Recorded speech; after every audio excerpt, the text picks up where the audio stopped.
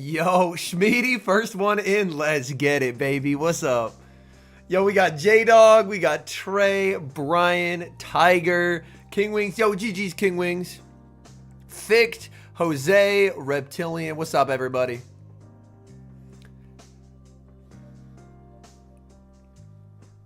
Anything but the Spring Cup. I've actually been really liking the Spring Cup. Strangely enough, I've been enjoying it quite a bit.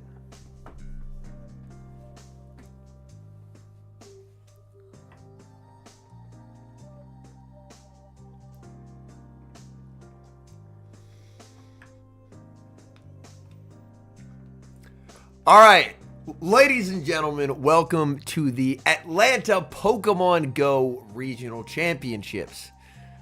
You already know my name. I am Homeslice Henry. And today, we're going to be watching through this regional stall-free. That means we are skipping through all of the pauses between the games. We just have action non-stop, game to game to game. We don't have to worry about pauses, so it's going to be a good time. Today, first, we're taking a look at usage, and look who's sitting at number 2. This is what a healthy meta looks like. Genuinely, if you ask me, Henry, what one thing would you nerf going into next season? I have nothing that I would nerf. Look at this. The top usage Pokemon is only on half of teams, 53.5%. Then it's Claydol at 37, and then nothing else above 30. That's such a healthy metagame. Shadow Drapion only at 29, Credilli at 28, Sandslash at 25, Claude at 25, Shadow Jumpluff is below my big fat head at 24. Sableye's tied with it at 24, the Shadow Sableye, Lapras, Malamar, and look at Furret. Look at Furret, Talonflame and Furret. Legitimately, I have nothing that I would nerf out of this season. There's nothing I would nerf out of this season. Absolutely not a thing. Some people might say Rock Tomb. No, Rock Tomb is fine. Rock Tomb is fine. Rock Tomb will get adjusted after Worlds. We are very okay with 6 months of Rock Tomb. 6 months of Rock Tomb is great news. I am okay with that. But yeah, this metagame looks healthy. It looks very diverse. There's so many different potential winning strategies. So I'm incredibly excited.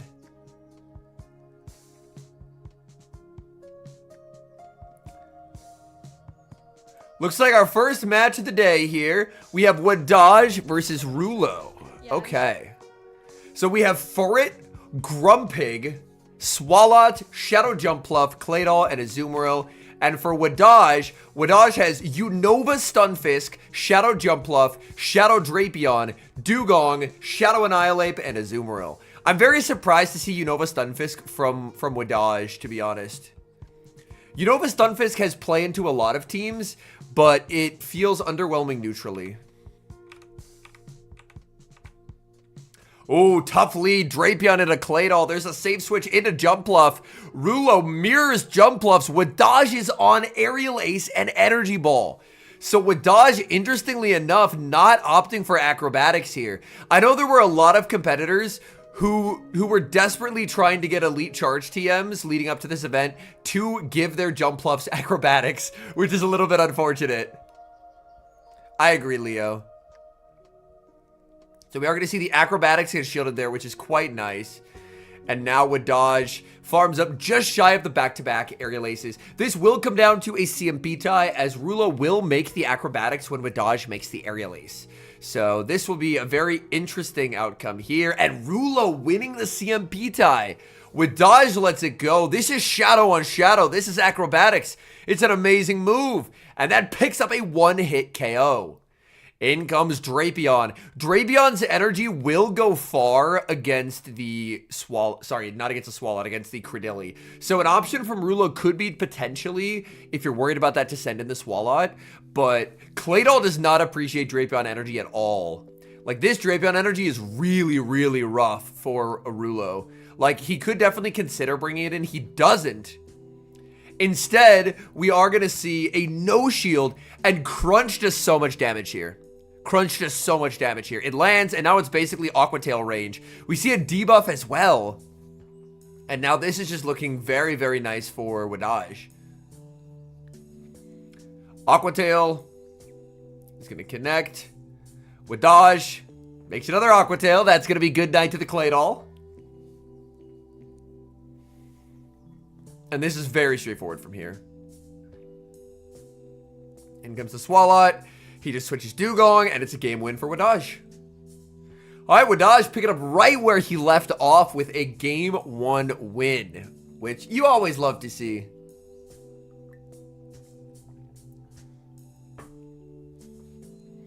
Energy Ball, I guess, covers him against opposing Fisk, but I don't think we're going to see opposing Fisk. I'm actually pretty confident we will not. Also, this tournament is absolutely absurd in terms of the size of it. There's 220 trainers there. So the size of this tournament is actually ridiculous.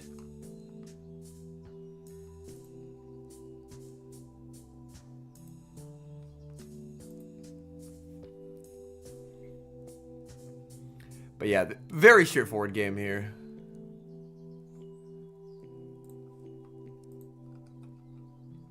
I am pulling up the bracket in the background here. So this is winners round 3. Oh, Rulo actually knocked out House Stark. Rulo knocked out House Stark. Interesting.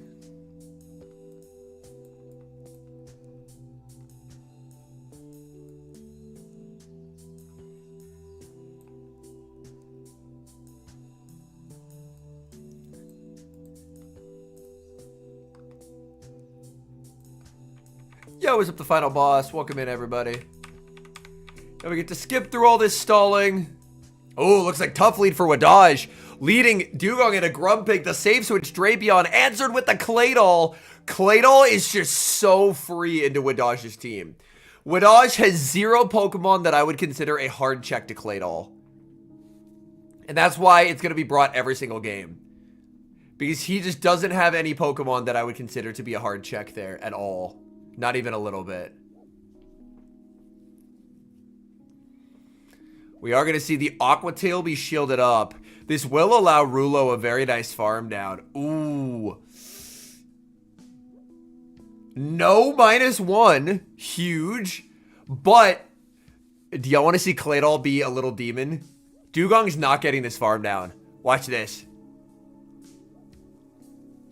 Oh, no! Tragedy! Tragedy! Claydol the GOAT! Claydol the GOAT! Oh my goodness. An actual hard check to Claydol. Oh man, it is tough. It is tough. I don't know if there is one, to be honest. Claydol is just absurd. Furret is a very good one. Ooh, makes a catch here. Yeah, I would say Furret is probably the closest because Furret can boost itself and hit for super effective damage. Corv, if it doesn't have payback, loses to Claydol.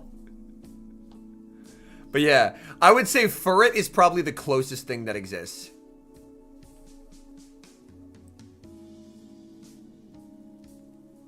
But yeah, this is where you really miss acrobatics and why Energy Ball is bad. Because anytime you need to do flying damage, Jumpluff is so bad without acrobatics.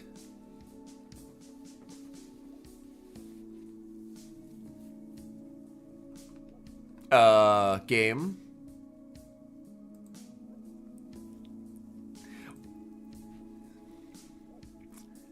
I regret to inform Stalemate that we are only referring to OGL meta-relevant Pokemon.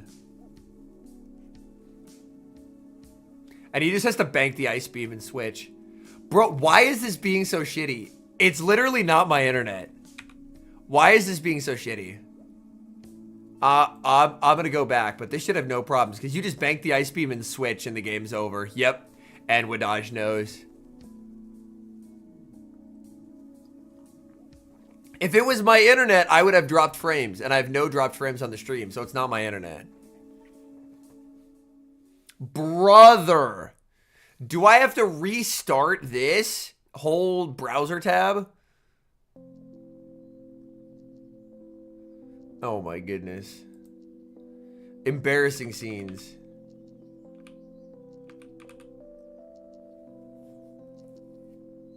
Just refresh the tab. Alright, I will.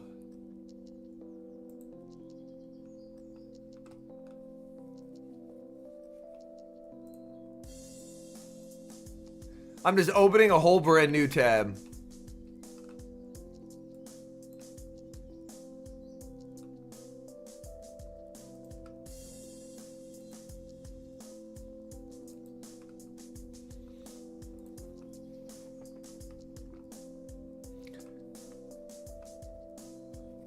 Why is Claydol so bad? Claydol is so good. Claydol is insanely good.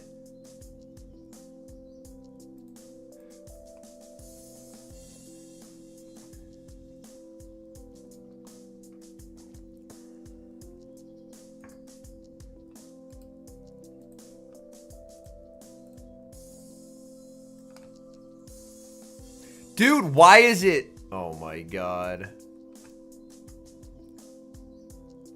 Why is it being so shitty right now? I don't understand. It has no reason to be this shitty.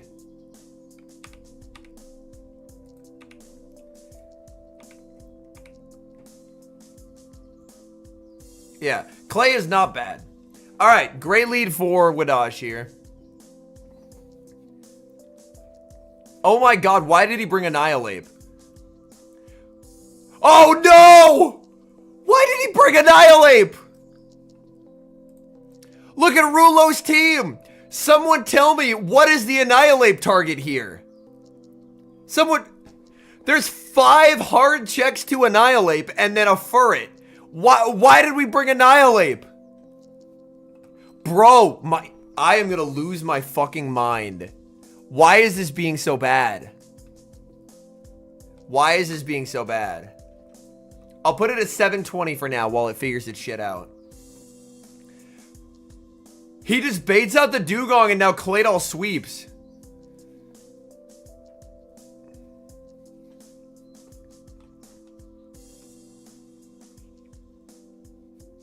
Swalot versus Annihilape.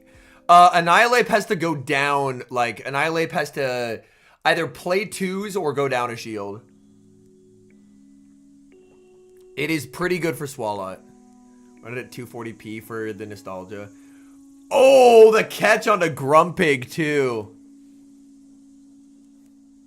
But yeah, this is illegal amounts of over. Oh, he tries to snipe him. It's all going wrong for Wadage.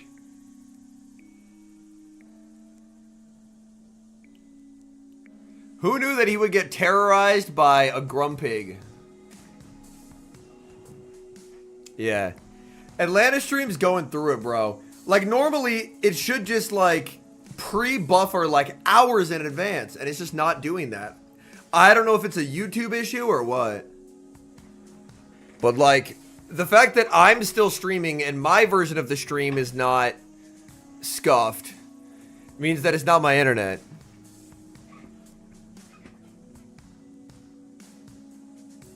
What Wadage has to do here is throw 2 stings and then transfer the Mud Slap. Because he won't get to another Aqua Tail. He has to do 2 stings.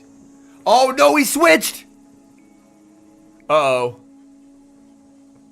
But the mistake by Rulo, he only throws Rock Tomb. But Wadage, no, Wadage!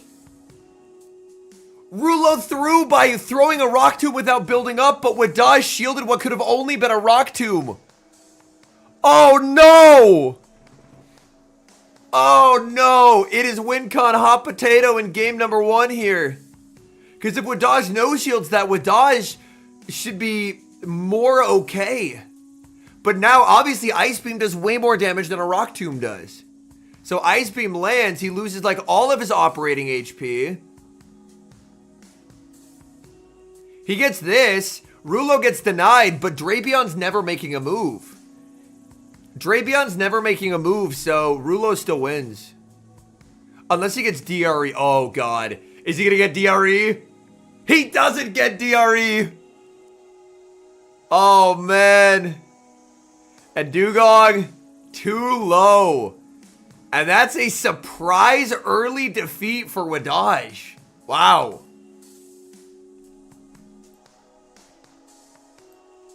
He did face right off the bat a pretty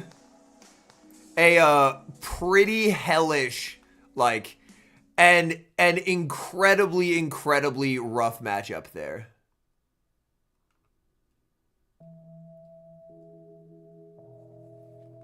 Yeah. Well, Wadage was third at Worlds. I don't get the Annihilape bring. Or if the Swalot is safe switch, then you throw away the Annihilape there. Like, the Annihilape wasn't thrown away in a matchup where it could have been thrown away. Out of pocket versus Alchemist PvP.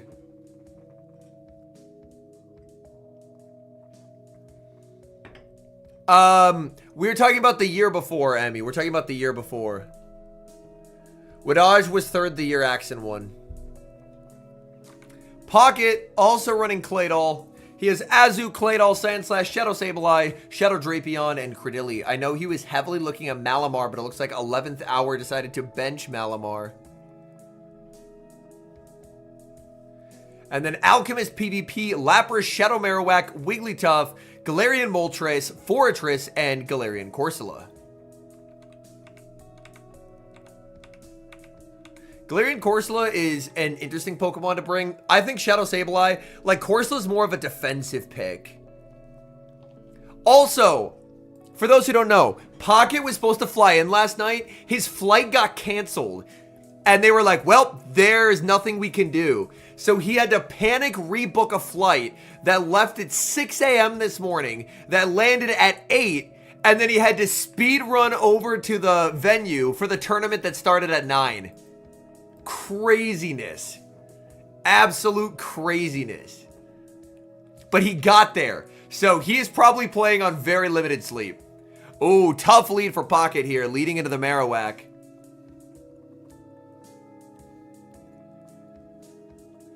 He's going to stay in to throw an Aqua Tail to get some very nice chip damage, or grab an early shield. And then he can bail out of here. In comes the Claydol. And there's no answer for Alchemist. Alchemist ran a line that's triple weak to Credilli. Like, it's a tricky matchup for Pocket, but Alchemist has 0 Pokemon that beat Credilli on his team. So, in that regard, it's actually kind of a cool matchup. Yeah, Corsola's still here, Leo, but honestly, I don't think it does much. Like, Wigglytuff Corsola is a very last season coded core. Yo, he waits the turn and his game didn't visually update. Sick. I love when that happens. I love when that happens. But Alchemist double shielded for swap. But now Pocket's Credilli is going to run roughshod on this team. Because in team building, he didn't bring a Credilli counter.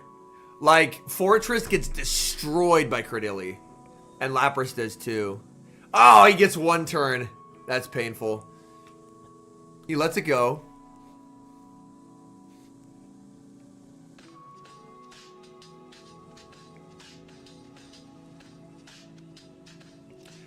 But he did take 1 Mud Slap that he wouldn't have had to take.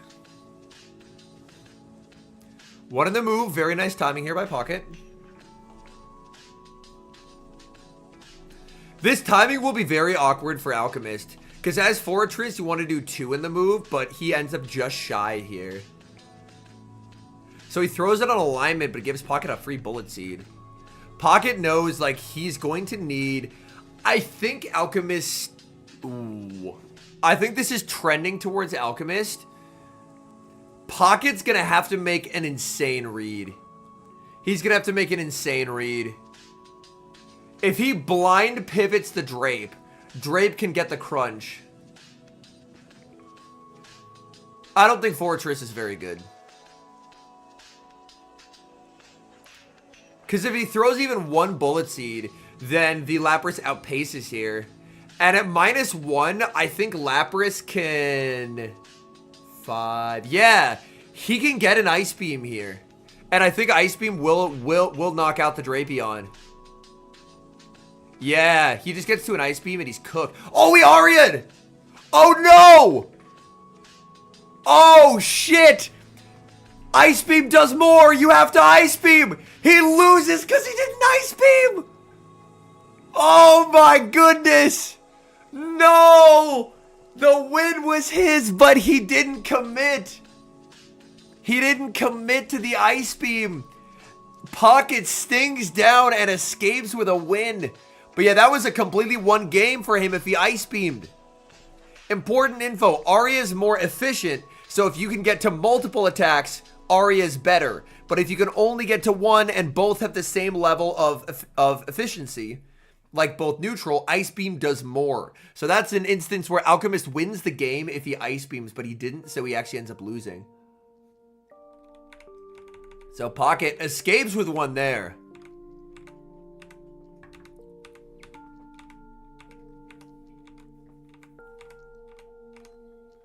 Ooh, Dilly into Marowak. Marowak can do some pretty disgusting things here. What this comes down to, basically, is if Marowak gets a shield call right, then it gets really awkward. But if you shield a Rock Tomb, then you're just cooked.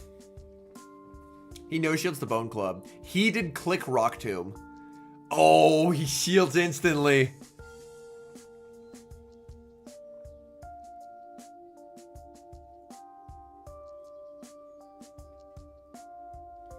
Has there ever been a Pokemon more free than Claydol is in the back right here? Also, this is a certified matchup knowledge moment. Look at this. It doesn't KO. And now he gets to force both shields. That's so nice. That's so nice. Yeah.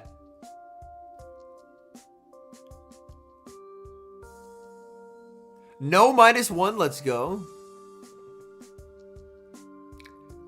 Honestly, Ariados versus Marowak, when that matchup was popular, the sauce was just never shield the first. Sends in a Wigglytuff. Not recently, Shady, no.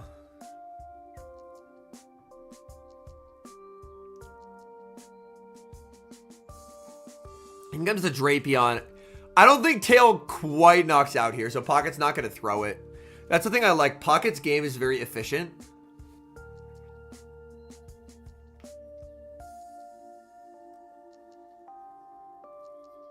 Ooh, goes to 100. Oh, he's locked in on that farm down. And he gets the farm down. Oh my goodness. Now he has the tail to KO the Marowak, and he can just bully the Fortress. Holy farm down, Batman. Yeah, Pocket cooked here. Pocket cooked here. Pocket does so many scrims, bro. He's dialed in. He's absolutely dialed in.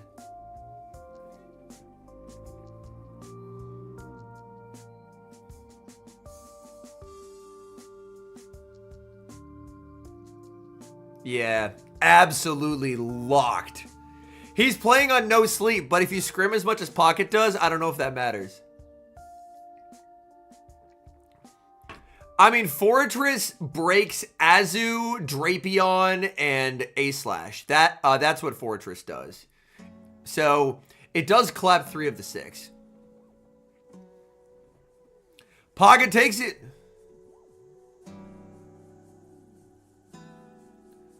Also, chatters, I have reached a new season high of Elo. I'm sitting on a 3-2, but the down pairs were so bad I think it will lose me Elo. Alright, we have Silent Beast versus Ranga Sammy. Silent Beast has Clodsire, Talonflame, Shadow Primeape, Jumpluff, Quagsire, and Furret. And for Sammy, we have Azu, Shadow Drapion, Credilli, Sandslash, Claydol, and Shadow Sableye. I will not be rank 1 because my 3-2 is going to lose me points, but I should be pretty high up there. If I had to bet, I think I'm going to tie my career high for a 3rd time and be 5th. Because I beat someone who's above me, but they're probably not going to claim their set if they went negative.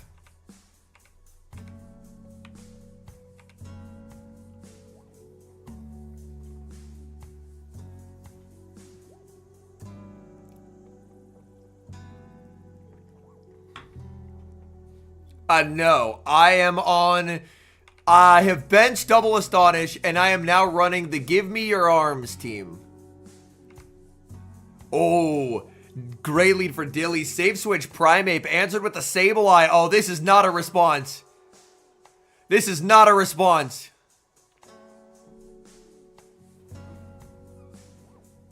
Look at that damage, bro. Yeah, the amount that this isn't a response is so much. Yeah, basically, they're going to wait until boards... So, if they go negative, they will wait until boards update to press the claim set button.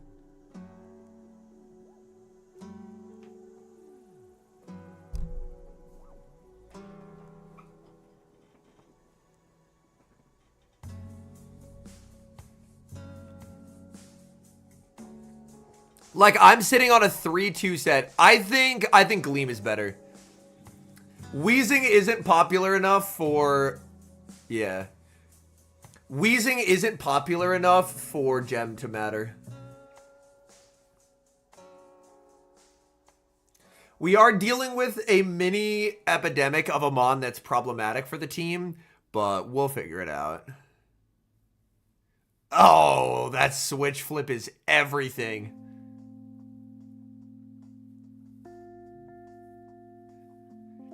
Because, like, even though I went positive, my Qs were, like, so far below me that a 3-2 will lose me points.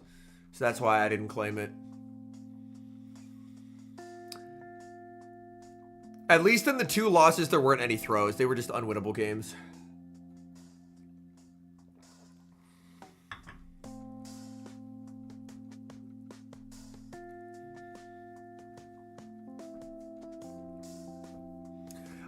The Give Me Your Arms team has not been publicly revealed yet.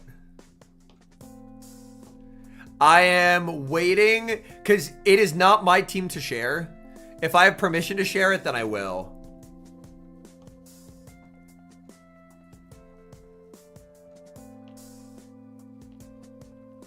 Because if it's my team, obviously, I don't mind sharing my teams at all. But it's a team from a friend, so I'd rather hold off and have him give the okay.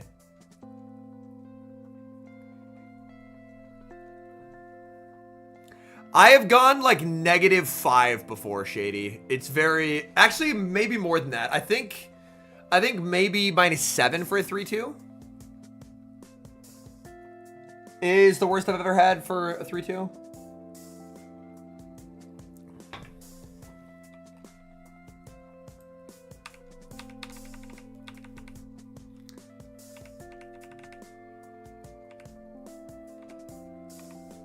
Ooh, looks like we have Quag and a Claydol.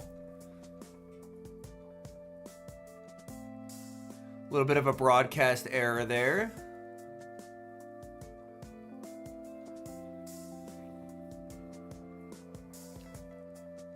Pushing to 3,500 this season? I don't know.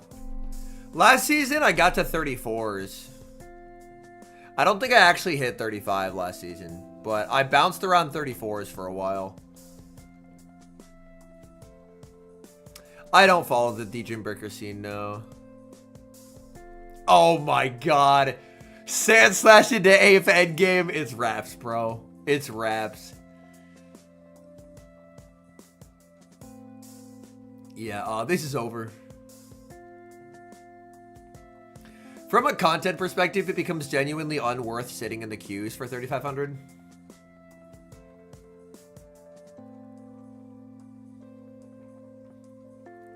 Gem on his specific team, I mean, I guess if he's worried about wheezing or worried about pluff. But I think Gleam is just better. Oh. Oh, nasty undercharge. Nasty undercharge. Holy. Oh my god, let him cook. Let him cook, bro. And then you switch it? Yes.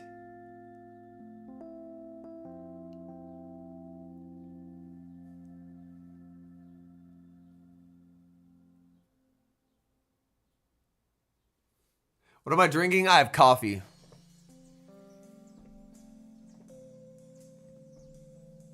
Yeah, and he just lets it go and just wins with Primeape.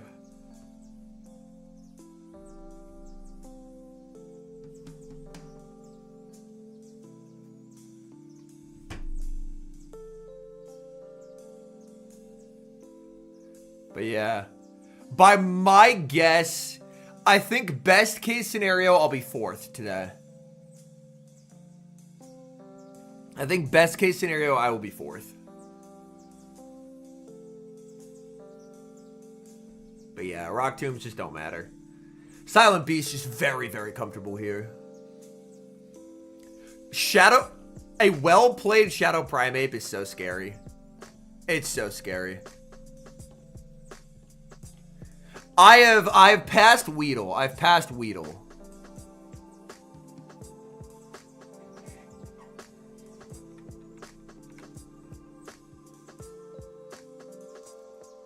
But I beat a dude last night who was higher than you, but lower than Charming. So if he banked his set and didn't claim it because he went negative, then he would still be above me. All right, Elite versus Kpine, Lapras, Shadow Annihilape, Cradily, Shadow Sableye, Shadow Jumpluff, and Clodsire. And for Kpine, he has his XXL Malamar, and then Cradily, Swalot, Shadow Jumpluff, Azumarill, Gastrodon.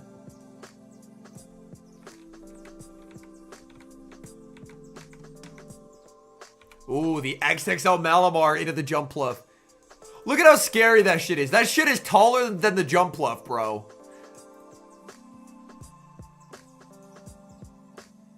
Azumarill answered with Dilly.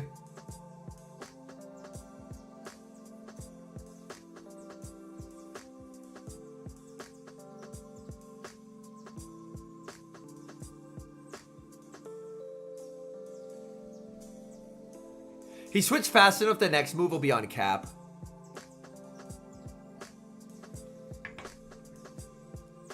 Which is what matters here. There it is.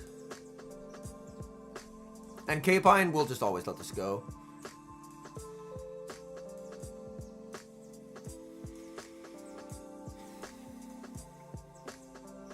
It is the smallest sprite, yes.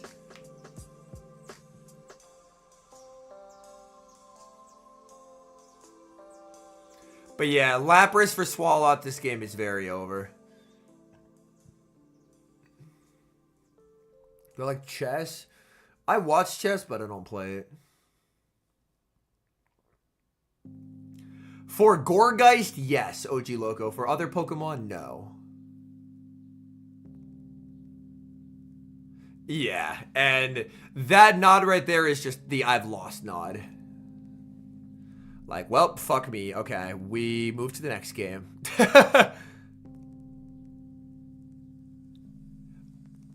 But yeah, I had the weirdest lag-filled game of my life today against a dude who was 31-28.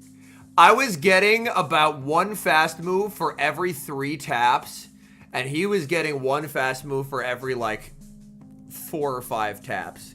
We were both lagging so hard. I would freeze, he would get fast moves. He would freeze, I would get fast moves. He eventually just gave up and stopped tapping, but that shit was bizarre, bro. I've never seen anything like that. And then afterwards, I reset the game data, and then it kept going back to the null state where it shows 2.0 out of 5.0 kilometers, which is like the null state when something goes wrong. And then I had to restart and refresh game data a bunch for it to finally register that it was a win.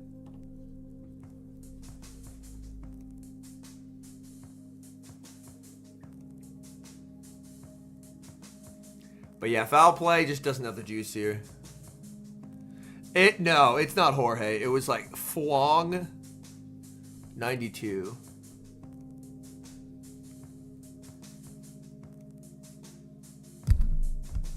Yeah, it was like Fwong 92. But I know he has at least one loss in his set. So, this is actively going on right now, Meatballs.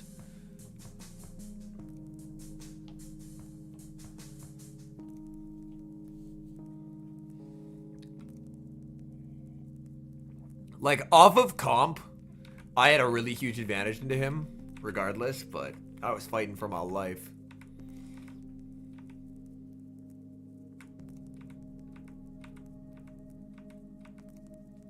All right, game 2. Ooh, Sableye into Cradily. This will be an interesting matchup here. Oh, we have Mala, Azu in the back. So, Pluff is very good in back. Pluff is very, very good in back. We see an early shield from Kpine. Elite throwing on 5 there. So suboptimal timing, but he wants to prevent Kpine from, like, just spamming the Rock Tomb on 4 as soon as he gets it. So Rock Tomb gonna land. Now he gets to go another foul play. And Kpine will just let this go. Because Kpine just really wants to set up alignment. The thing is, even if he has alignment, Pluff up a shield should be able to sweep this for Elite, probably. It'll be close. It'll genuinely be close.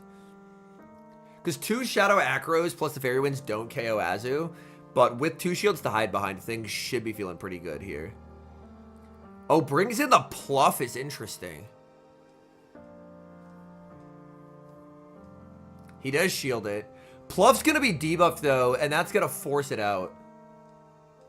That is going to force it out. Interesting that he threw 4 there instead of 5, but I guess 4 locks in that you kill the Cradily. He goes for an undercharge here. He wants a little bit of extra farm. There's the pivot into Lapras. Answered with the Malabar. Lapras is up enough energy, though, that Lapras should... Yeah, it looks like Lapras gets double Aria. Looks like Lapras gets double Aria. Which is actually pretty sick for Lapras.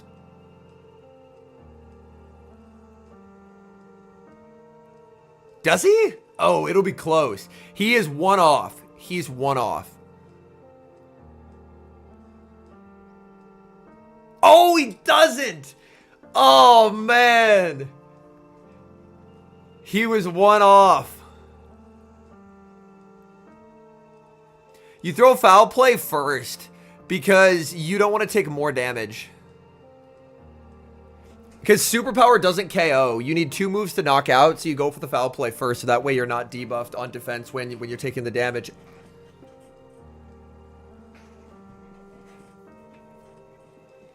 Insta shield from Kpine. Gets it right, it is the acrobatics.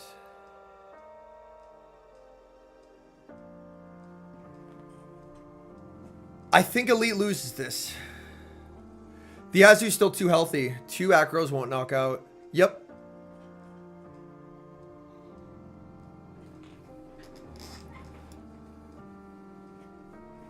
And 2 aces should do the same as an acro. So it's not like he could even go double ace because it shouldn't make a meaningful difference here if I'm not mistaken.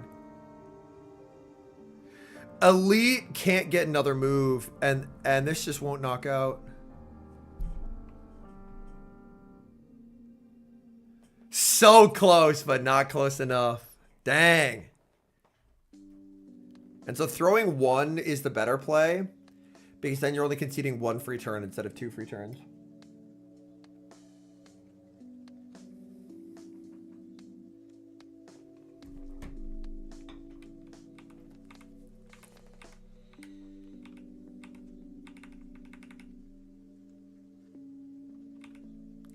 Yeah, the fact that Azu never runs Hydro anymore makes it a lot more predictable, which is nice. And the fact that Lapras bodies it. Ooh. Lapras looks good in the back. This will come down to if Elite throws away the Pluff after he loses Switch and sets up Lapras, Lapras can clean this. Oh, Double Ace does 1 more damage than Acro? Okay. Good to know.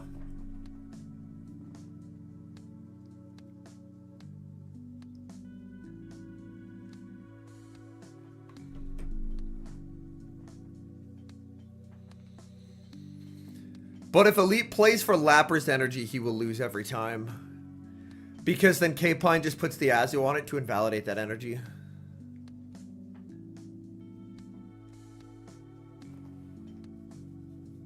Yo, what up, Giovanni?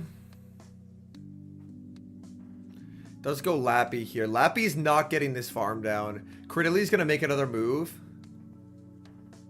He lets it go! Uh-oh. Uh-oh. Yeah, this is looking dominant for Kpine now.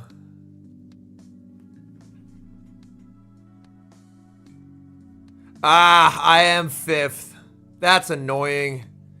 Well, that ties my career high. My career high is 5th. All right, I will now claim my 3-2. I lost 9 points for a 3-2. 9! 9 points for a 3-2 is what I lost. I'm gonna fight someone. That's so bullshit, bro. That's so bullshit. Oh my god.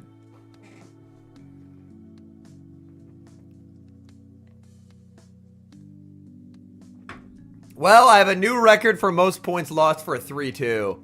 Yeah, I went down to 31-10 with that. Brutal, bro. Brutal. Good lord. That's so bad. Oh my god. The issue is, Shady, is the ELO, it is a set formula. Also, Elite needs a catch here. Or actually, no, Elite can win this off a snipe, right? Elite just acro into Aria? Question mark? Oh, he didn't throw it! And Kpine reacted.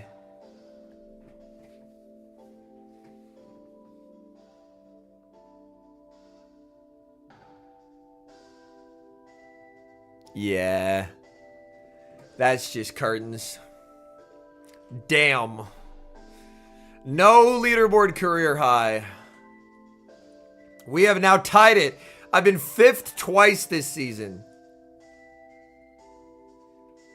I set my career high of 5th last season.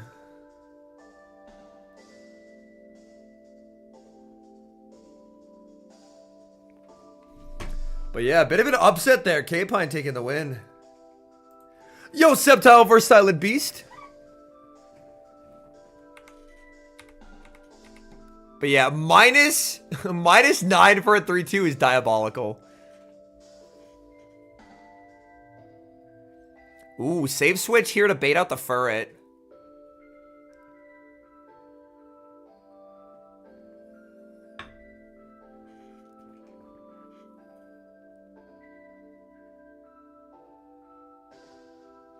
He blazes here. This is a regular Gator. Regular Gator, I think, will live this. Like, the Furret's really far behind in terms of energy. Oh, he does get there. Ooh, the undercharge. He wants Drapion farm. Oh my god, what a play. What a play. Now he just wins.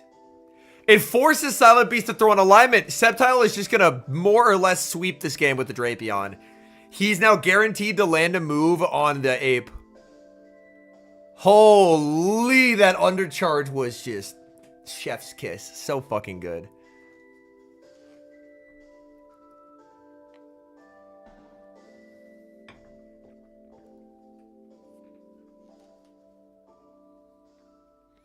Yeah, whether Beast shields it or not, the game's over. He does shield it. Oh, don't do that! Don't do that! I mean, to be fair, even if he throws the move, he still loses, because a move lands on the Prime Ape regardless. But yeah, this is so free. So free. He waits a turn for no reason. That's how locked in he is.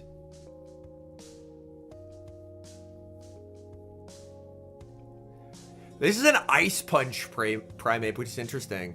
So it has a lot more play into Pluff, but not having CC makes a lot of other matchups scuffed.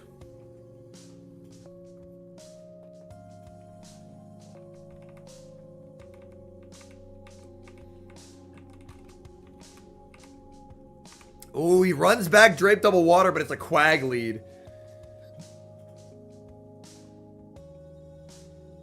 Much faster switch this time because Silent Beast had a 2-turn user on lead instead of a 5-turn user. Yeah, I mean, if bro is sick as a dog and still wants to compete, then yeah, he's going to be wearing a mask. That shit makes sense. Alright, Fur gonna go for a Trailblaze. Sep actually won't make the move here, I don't think. Oh, Silent Beast didn't tap. Silent Beast let him get there. Because it does cost money to register for these tournaments, so if bro didn't want to lose his registration fee, then he's gonna have to compete anyway. Switch advantage. Oh, this Quag is gonna be a problem. I still think Sep is in a bad spot here.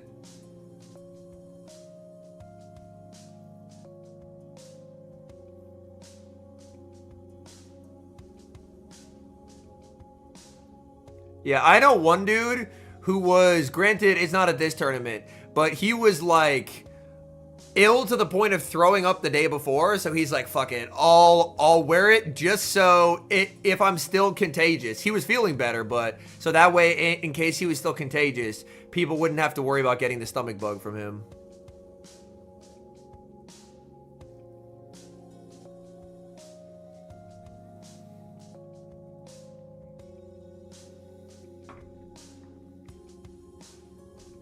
This is where no CC helps Sep, but Sep should still lose this game.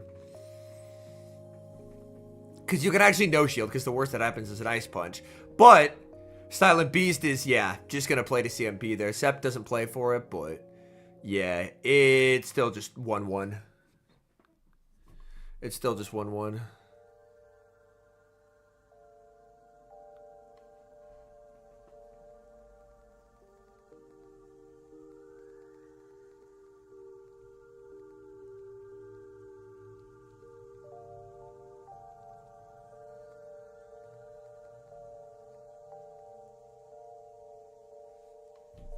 For Tinkaton, not really, to be honest. Because they a little bit butchered it. It should have released with Brutal Swing, bro. It should have released with Brutal Swing. Bulldoze, giving a Mon like that 50-50 coin flips is an atrociously bad idea. It's an atrociously bad idea. Coin flip type things should be eliminated. You want it to come down to calls people make, not rolls of like flipping of coins. If you wanted like a coin flip game, you would play a less competitive game like Pocket. You don't want to end up losing because someone goes 3 for 3 on Bulldoze debuffs. Like that shit would feel terrible. Like it's a very short-sighted decision in my view.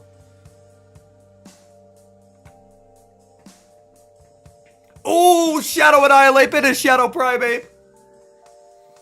He really, really disrespected Shadow Annihilape with his last line, and I'm happy Sceptile gets to punish that now.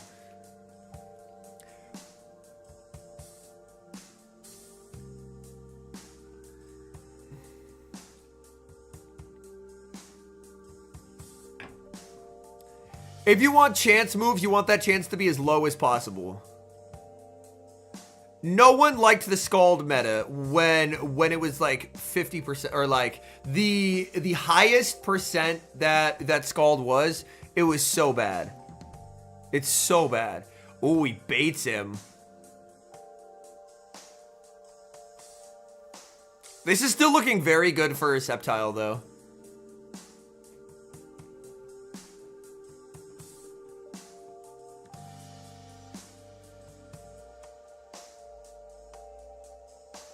What is happening to Silent Beast's phone, bro? His phone is melting down right now.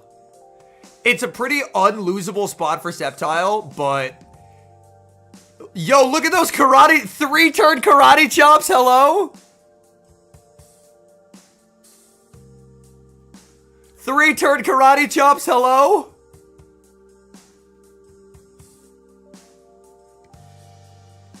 I still think it was a pretty unlosable spot for Sceptile, but they may take a look at this. Because man's phone is struggling. Man's phone is struggling right now. Look at the 3-turn poison sticks, too. Oh, my goodness. Dude, switch out the left phone, please. Like, look at that. Why is this even happening? The phone has bad connection to the internet.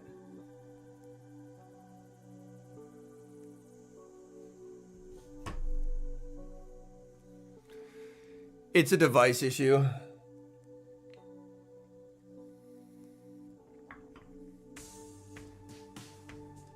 Because Dunsparce doesn't get same type attack bonus on anything, Arya. So it actually needed rollout damage. Beast can contest that, but it feels like it was pretty over. Because he still had Annihilape with energy that couldn't really be farmed down. I do worry about that a lot more in recent seasons, Champion Mickey, yes. It looks like he's not contesting it. Yeah, I don't see any kind of a rematch, so it looks like he was not contesting it. Ooh, this would be a good matchup. Pocket versus Kpine. This would be a great matchup. I cannot wait. We've seen both of their teams.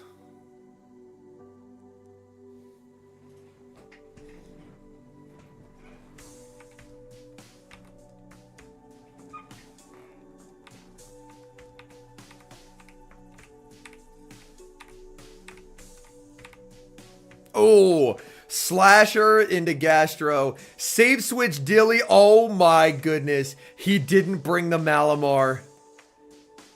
Yo, thank you, Blue. And now he shields a Rock Tomb. No. Oh my goodness.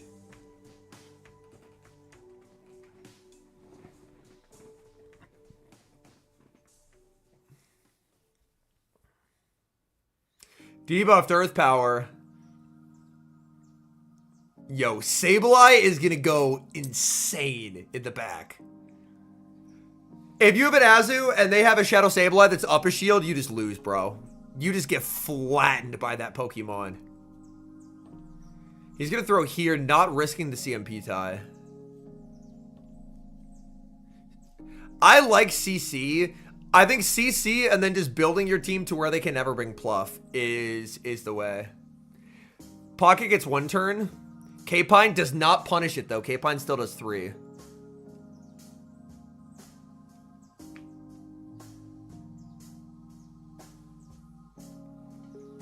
Yeah, now Pocket can do a nice little cheeky overfarm.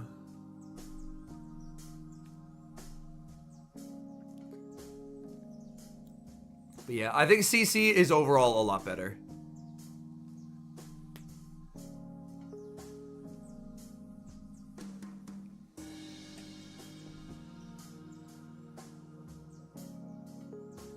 Oh, buddy.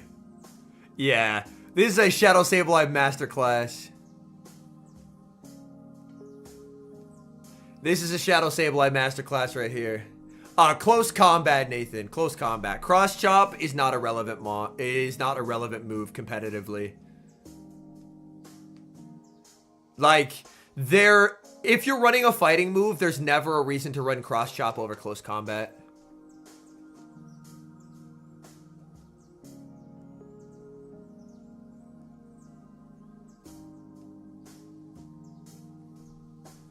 He full sends here trying to punish a no shield of a foul play. Kpine is going to shield, though. 1 in the move. He gets the foul play off. This doesn't knock out, but it will get the Azu very, very low. There's the switch into the Gastro. Sable lives the next slap. He's good. He throws the slam, hoping it's 1 HP, but it's not. Like, you can tell by looking at it, it is more than 1 HP. Because, fun fact, I mention it a lot because a lot of people don't know. A shielded charge move does 1 hit point of damage. It does not do 0. It does 1 hit point of damage. Very useful information to have. So if your opponent has exactly 1 HP and you throw a move and they shield it, they will lose the shield and they will get KO'd.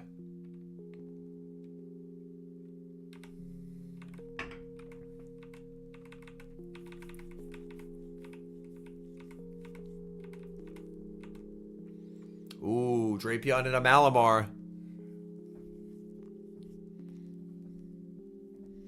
It is an intentional game mechanic, yes. Because a shielded move does exactly 1 hit point of damage. So a shield KO is intended.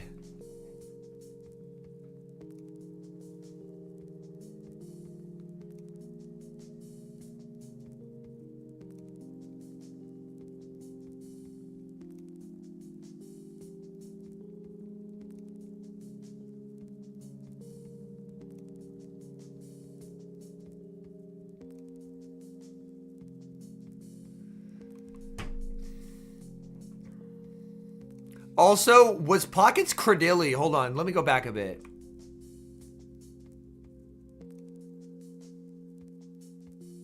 Oh, he missed a bullet seed there. He missed a bullet seed. I hope it doesn't, Shady. Rock Tomb will get nerfed. Oh, yeah, dude, fix the left phone. Rock Tomb will be nerfed after Worlds, but I think nerfing it in June would be a mistake. Rock Tomb's influence on the meta is a healthy one currently, and it should remain the way that it is.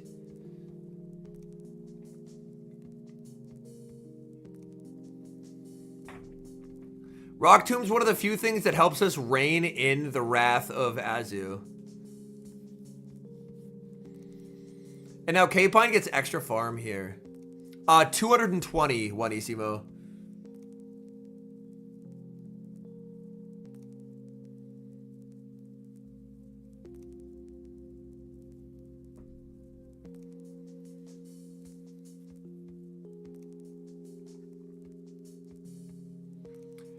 Yo, 3-turn Shadow Claws, anyone? I don't think this will affect the outcome of the game, but I genuinely hope that it's neither. I don't think it's an issue. Genuinely. I think even if it's disputed, it probably won't be ruled a rematch because it was pretty heavily in Kpine's favor regardless.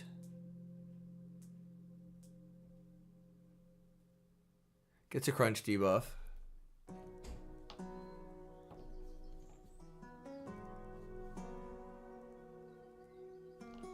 That's a sick play by him to throw 1 and wait a turn to Kpine.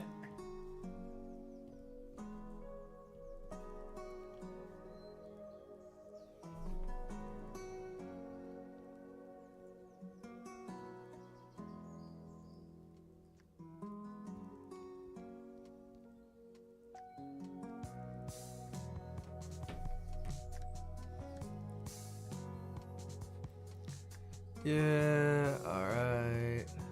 Okay, so they do go to match under review, but they rule no rematch.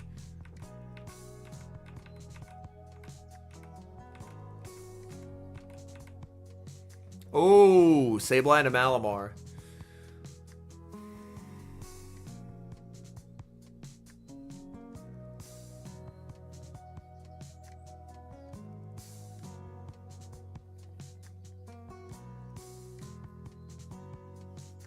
The zeros here are a bit interesting, because if you call a foul play, Mala wins the zeros, but if you shield a Gleam, then Mala can be in a decent spot too. He's full sended. Oh, he no-shielded! Bye-bye! Oh, Malamar gets cooked, and that's instantly game-winning with how alignment-dependent that backline is. Mudslap will get nerfed? Hopefully not. It's fine as is. Yep, just instantly over. Instantly over. And this is for a trip today too. Sends in Gastro, Dilly, and you just don't even think about that Grass Knot button. Straight Rock Tomb, baby. There's no lose con if you straight Rock Tomb. Kpine calls it, but this doesn't matter. It doesn't matter. I think I mentioned it earlier, Storm King. Zero moves should be nerfed next season. There's not a single move that should be nerfed.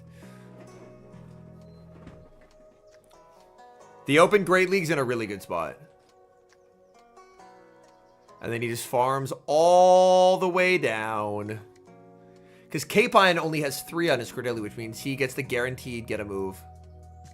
Not because of Worlds, because the meta's in a really good spot. Tomb is the better play. Kpine gets denied, but it doesn't matter in the outcome of this game. No, I think buffs could be great, but I don't think anything should be nerfed.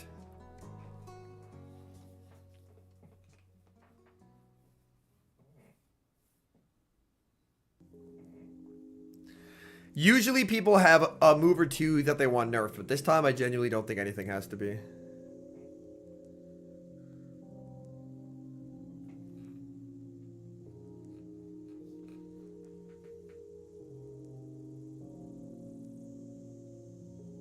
Kpine wins that cap tie.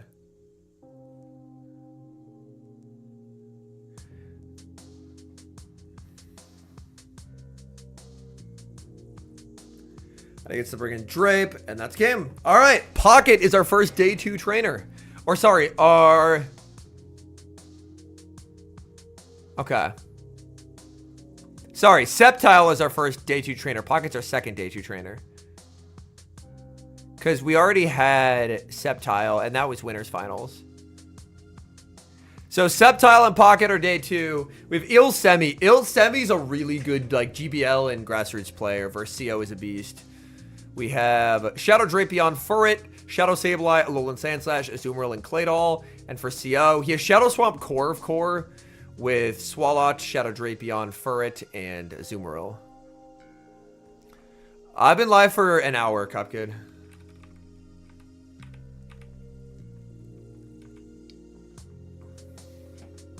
Ooh, Furret into Drapion. Not a good lead for Semi.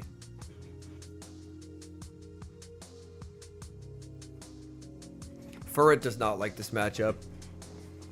They will end up cap tying here.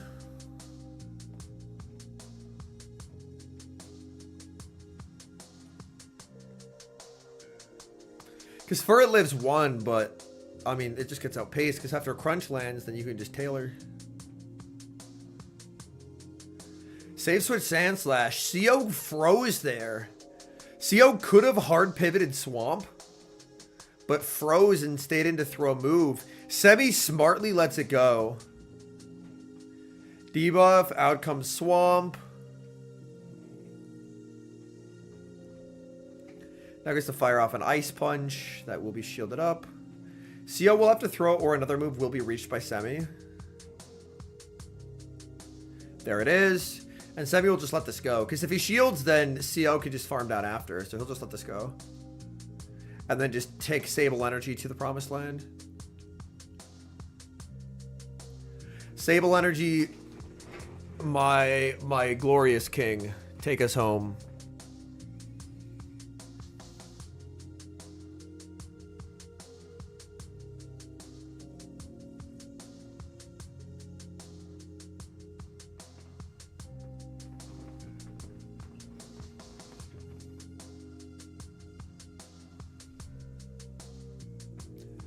I genuinely think that it's going to be more annoying with Bulldoze than it would have ever been with Brutal Swing.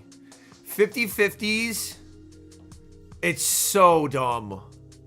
It's so dumb.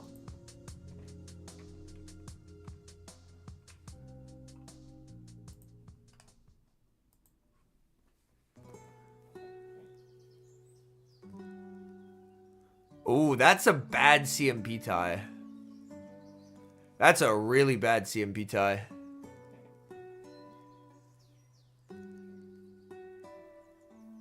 Yeah, that's like, you get rid of the Sable, but that's rough for CO. Because now Furret can actually go Wicked here. Weird pause, but I mean, Furret's going to take no damage.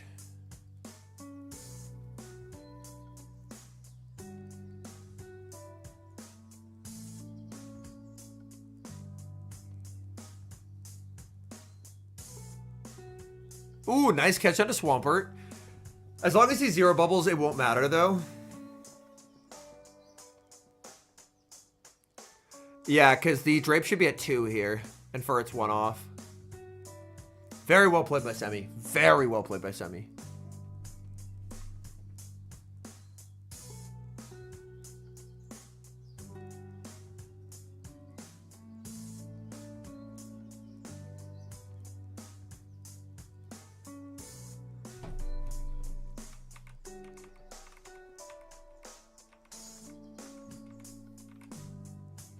Oh my god, Furret first Furret.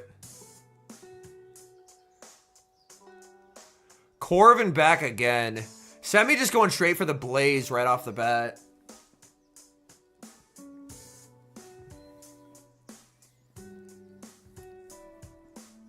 Furret's so goated, bro. We love Furret in this household. He swifts here. He's shielding. Oh my. Oh, this will be close. Oh, he gets the farm down. Oh my goodness. Oh, I ended stream, Nathan. And then it popped up a message and I was like, I mean, I ended the stream, so.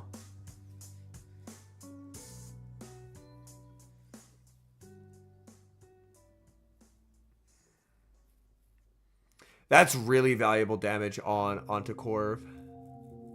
He just lets it go. He knows he has a ton of Furret energy for later.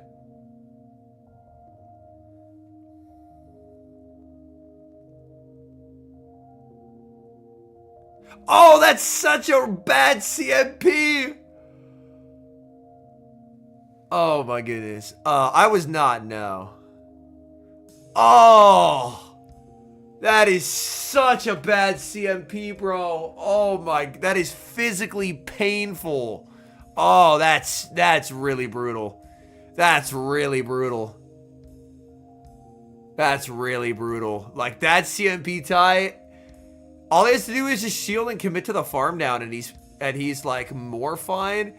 Now he's just cooked. Yeah, that CMP tie was devastating.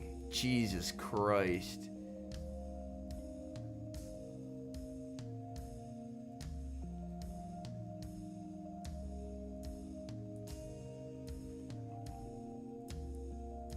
We are an hour and a half behind live, J Hodge. He catches on to Corv, but this is the move. I mean, this is the move he needs to throw at this anyway, so this is fine. Oh my god, does that set up the farm? It does.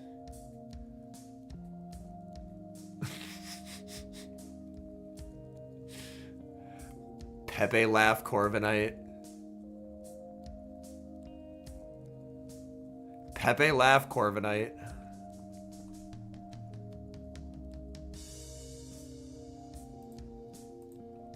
Dune Bug versus J-Jan. Losers. Ooh.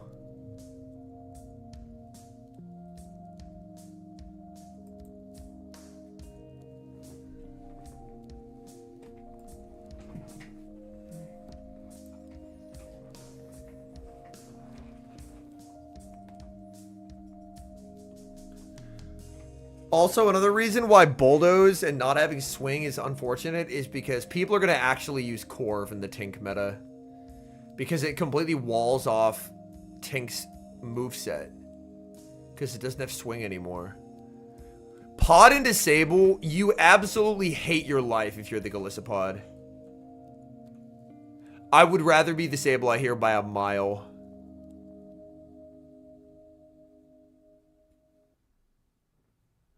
Basti's not a meta-relevant Pokemon, though. Because a good Shadow Sable can always get a second foul play here.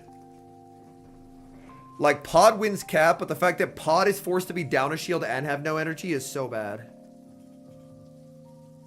Take your Basti slander back. It's accurate, bro. Basti is so ass in neutrals.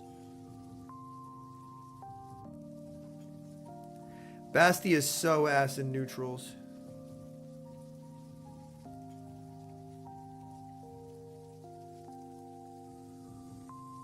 If you give to an 18-year-old, if you're 18, that means you are young as fuck and you have a great many years to just live life and try as many fun things as you can before responsibilities hit. Especially if you're in college or whatever. Obviously, get the shit done you gotta get done, but have new experiences, meet new people, don't be afraid of shit. Yeah, Basti just loses to P.E.K.K.A, which is very funny. Even when it's super effective, like, SmackDown is so bad.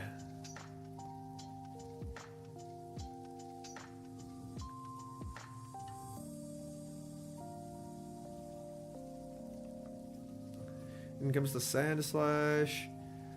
J-Jan having 3 Mons could make this uncomfortable for Dune. But Dune can always make a move on Sableye.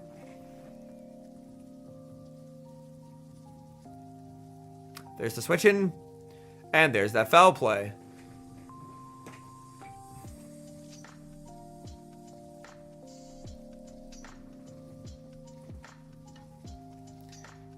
Gets the farm down. We'll have to go over 100 here. It is my greatest pet peeve whenever people are at 100 and, like, they bring a Sand Slash into an Azu and they throw on alignment. Like, you're missing a Powder Snow, bro. What are we doing? It hurts my brain. But yeah, Dune has to be real careful of a catch.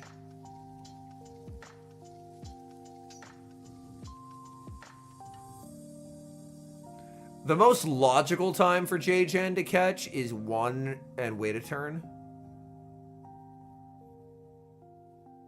Oh, he tried for it!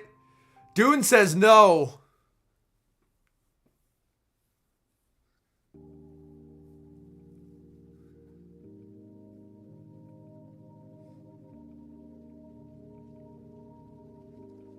Yeah, and he farms up to 100, so he just has this 1. Because Pod should be 4 off a move. Yep. GG. Good patience there by Dune.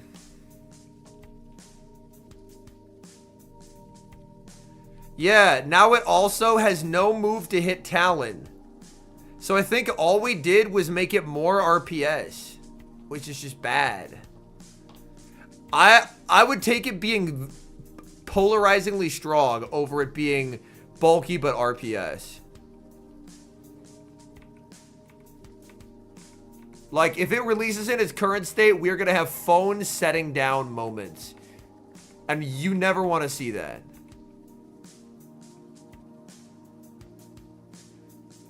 It is Fairy Steel. Like, it is just going to be, like, Talon and Core of walling it all the time.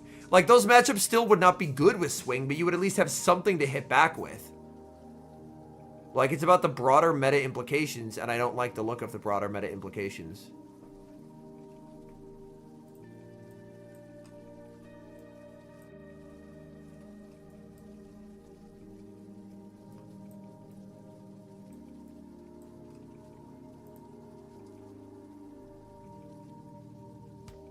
I would absolutely take Swing over what it is now. Like, it's a very strong moveset, but Pokemon can be strong. That's okay. That's fine.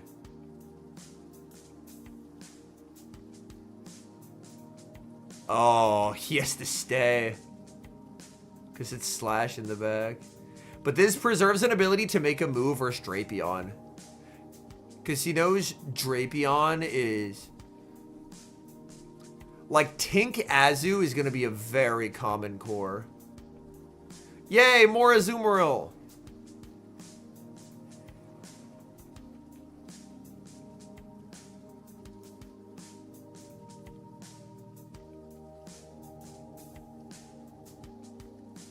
Here he Captized Slam.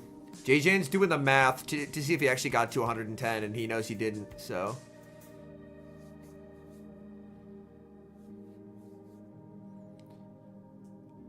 But, oh, I'm shocked JJN killed it.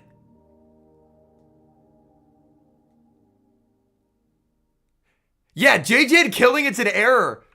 Watch this. Hold on. Watch this. I'm going to go back. JJ should have left this at 1 HP. Him full charging this is a mistake because Dune gets 0 turn and JJ gets 1 turn. He needed to not kill it. So that way it would both be a 0 turn switch out.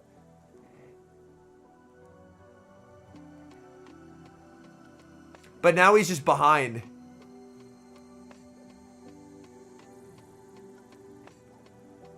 I mean, even if a drill run lands, it doesn't knock out Sceptile, but...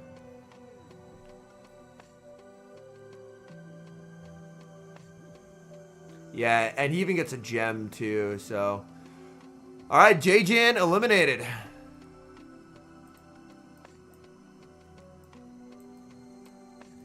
Alright, I have news from the losers bracket. I actually don't know if those would be streamed or not, so I don't think I'll say.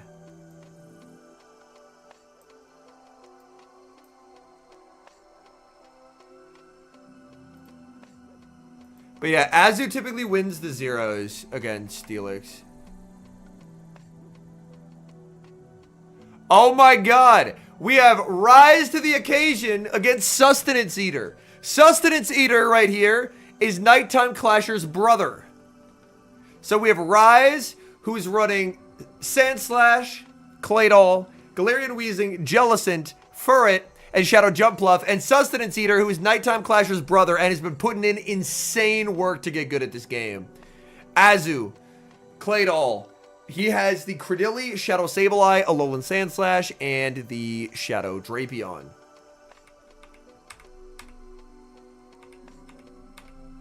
Yo, Lowen Star gifted a membership. Oh, I appreciate that, man. Thank you so much for supporting the content. Oh my goodness. I have to refill the malt spread. There we go. We got a bit out. Axon lost round 1. Let me see how he's doing in losers. Axon is out, unfortunately. Axon won 3 rounds in losers, but lost to Dapper Discs. So, Axon is out. He went 3-2. He lost his first round, but then won 3 in losers.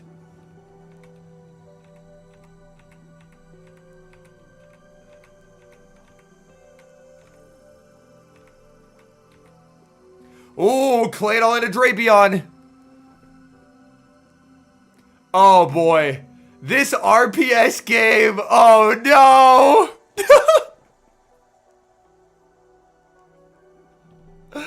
Oh my god. Well, Axon is a former world champ. He hasn't had a long tournament run in a while, but he did win Worlds in 2023.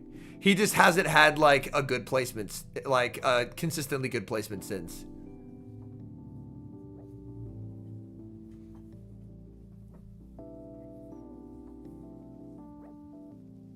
Sustenance Eater gonna let this go. Lives it on 1 HP. Dancing Rob, he hasn't competed seriously in years. He won Worlds and then just didn't really play anymore. But yeah, this is like... I guess he can get some good damage on the Claydol. Because the thing is Claydol still takes a lot from Drapion. He baits here, trying to bait a shield off Rise. Rise lets it go.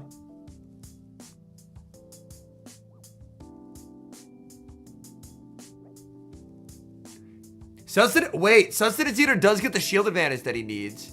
Now he pivots. If Rise stays to... Why would you desync the timers? Oh no! He desynced the timers! Can Sustenance Eater punish this? Can Sustenance Eater punish this? I think he might be able to punish this and actually win this game.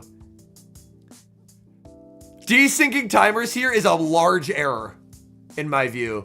Like, you kind of just have to go for it and not let the timers get desynced.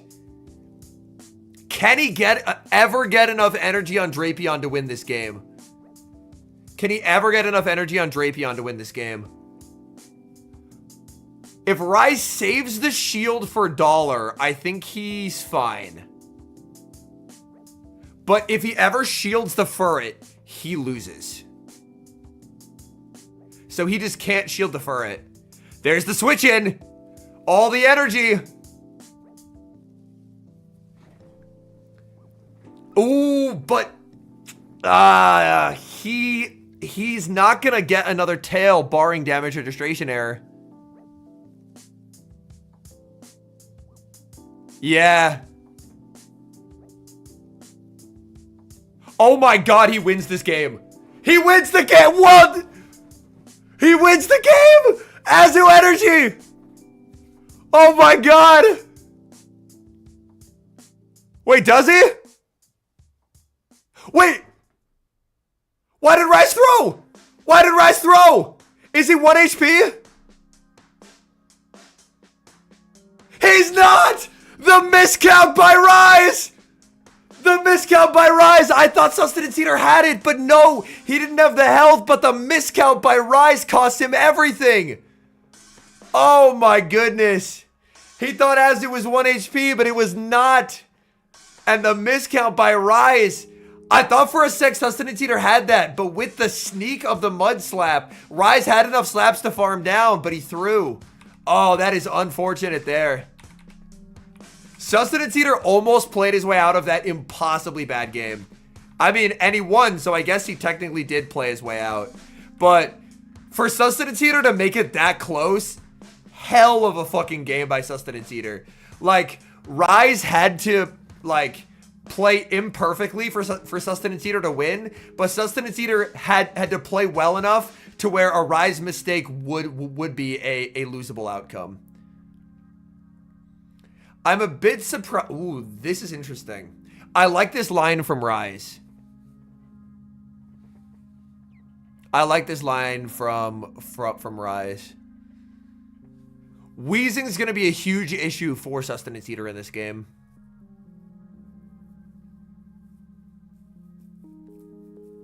Sustenance doesn't have to shield this if he doesn't want to. Obviously he can, but he's under no obligation to.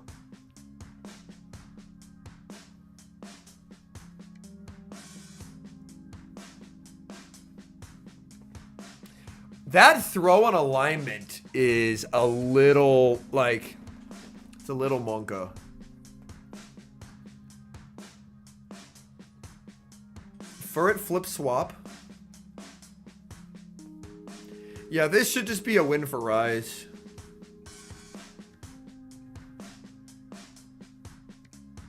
Like, Drape Energy will be helpful here, but, like, you don't want to shield the Azu, but Rise is getting more moves. He catches a boosted Trailblaze. Well, he thought it was 1 HP. And he miscounted and thought that Sustenance Eater had the move. So if he thinks Sustenance Eater has the move, then he has to throw there and hope that he KOs through the shield. But it was just a miscount because Sustenance Eater didn't have the move.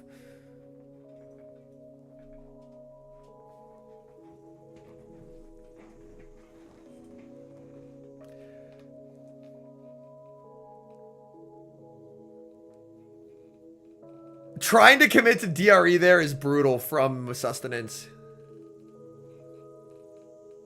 But I mean, regardless, the game's over. There's still a whole entire wheezing back there. There's still an entire Galarian wheezing.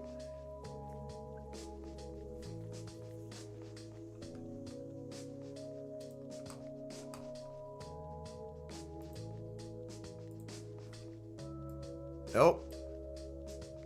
I was pulling up the bracket and it accidentally opened on that screen. Oh, it's an overheat wheezing. Good to know.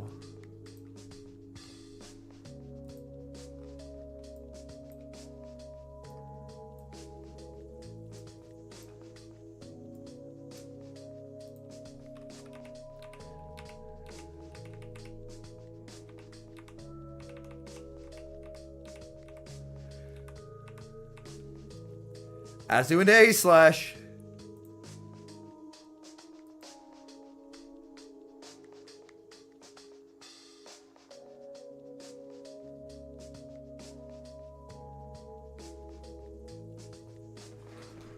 Credilli in the back is going to be really awkward.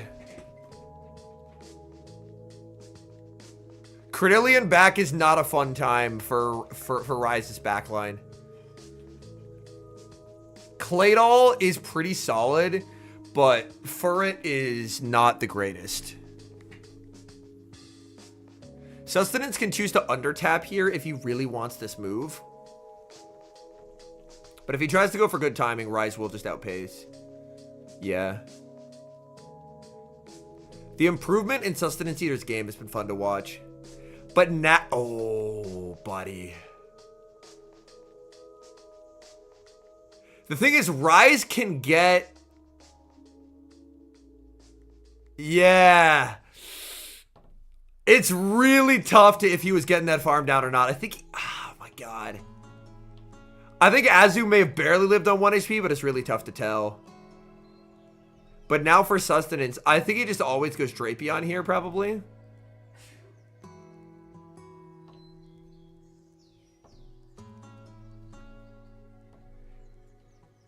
Yeah, I like keeping HP here. I like keeping HP. Because you know, if Dollar gets brought in, you just get a crunch into Dollar for free.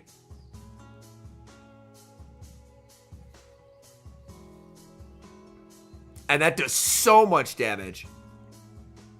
And now he can stay and get the Aqua Tail. Like, Dollar is unbelievably good, but down energy into Drapion, it gets really sus.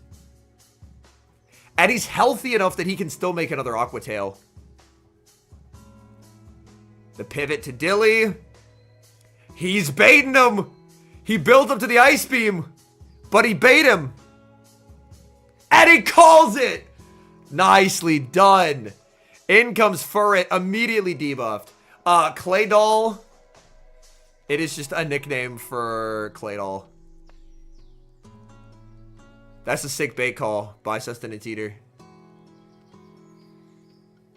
Drape with a shield is illegally free here. This is about to be the world's saddest Trailblaze you've ever seen. A Trailblaze at -2, non-stab. Look at this Trailblaze, bro. This is a -2 Trailblaze. Look at this damage, man. Oh, no! But yeah, Sustenance Eater just wins this game. Off of Drapion energy. You just always shield this. He waited until the last second.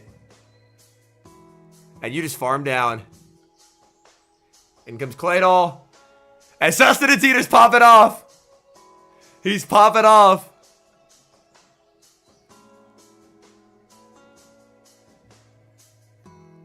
Sustenance Eater, we've had a lot of upsets today. We've had a lot of upsets. Elite lost to Kpine. Sustenance Eater taking out Ryze. Stark lost round 1. There's been a tourney of upsets. He did 5 big booms on stage? No! You gotta fight back! You gotta fight back! Bro, I would not be responsible for my actions if I lost to someone in a play Pokemon tournament and they did 5 big booms on stage. I would not be responsible for my actions. 5 big booms on stage is crazy, bro. That's crazy. All right, we have Belugo. We have a Spiritomb sighting and Jangles running Ufisk. We have another Corv sighting. Claydol, Spiritomb. We have Credilli, Shadow Jumpluff, Corv, and Azu. And Jangles team, okay. Credilli into Drapion. This matchup kind of makes Drapion throw on 5, which is never fun. Oh, no degen timing from Credilli there. Those were like medium booms, but so true. Oh, it's a shiny Azu at that. Jangles really weak in the back to $2, so he's very happy to just stay in and play this out.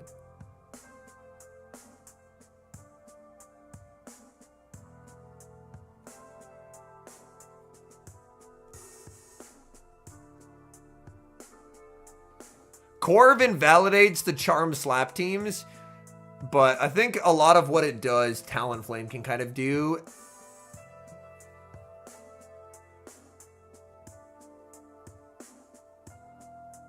He's just looking to pivot. Oh, mirror backlines is interesting. Yeah, do 3, then pivot. I don't think I would have done that. Okay, Jangles just wins. He should have pivoted Azu here.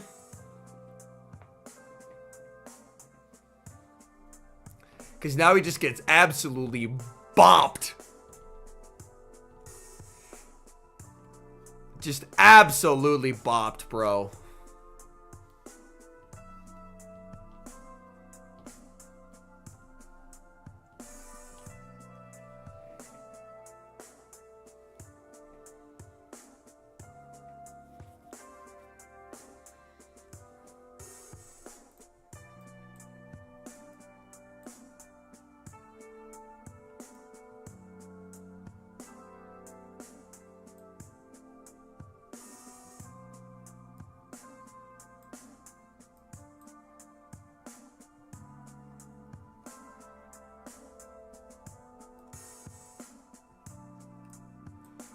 I can confirm our good friend Fareed, aka Tomahawk UK, is competing at this tournament.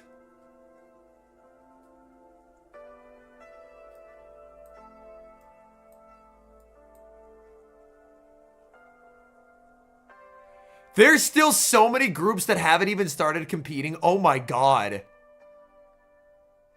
Group G, Group A, yeah, Group G and H haven't even started yet. This tournament is so massive. This tournament is actually massive. This is crazy work.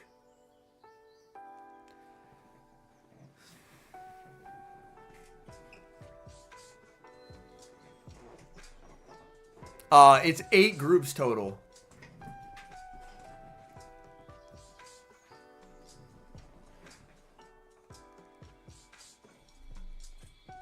We will be caught up soon, yes.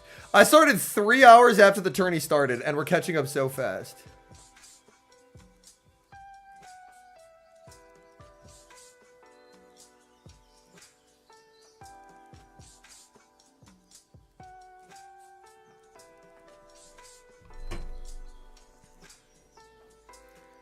All right, Jangles. Pretty comfortable game 1. What I like is we're seeing the Credilli lead strategy of going down a shield for switch get punished by the flexibility of mons like Jumpluff in the back. Corv into Drapion. Save switch Dugong.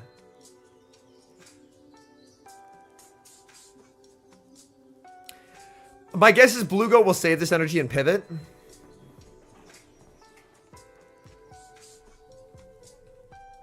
Yep, there it is.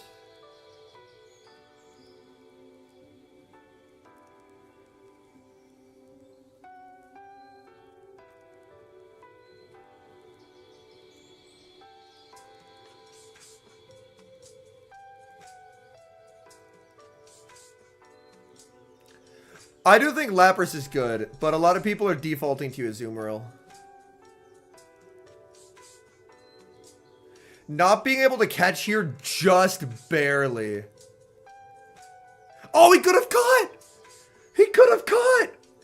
Belugo overfarmed! He could have caught on the Drapion!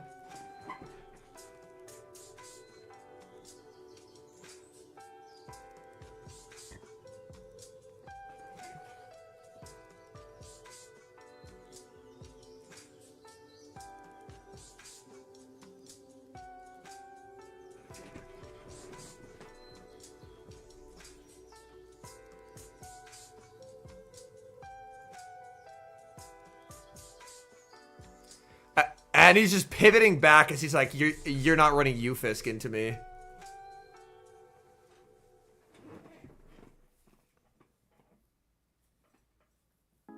Because he has Dollar. Yeah, Belugo just has this. Very good situational understanding by Belugo of not letting that farm happen. Saying, I have 2 counters, and if you have 2 counters, you should not be given the farm.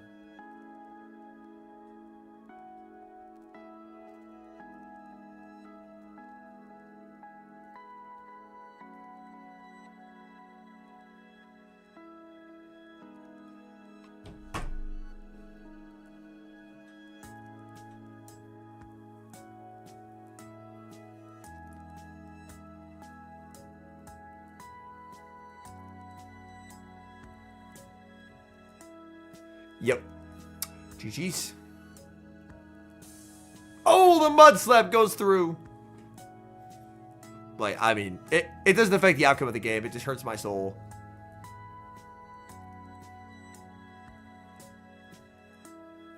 It just hurts my soul.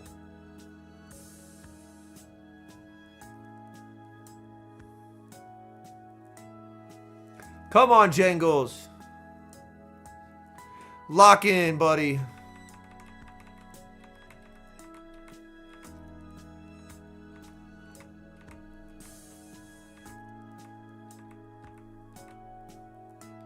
The tumor?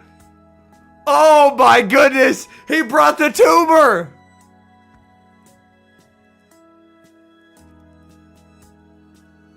Isn't it 8 to the first? Brother, how is it 8 to the first? Interesting that he didn't throw right away.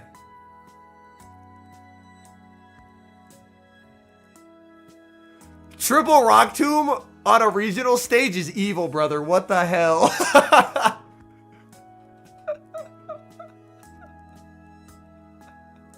That's so funny. What the hell?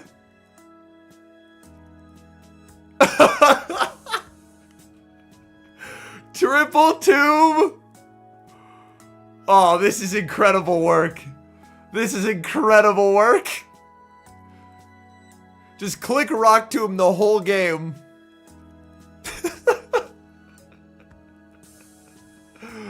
Oh my god, he's gonna lose to Triple Rock Tomb.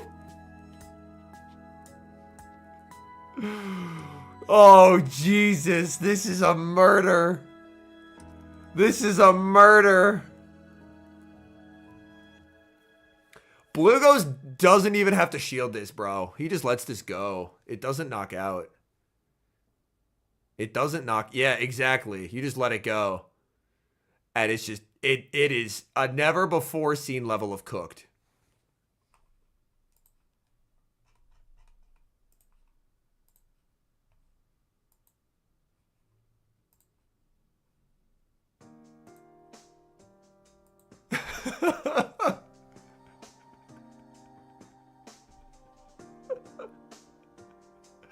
Just triple tomb. Oh my, he's going to winners finals, or it's a group winners finals. Just clicking Rock Tomb. Oh, this is incredible. This is incredible scenes. This is incredible scenes. This is a generational Rock Tomb performance. Click Rock Tomb! Click it! He's so mad, and I would be too. I'd be so pissed. I'd be so pissed.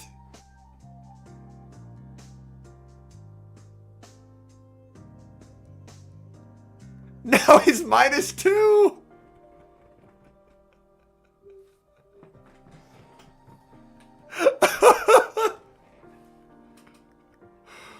Oh, this is diabolical. This is diabolical.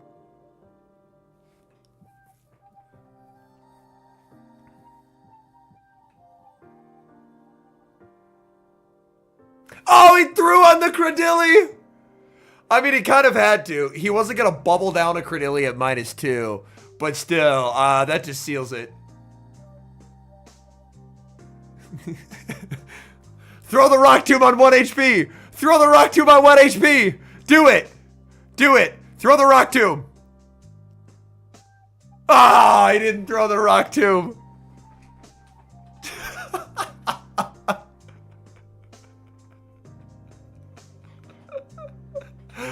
Oh my. He just clicked Rock Tomb. Ooh. Oh, this is a good matchup with Wadage versus Kpine for a shot at day 2.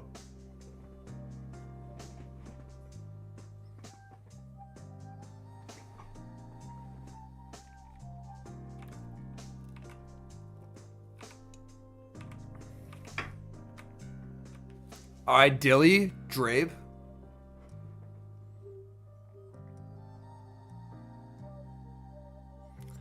He just throws instantly.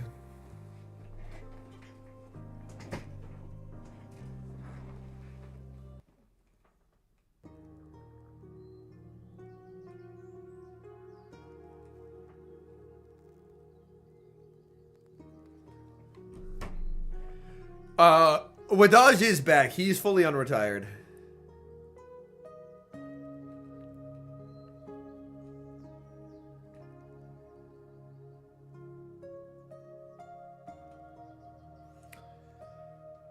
This Dilly is going to be such a pain in the ass for him. This game is heavily tilting towards Kpine. Zionic posted like one video and then re-disappeared. Has he posted again? Let me look.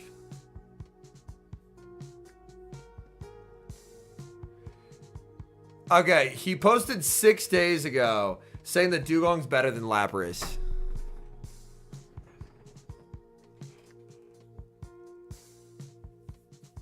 But yeah, it's just alignment now. Jump Plump with Energy Ball is so RPS, bro. It's so RPS. Energy Ball is awful on Jump Plump. It's so bad. It is Ruffian, yes. Like, look at this matchup. You're stuck throwing an atrocious move. This shit right here is why Energy Ball is unplayable. It's unplayable. Do not use Energy Ball. It's terrible. The point of Jump Pluff is hyper flexible, insane amounts of flying type damage, which you get with acrobatics, which is a crazy move.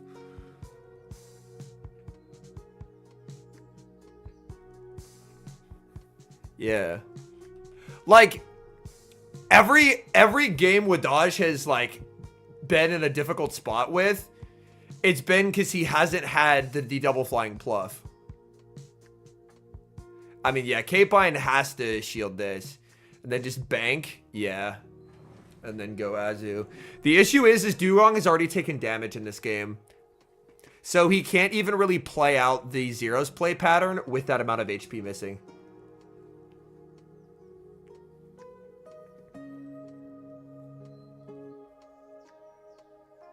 But yeah, that's why last season I was such a hater of Pluff. It was awful. It was, I am going to play to RPS and not have flexibility. This season, if it's not on a Sand Slash, it has insane play.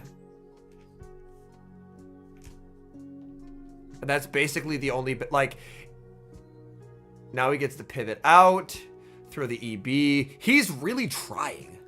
He is really trying. Like, Wadage is doing what he can, but he just doesn't have the tools.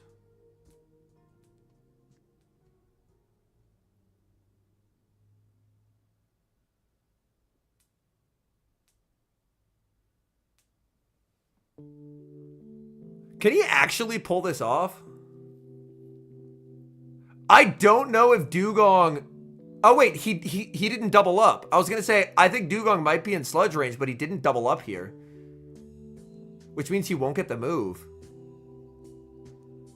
Oh, he actually lived it on 1 HP. I did not think he was living it on 1 HP there.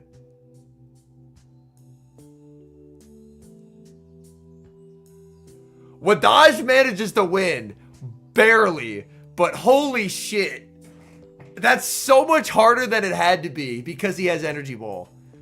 Like, he managed to dance his way to a win, but that game is 8 times easier if he has acrobatics.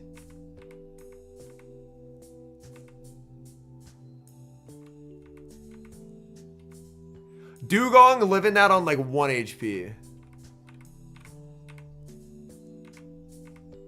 Like, EB is just so bad, bro. This matchup, if you have a very bulky Swalot, you can do horrifying things. Let's see if he sludge baits. If you sludge bait and you have a bulky Swalot, let's see if Wadage knows the tech and if Kpine knows the tech. Oh no. Oh no. Oh no.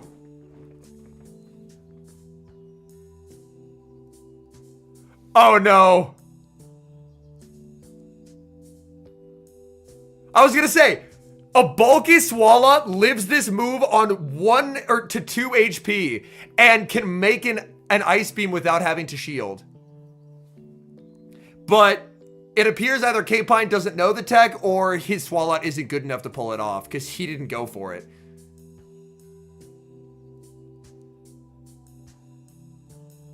Great pause there.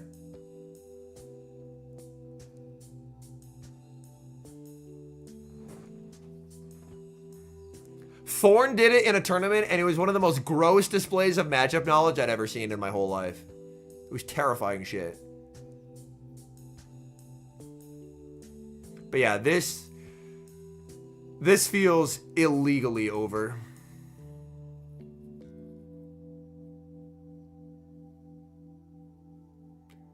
Because he did pause for 2 business days to watch for a fast move, and he didn't see a fast move, so he kept pausing. But yeah, against the Shadow, you have to bait, but you can live it and make the Ice Beam on like 1 HP.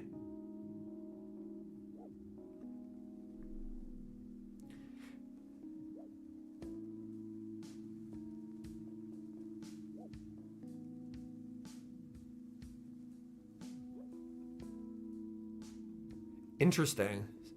So he doesn't want to play to a catch con. There's the snipe. Denies the energy. But this is a miserable health range to try and sting down.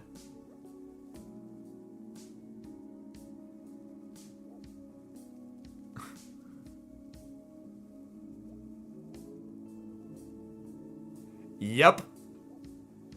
Now that is 1 HP. That is 1 HP. It does Tiger, yes. But yeah.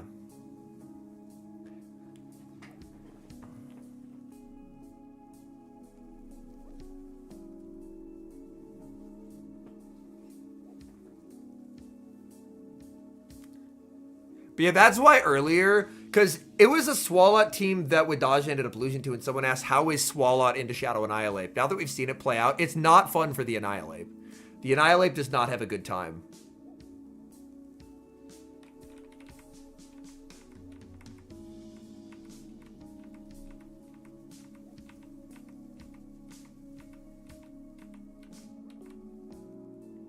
Alright, drape into Dilly.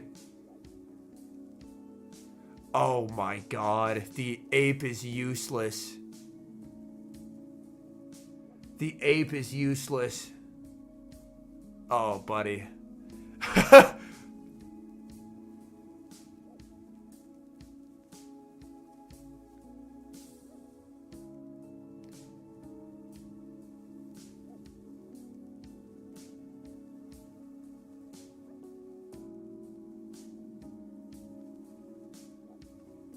This is a feels bad man moment.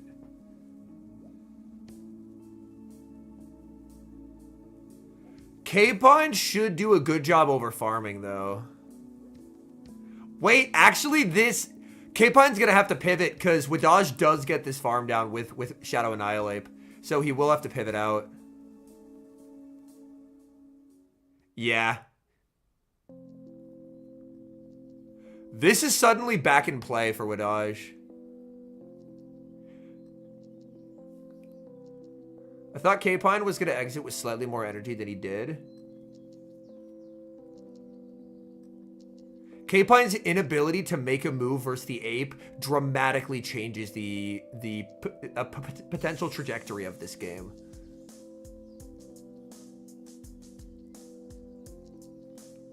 Kpine can't shield this. And Wadage undercharges intentionally. Oh my god. That is a nasty as hell undercharge. That undercharge right there, bro has been in the lab. Bro has been in the lab.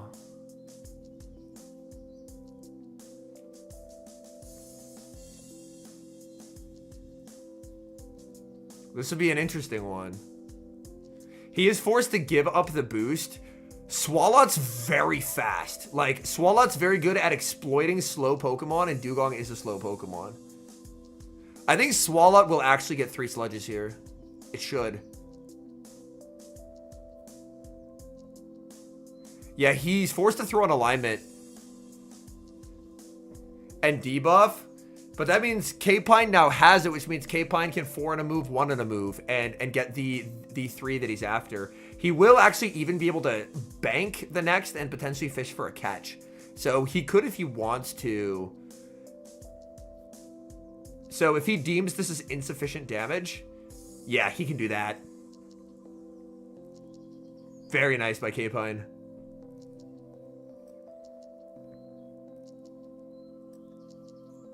Oh, he clicked the wrong Pokemon! He clicked the wrong Pokemon! But Wadage doesn't go for the catch!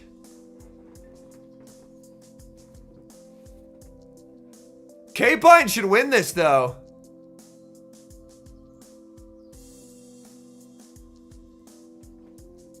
Sludge is a cracked as shit move. Sludge is a cracked as shit move. Yep. Kpine almost threw that. Oh my god. He clicked the wrong mod and gave Dugong 4 free ice shards and almost gave the game away. Jesus. Wait, April content update? Oh, yay, Dynamax. I do not care about Dynamax. Silent Beast versus Cheese Curl. Furret, Claydol, Primeape, Azumarill, Skeleturge, Alolan Sandslash, and Silent Beast, who has the Shadow Primeape, Talonflame, Clodsire, Jumpluff, Quag, and the Furret.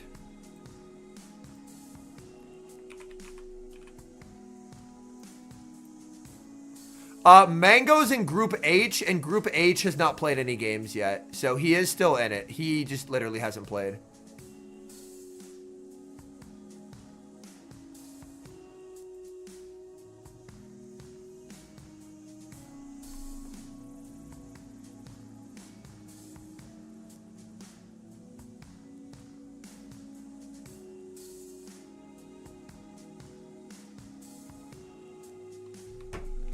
Ooh, Dirge into Fur. It's an interesting one.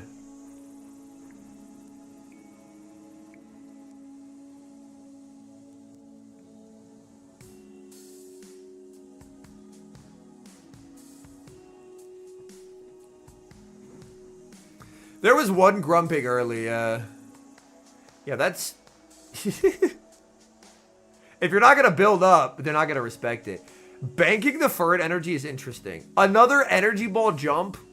Bro, I promise y'all. The moment y'all free yourselves from energy ball. Like, there's a reason why boards, the only people on energy ball who I talked to, I was like, dude, why are you on energy ball? The only like energy baller that I saw, the guy was like, dude, I have no elite TMs. That's why I'm on energy ball. It's just worse. There's not an argument for energy ball. There just isn't one. Solely for Azu, it doesn't do that much more than acrobatics. Yo, that's a sick undercharge. It is also non-shadow as well, which is also worse. You already have the forward energy. I think you just go Quag energy now. Mudshot down. That's perfect. It covers his bases so nicely. Yeah, no one tell them that energy ball is not even that good into Azu.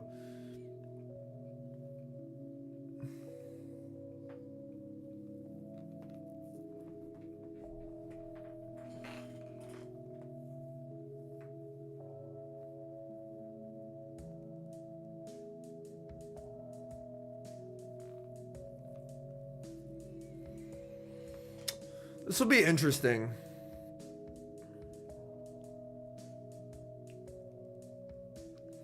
Because obviously Silent Beast has the energy to boost Furret to the sun. But Furret doesn't... Furret's entirely relying on fast moves into the Dirge, basically. Ooh. There's that switch in. He's blazing. He lets it go on the Furret. But he gets the Blaze on good timing. And now these +2 Sucker Punches are going to take a life here. Look at these Sucker Punches.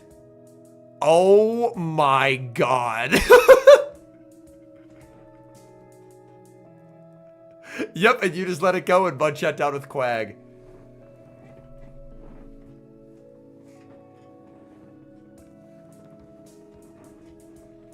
Silent Beast is playing so well, bro. He's playing so well. It's so enjoyable to watch. It's so enjoyable to watch.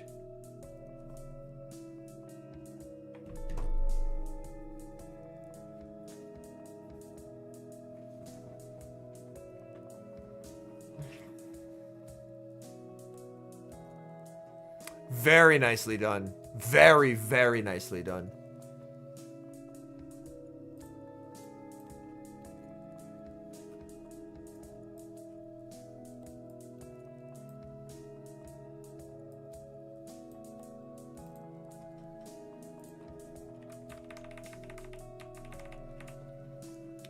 Bad news is, folks, we're only like 38 minutes behind live. We are rapidly catching them. We are rapidly catching them. Oh, far it into Ape. Oofda. Pivots into a Azumarill. Banks a move, goes for it. Holy shit.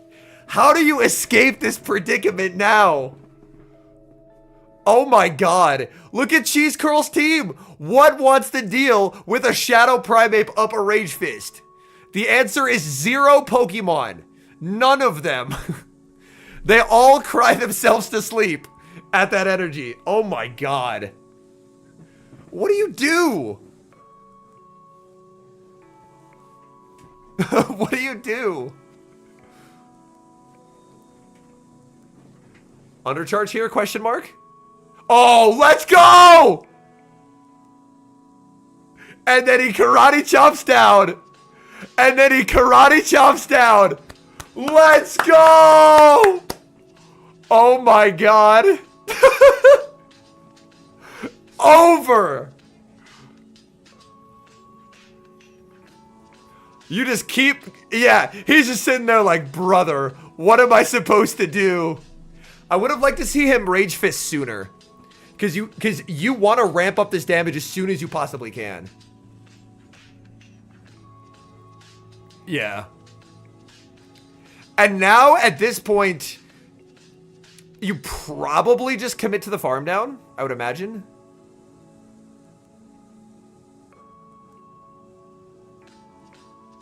Question mark?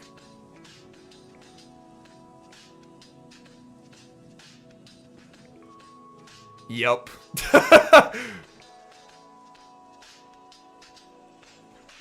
+2 Ice Punch.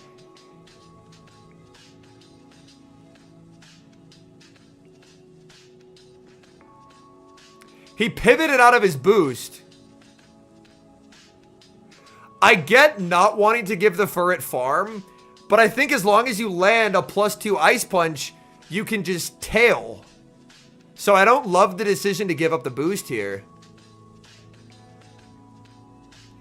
Like, he should still be fine. Actually, maybe he's not, because boosted Sucker Punches, he might not get the move. Goes for a tail there. This doesn't knock out, but Furret can't double up. One Karate Chop will take it. He's still fine. He's still fine. I didn't love the line he took to get there, but it worked out. Alright. But this is the best, like, showcase of this is an energy meta. Like, he keeps intentionally losing Switch, just going for farm, and it pays off every single time. Ooh, Sustenance Eater versus Semi. This is going to be a great match. We've seen both of them on stream already. The battle of the Claydolers. These two have a lot of Pokemon in common here as we take a look at the teams. They have the Azu, the Drapion in common. They have the Sableye in common. They have the Alolan Sandslash in common. They have the Drapion in common. So the only difference is Furret instead of the Dilly. 5 of 6 the same. And Dilly beats Furret. So this will be an interesting matchup. Furret looks pretty good into Sustenance Eater's team, though. I wouldn't be surprised to see a heavy dose of Furret. He doesn't bring it game 1. And instead, Sustenance Eater brings 3 Furret answers. Let's see who wins cap here. Sustenance Eater wins cap. Yeah, this is non-shadow versus non-shadow and Powder Snow, so you can actually eat a draw run pretty comfortable.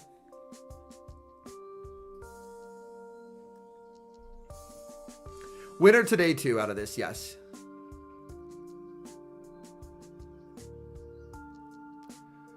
Ooh. Simul switch out that favors Semi because his Azu gets to dodge the Credilli.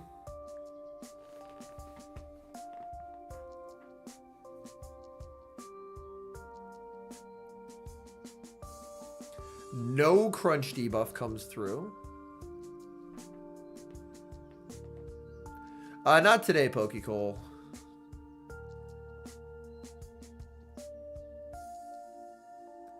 I don't really run either. Rowlet.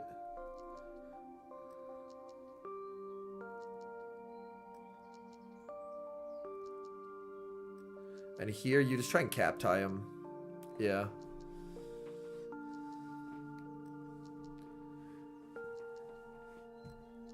Interesting. Does Sus let it... Ooh. If Sus shields...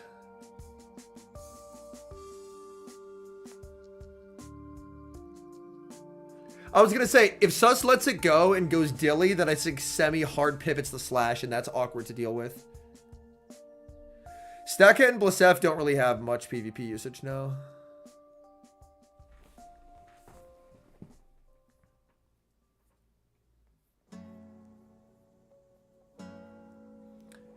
This is where the lack of fast move pressure is so painful. It's so painful.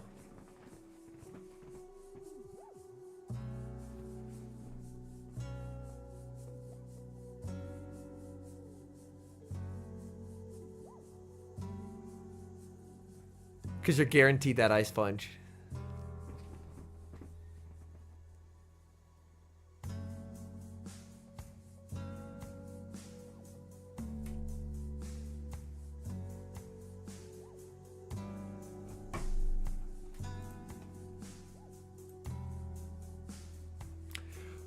Fareed is 2-0 and is in winner semifinals of his bracket.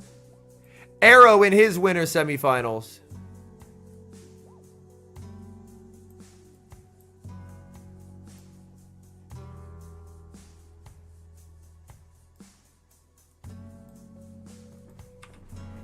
All right, that's a win for Ilse Semi.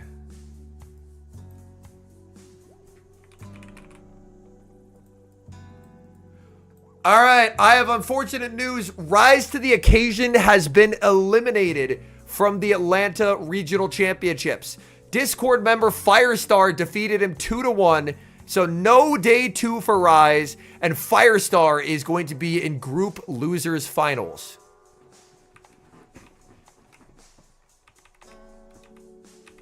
So Firestar cooking. We're very proud of Firestar. Good job, trainer. Oh, A/slash into Drape.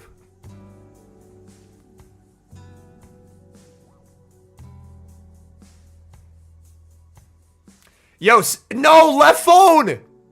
Did you guys see left phone doing left phone stuff?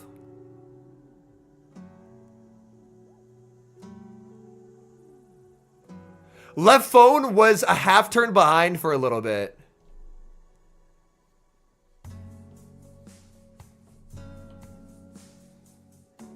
Dude, he's behind again.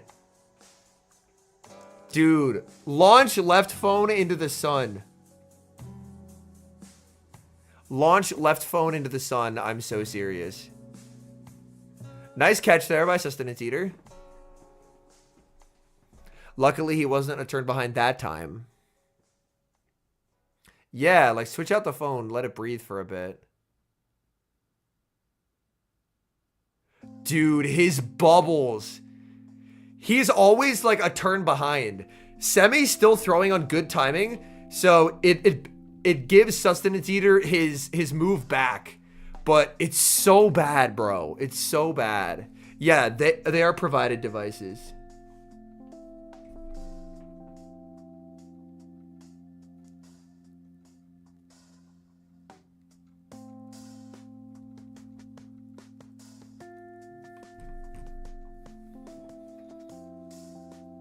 But yeah, also, this is my self-plug moment. If you're enjoying watching the stream, please do like the stream for me real quick. It's free to do, and it helps the stream get recommended to more people. As Sustenance Eater gets one turn, and he's heated. He's heated.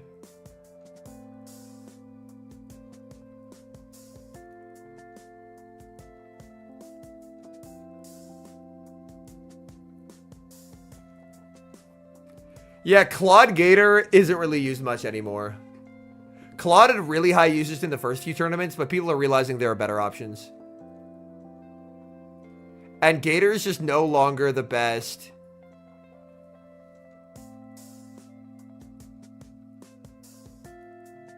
And Gator is just no longer the best water type.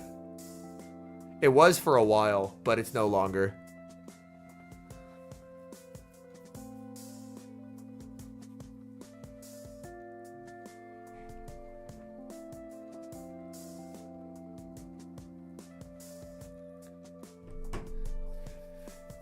Claude was like 45% usage. The best water type is Azumarill. Lapras also good.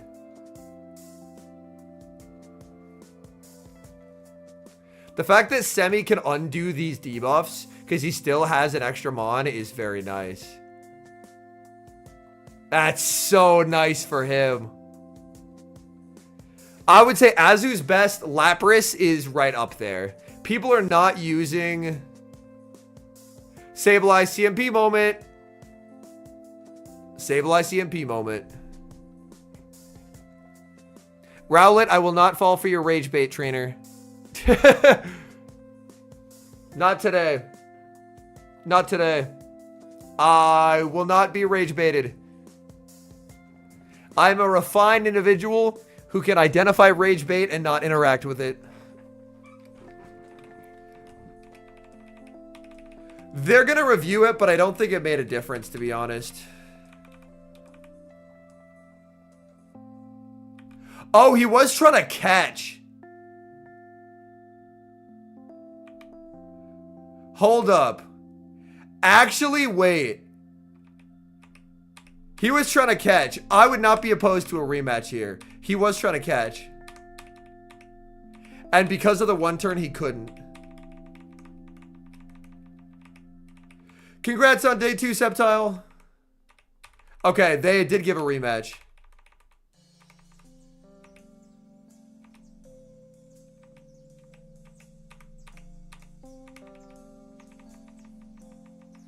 Head judge appeal. Is that Ilya? I think that is Ilya. All right, head judge confirms. Don't we love being able to fast forward? Oh, dollar. Claiming a life.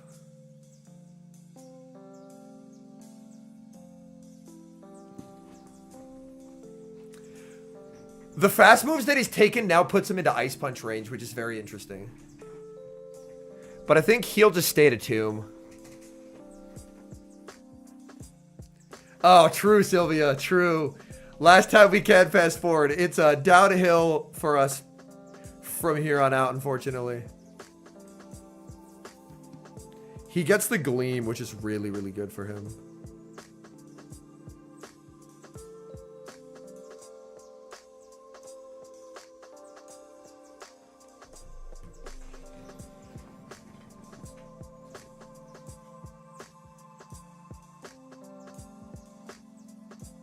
Oh, did he just get one turn? Oh, no.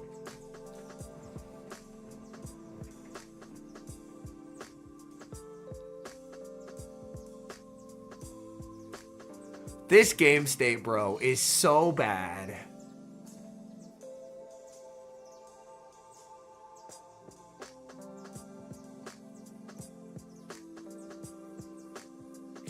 I am shaking my head, chatters. I'm shaking my head. This endgame will actually be interesting. Does Sustenance Eater full send? He does. Decision time for Semi. Is it a bait? Is it a nuke? He lets it go. Grass Knot doesn't knock out, but it does do significant damage. But these are the situations where Ice Beam is good. But he should just always let this go, right? Yeah. But this is where Ice Beam is good.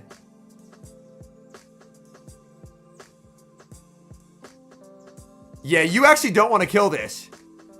You do not want to give the Sand Slash farm. And you just gotta... Oh, buddy. He should still be fine. He should still be fine. Is he? Oh my god. Semi wins. This slap doesn't KO. Oh my goodness. Oh my goodness. Semi getting the farm he needs. A slash hanging on a fraction of HP there.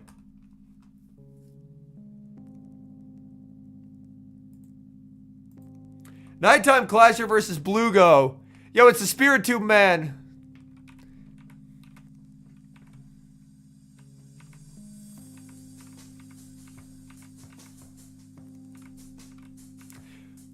Oh no, Corbin to Dilly! This is so bad as Dilly. This is so bad as Dilly, bro. This matchup is horrifyingly bad.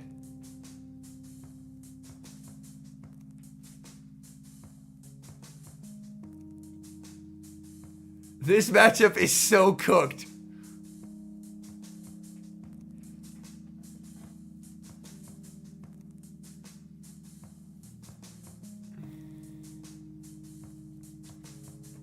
Like, the goal is Dilly is you just want to get the core of as low as possible.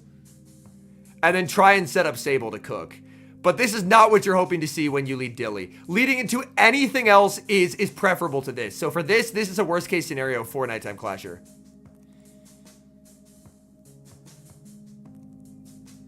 Banks a move, goes Sable. He banks a move. He switches a Claydol into a Sableye. Now, don't get me wrong. I always say Claydol has no counters. This is not a switch I would do. This is not a switch I would do. Dilly wins zeros, but NTC can't give farm to things, so that's why he banks the move and pivots.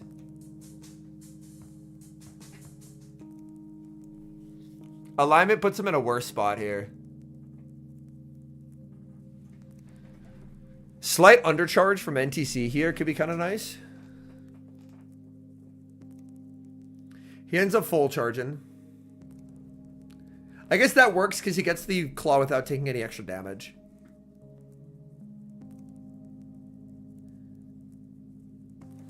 Sabe is debuffed here.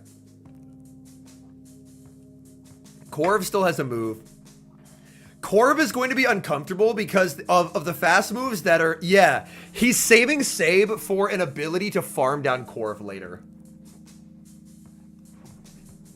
Corv move does more. So yeah, you have to let that go. But he's saving Sabe because otherwise he has no fast move pressure into Corv. Yeah, Sustenance goes to losers. That's correct. Kashav, !boy Discord should pull up a link. You just let this go, right? Oh.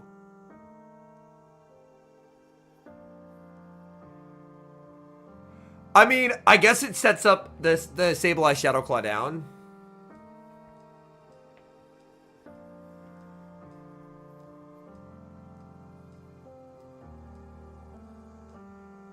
Interesting.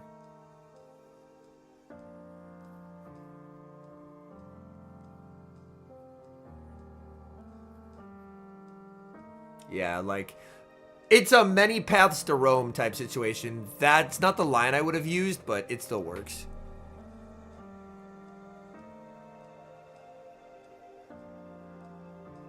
Saksham, there is a Spiritomb right here. People run off the wall stuff all the time.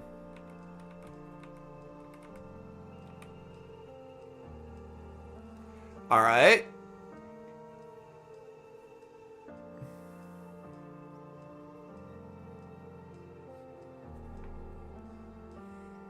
Oh, grass not catch on the Corv. Oh, buddy. That is physically painful. That is physically painful. Oh, no. Yeah, I'm gonna... Oh, no. That hurt me. That hurt me. That was a...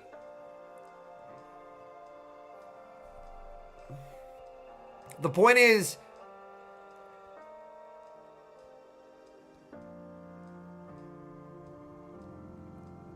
Well... Here's the difference, Saksham. Lunge is 60-45. Rock Tomb is 80-50. So for 5 extra energy, you have 20 more damage, and you're a better offensive typing. Bug is a very poor offensive typing, and Rock is a fine offensive typing. So they are actually quite different moves. There's a marked difference in efficiency there. Whereas like Lunge is like 60/45 is like 1 1/3. 80-50 is 1 3/5.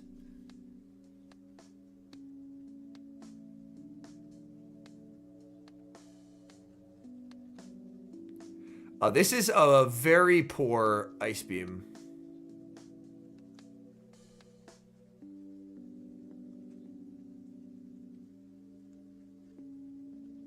That's just another Ice Beam. He's looking at the team sheet being like, okay.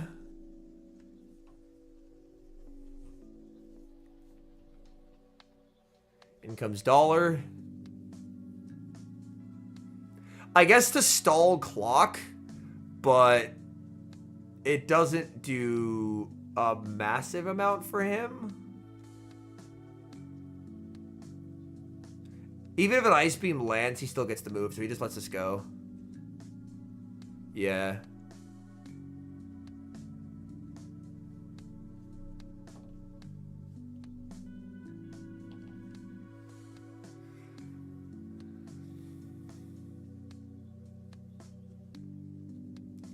But this sets up some pretty nice save farm. Yeah. That being a 2 clock KO is... Oh, it's so nice. Surely Corv can farm down, said not a soul ever.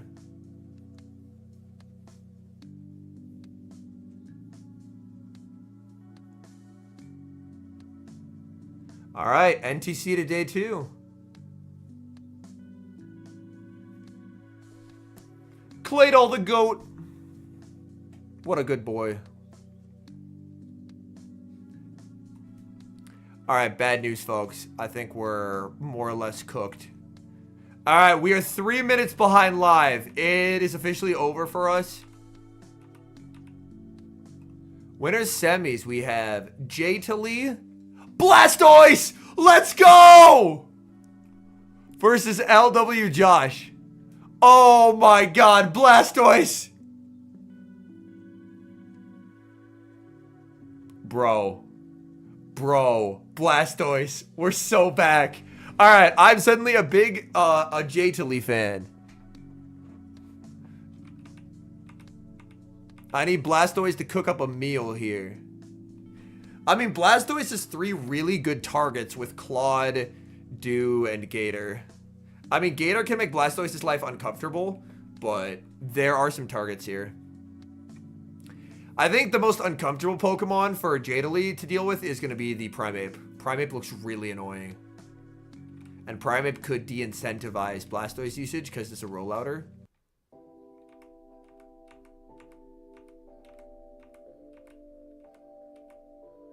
We're locked in. A-slash into Dugong.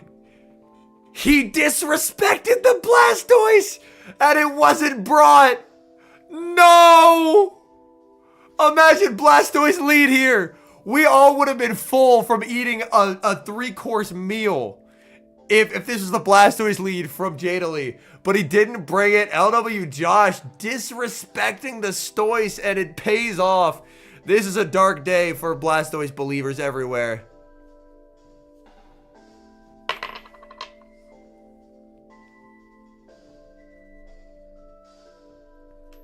Jadali going down shields means that LW Josh's Gator is going to run roughshod in the back.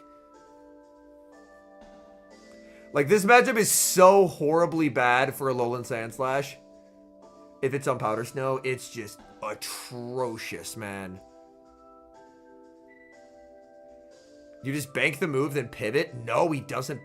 I really dislike throwing that move. It's an extremely inefficient use of energy when you could just pivot out.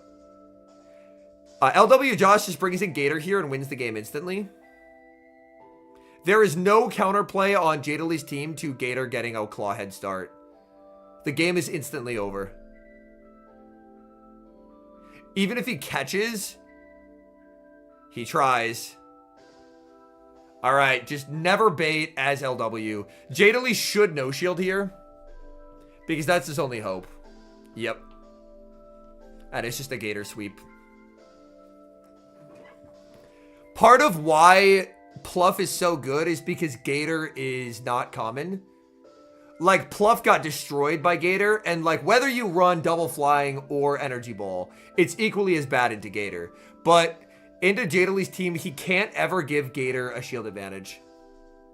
And that's why people are running Gator, because there's a lot of teams that just lose to a 1 shield Gator. Like a 1-0 shield Gator. But yeah, he definitely won't reveal third. It's information asymmetry to not show third, so it's very valuable.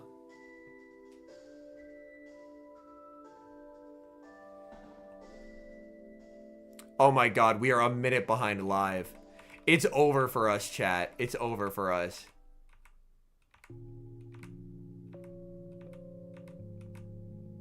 Alright, Shadow Sableye into Dilly. I think we're basically live. Tragic scenes. Ooh, Jadali tries to play to cap, but Josh takes the free one.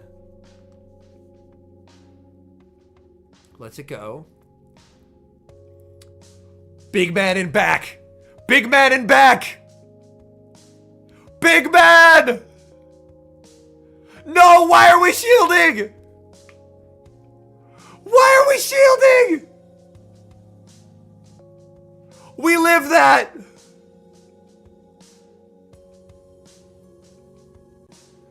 All right, surely we...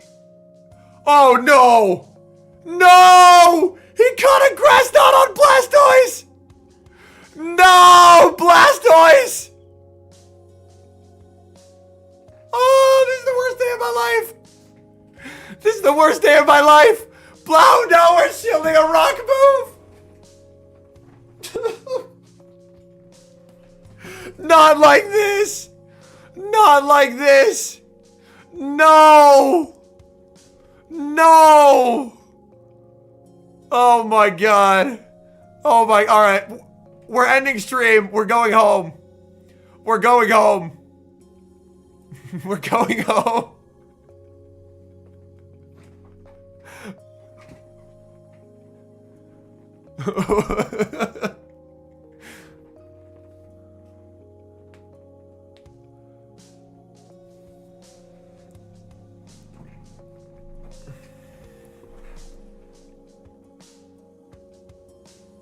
Oh my god. This Gator is just...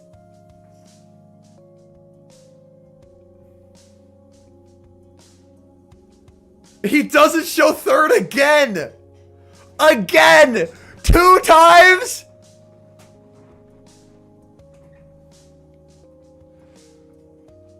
Oh, that's a slaughter, bro. That's a slaughter. Oh my goodness.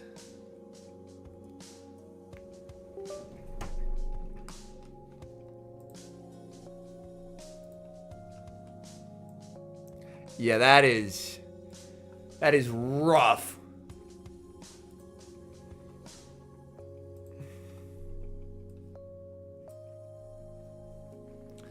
That is a rough scene through and through.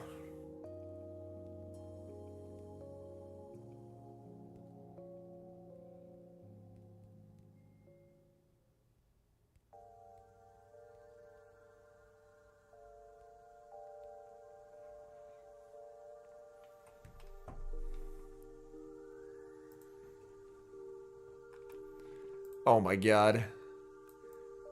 Why is this so horribly sized?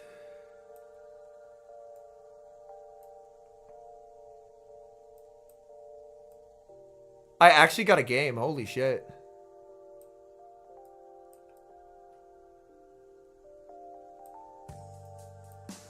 Tauntaun! Uh-oh. Tauntaun, last time I played him, he was on double Astonish.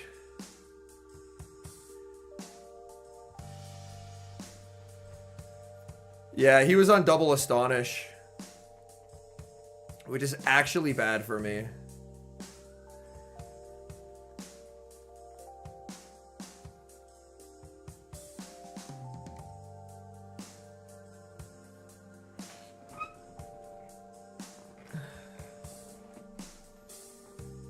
Does he pup here?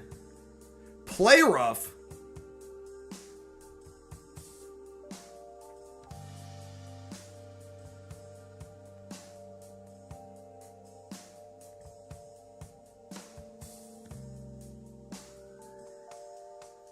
Oh, I forgot this wasn't Mawile, to be honest. I forgot this wasn't Mawile.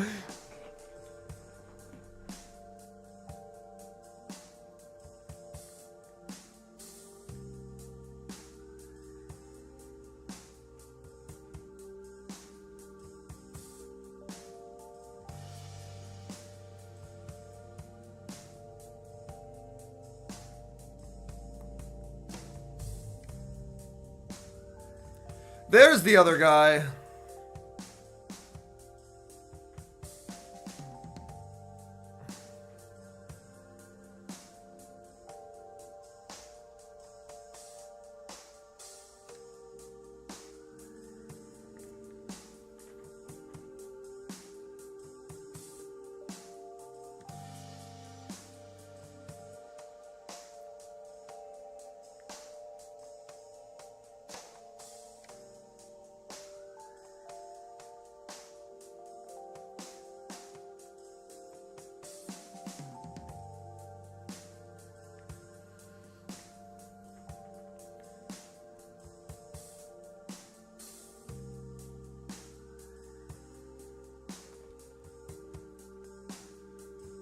And 3.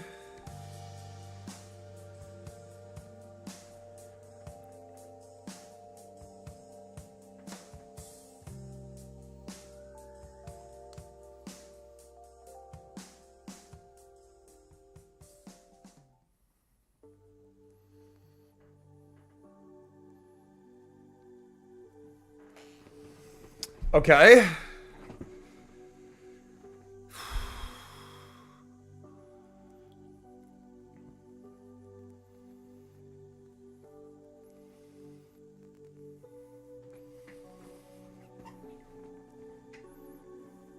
Can I live 2 Astonishes, though?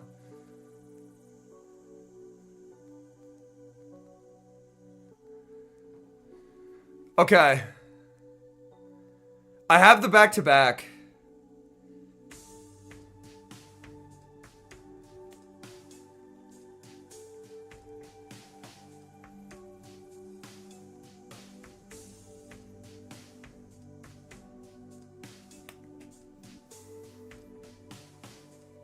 I had to play to the he will try and CMP tie me con, and I did.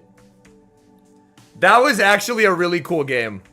That was actually a really cool game. If you noticed, if he commits to the farm down, he wins. But mentally, I was like, the play for me is I should throw as soon as I see it, which is 1 air slash in the move. His play is to try and cap tie me. So I just play to the, he will go for the counter play to my most appropriate play. I take my sneak and I get my double up and win. That's the one game I'm playing on my main. I'm now switching to my wife's account. I'm not risking, I will take getting stream sniped on my wife's account. I will not get stream sniped on my account, if that makes sense. I will take getting stream sniped on my wife's account. That's fine. Like the wife's account, I'm just playing to get her a pretty Pikachu.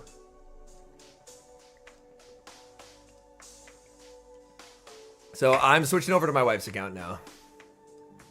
It's a similar elo range. I could Q Tauntaun again.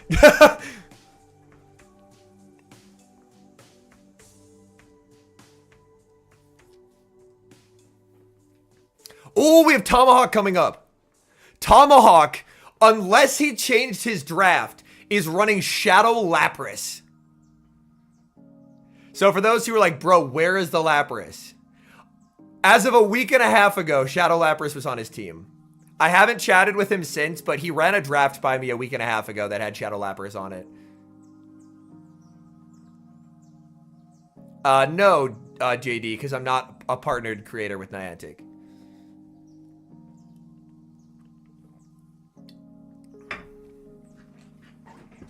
If getting my wife to legend is wrong so she can have a pretty Pikachu, I don't want to be right. I don't want to be right, chat. I don't want to be right. She's a hardworking public school teacher. She doesn't have the time of day to be sitting in fucking queues. Like, back in the day during COVID, she battled quite a bit. But she's a full-time middle school teacher. Being a full-time teacher, you don't have the time to be like, I'm going to spend time to be in queues and be a little sweat. I have that time, so I'm happy to get it. She doesn't even wear the legend poses. She just likes having the little cute Pikachus.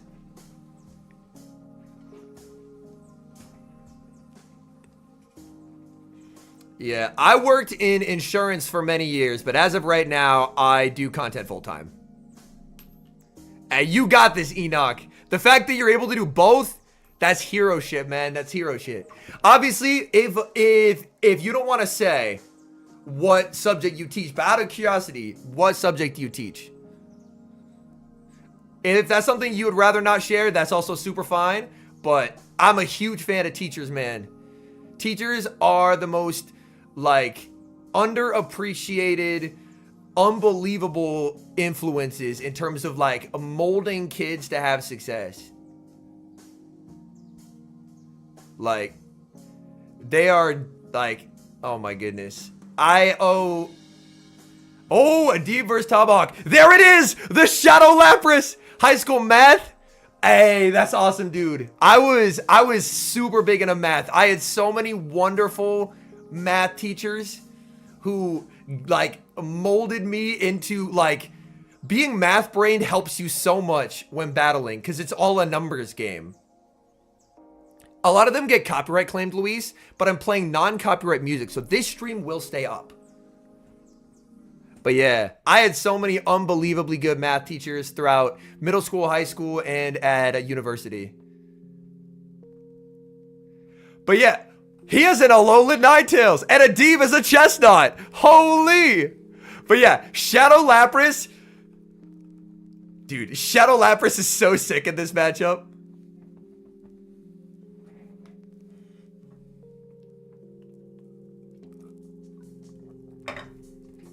Granted, I can't speak to our teacher in chat, but part of the reason why I like math is because, and this might be because I am a little bit on, you know what? I won't go there. I won't go there. I will leave the implication. But what I like about math is in most circumstances, there is a correct answer.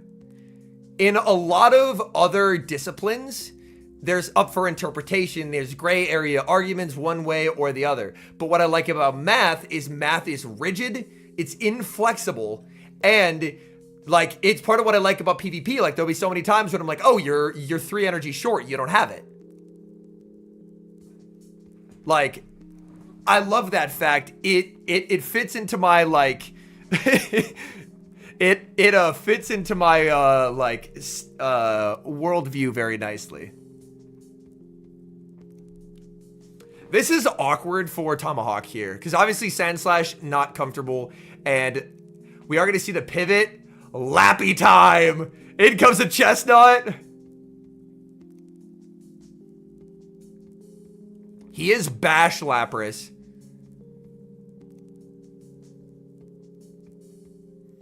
And obviously, as the discipline goes on, there's more and more things where there's... Dude, this is just...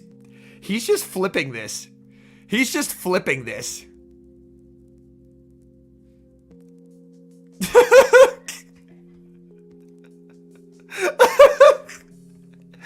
Average Shadow Lapras Masterclass, bro.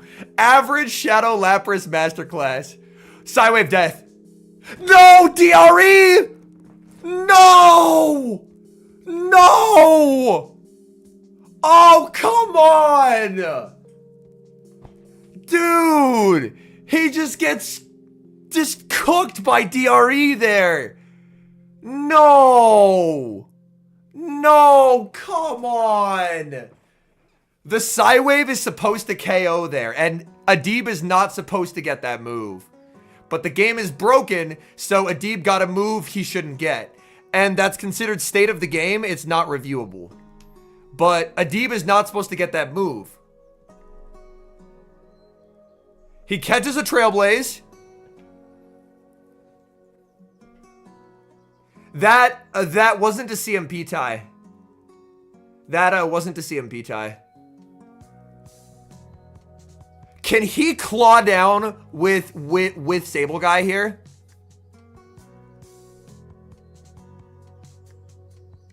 Wait. Pause. Come on. Come on, Sableye. Please. Farm this man down. Come on. Come on. Get there. Get there. Get there.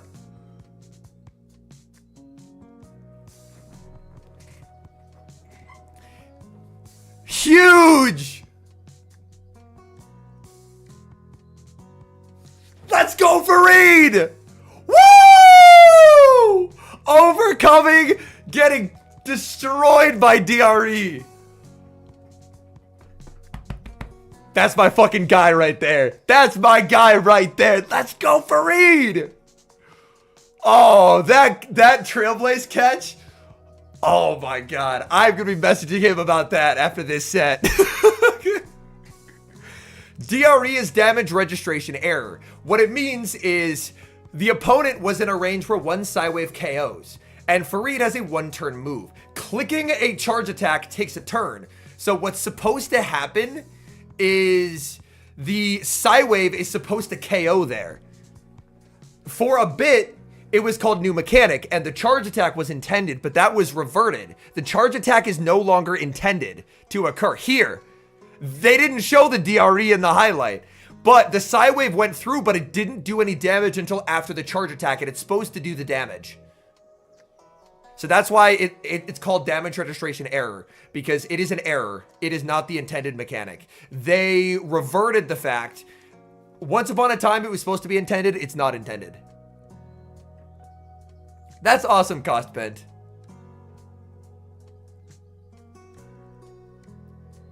I really should.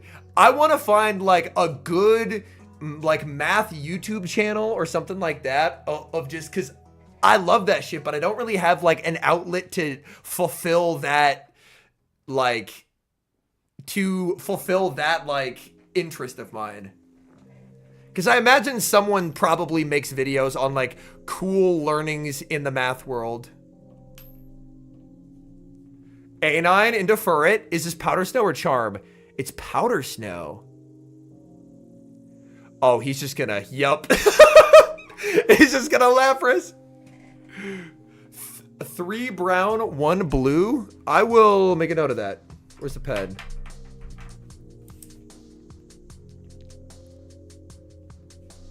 Awesome, Enoch. Hey, once you do, if you're in the Discord, yeah, if you're in the Discord, make sure to drop a link, man. I think Ice Beam is the move on regular Lapras. Shadow Lapras, I get the Skull Bash idea because you need to fix the fact that you're minus 20% defense.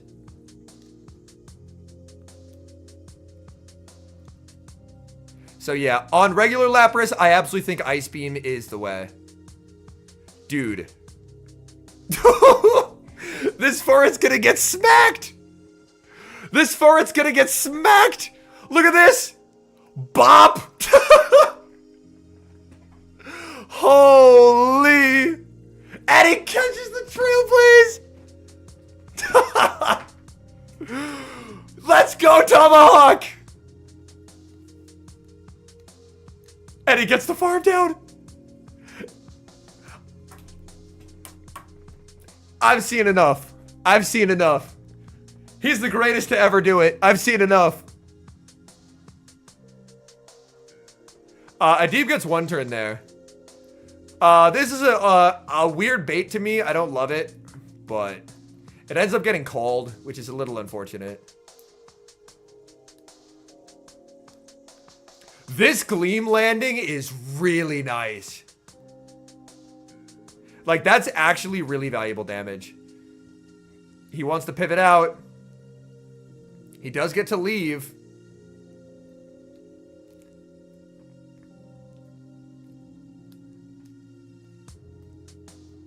Drill Run lands. The Azu is still lurking, which is uncomfortable. Number file? Okay, I will write that down.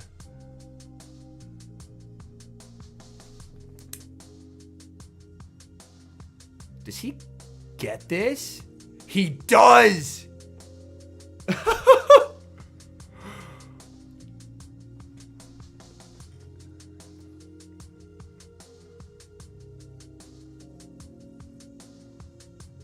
He gets another gem! Oh my goodness! Oh my goodness. Oh my goodness. A9 has a move. Do you just bring in an A9 and then click Weather Ball? Yes! Yes! This decision making is so handsome. This decision making is so handsome.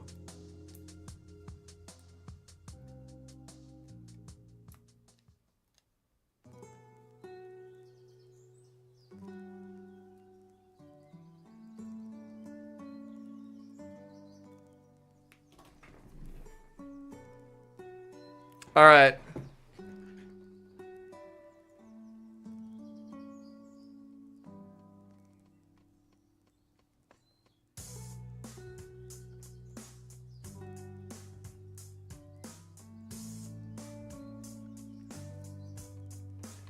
All right. Piplup gaming time. Yo, what up, Louie? How's it going?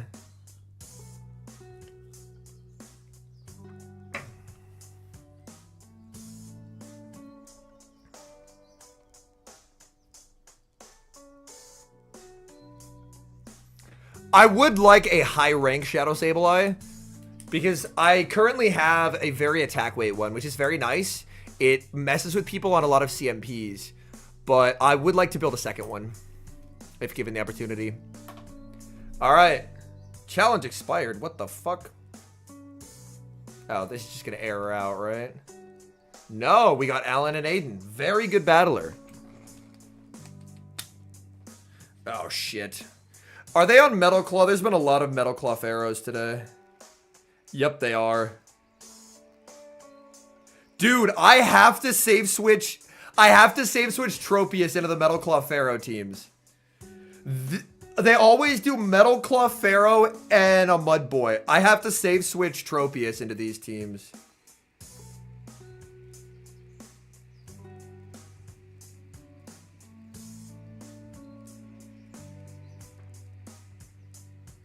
I don't think it's your fault, Potato, because you haven't been playing. This is happening because Credilli is too free. Credilli is too free. That's why people are running Metal Claw. Credilli doesn't have counters. Unless you have this, basically.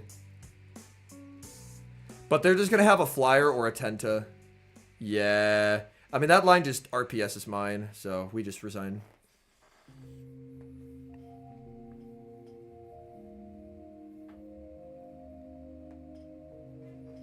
But yeah, Credilli, like everyone yesterday was on Jelly Tropius. So the smart people gained an unholy amount of elo with Dilly. And now this is the counter switch to smack the Dilly players.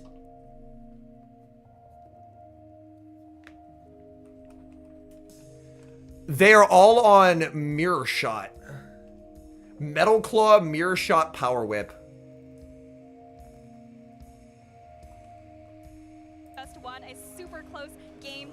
Marshtomp! Yo, what a good lead. It was like my heart was beating the whole way, and I'm relying on like sideway pressure, catches. I think I caught a couple of attacks from that Furret because my team is a little bit weak to Furret, and so I just needed to neutralize the energy, and thankfully it worked.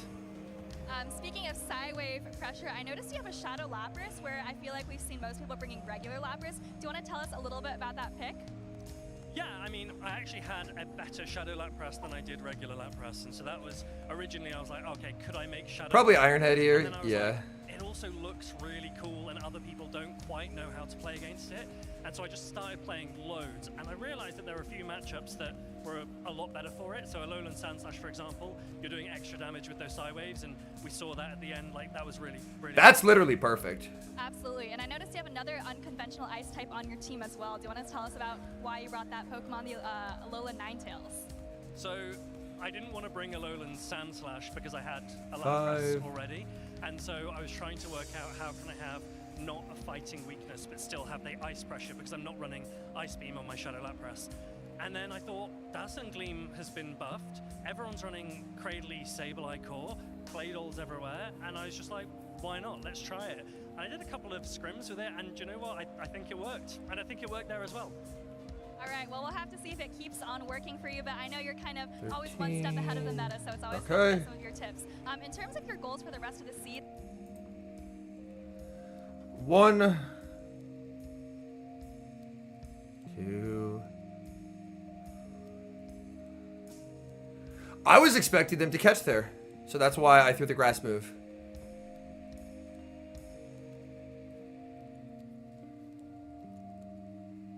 But them shielding just dooms them. Them shielding just dooms them. Because I just throw 1 and a grass move. Yeah. GG. Unless Marshtomp is living a Leaf Blade, which I don't think it is.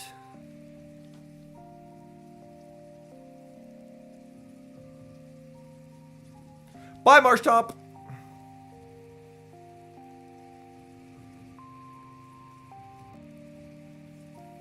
Yeah, into the non-Metal Claw Pharaoh teams, we are looking pretty sick.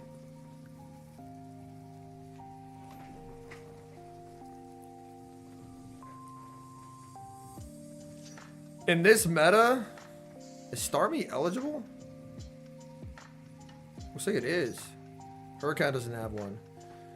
I don't know if it would have a lot of targets in this cup, to be honest.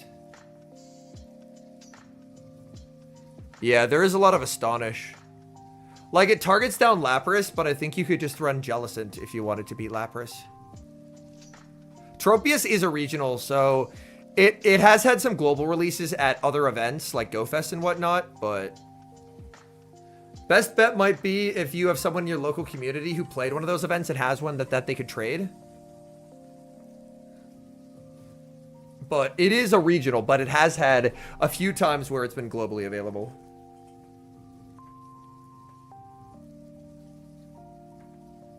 The new fighting attack does look pretty cracked.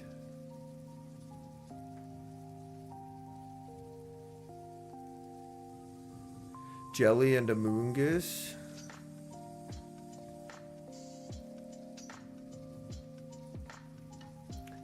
you're gonna want something that can handle Tropius.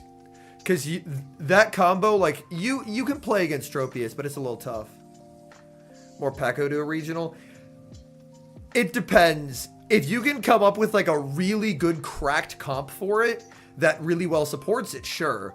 But I think the issue is it's very difficult to build a comp around Morpeko without being weak to, like, a Drapion or something like that. Oh, what a lead.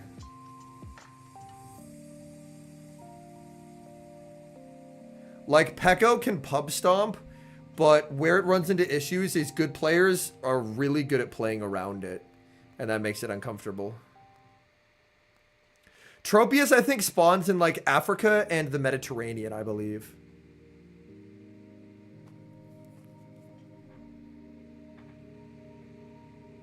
Firestar! Let's go, Firestar!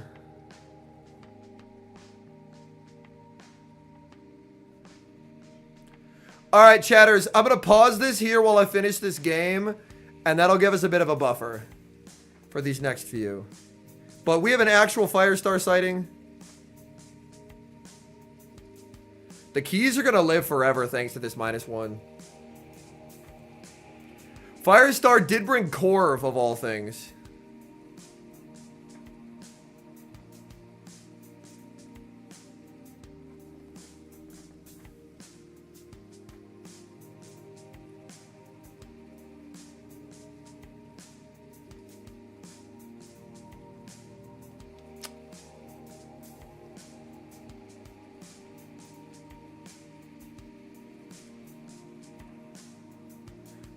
Oh.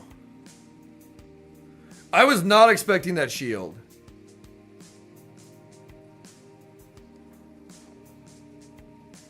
Genuinely, I was not expecting a shield there.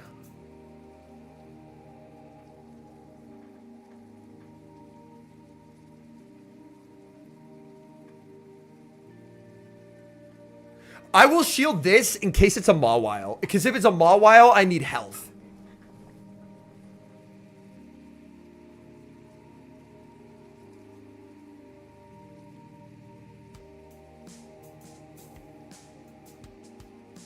They probably lap here. Yeah.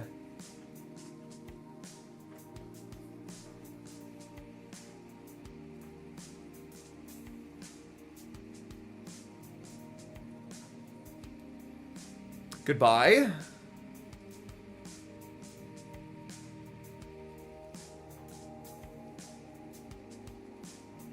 Oh my God.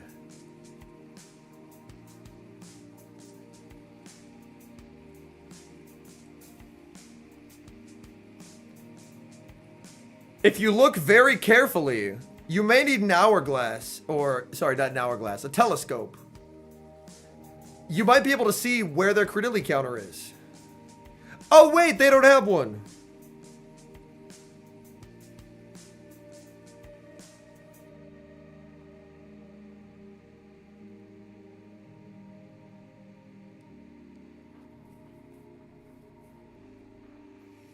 Them not surfing there is a little interesting.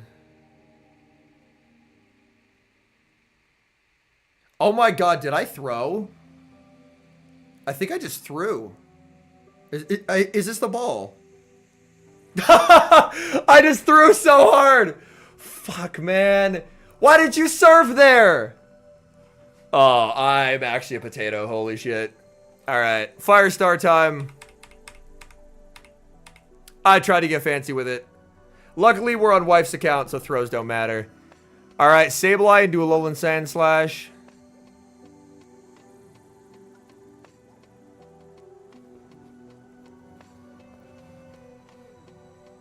Yeah, I tried to get a little cute with it. Didn't work out for me. Oh, fuck. What a terrible way to lose a game.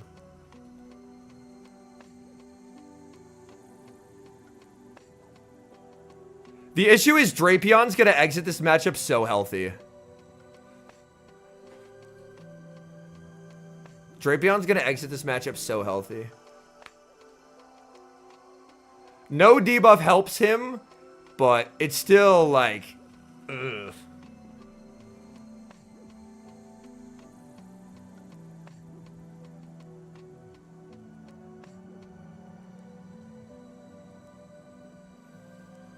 He's gotta pray Corv gets this Iron Head, bro.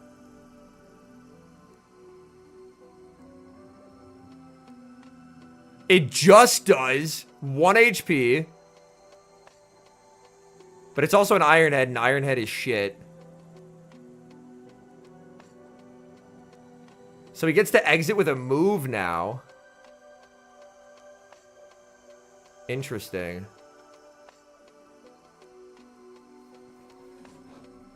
This will be an interesting game.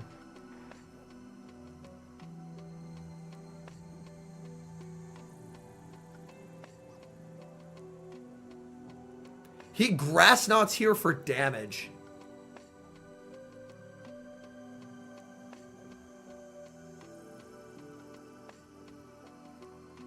I think as Firestar, you want him to cap tie you. Yeah.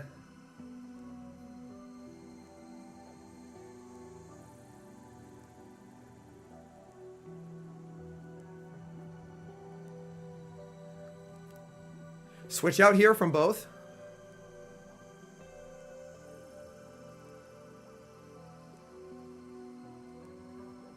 Yeah. Cap tie. Charge attack priority tie. It's when both Pokemon trigger charge attacks at the same time. The Pokemon with the higher attack wins. Sustenance just has no health on anything, basically. Drape has a lot of energy, but Drape is very low. Yeah, GG. He knows. Yeah. He's good. He knew his win con, which he couldn't let the Sand Slash get a move.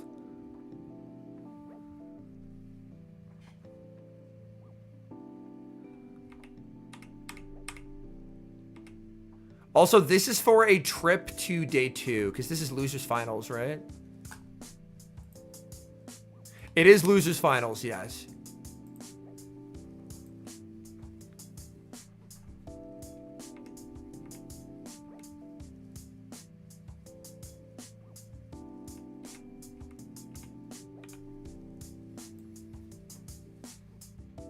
What? He started so behind! What was that?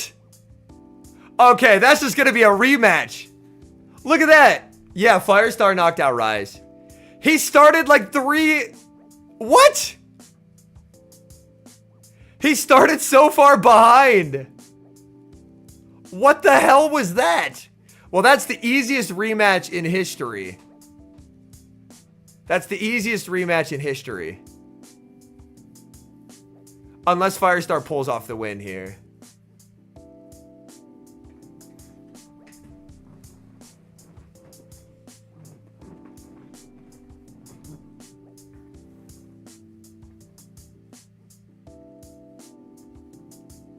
I almost don't even want to watch this because, like, this is the easiest dispute ever. Oh, no. Eater benefited. Firestar got hoed, JJ. Firestar started like 6 turns behind Sustenance Eater. Yeah. He started like 6 turns behind Sustenance Eater. Yeah. Firestar was the one who was disadvantaged there.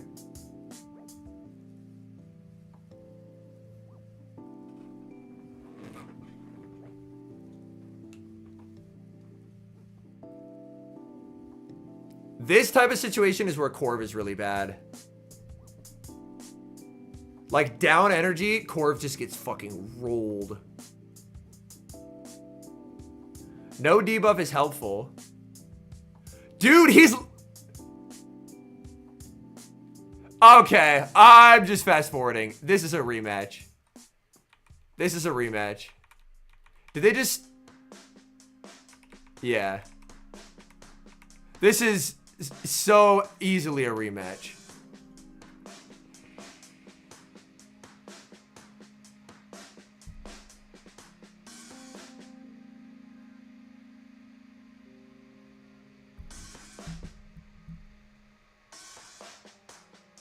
Oh, they already ruled it a rematch. Let's go. We're so back. Thank you. W judging.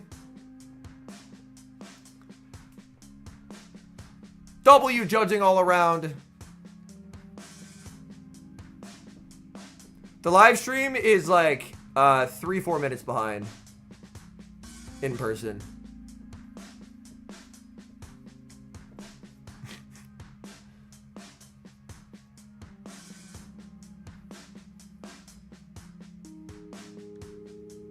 If they do a Courier, then you just call over head judge and you go, bro, look at this. Because you have a right to dispute their finding to the head judge if you don't think their finding is right.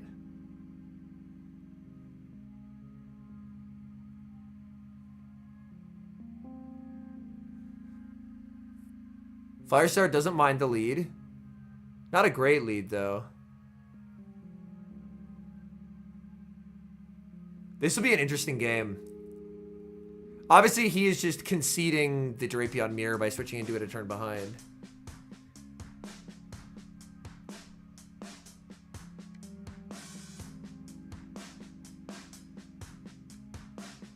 Okay.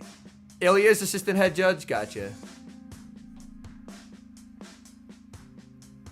Yo, Sustenance Eater has a scuffed Drapion, bro. Here's the thing. Firestar shielded. I don't think Sustenance is shielding. Sustenance shields? That's a big surprise to me. Does Firestar ever just let the Drape go? Oh, God. You're going to lose your whole core if you try and Sand Attack this down. This is where Sand Attack is so bad.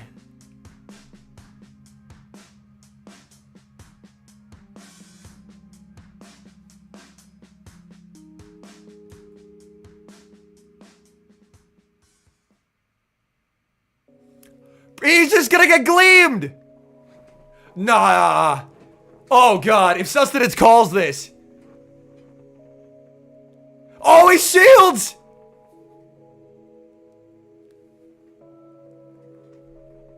The gleaming is upon us! Or can he Shadow Claw him into foul play range? I don't know the matchup well enough. Oh, he's confident in that CMP tie. That's an attack weight Sable. Please, knock out. It knocks out. He has a move for the Drapion. If Drapion comes in here, he can just click the move and win cap.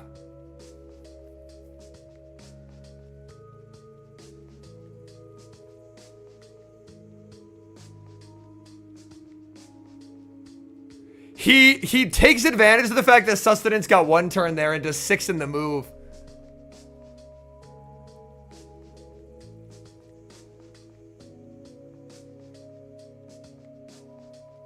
But he knows he's won. He knows he's won.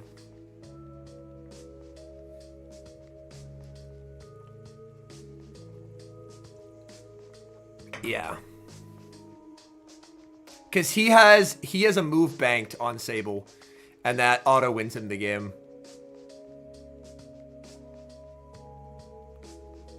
Yeah. Firestar to day 2. Let's go, baby.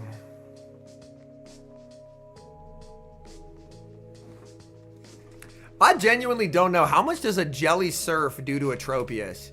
The reason I switched in that final game was I thought a Surf would knock me out. It does 18%. It does 18%. I think a Surf might have KO'd me there. I was pretty low. And this is a bad Tropius.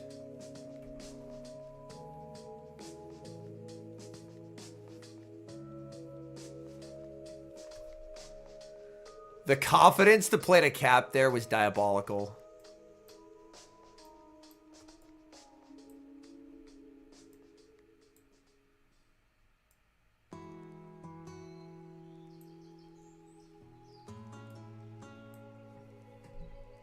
Oh, shit. This is bad. I think the play here is to Tomb on alignment and then go Tropius. I think that was my... Because last time I went Keys, they had a Gastro. Like the last Cacturn team that I played. So I think we just go into the hard counter of Tropius and see what they want to do. They throw energy. That's a huge win for me instantly.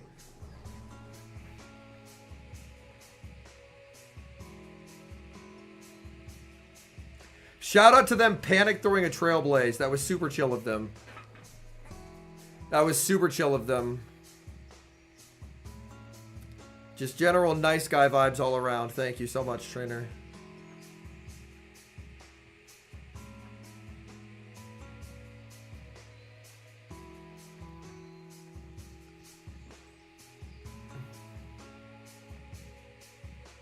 The issue is I still think it's a Mud Boy back there.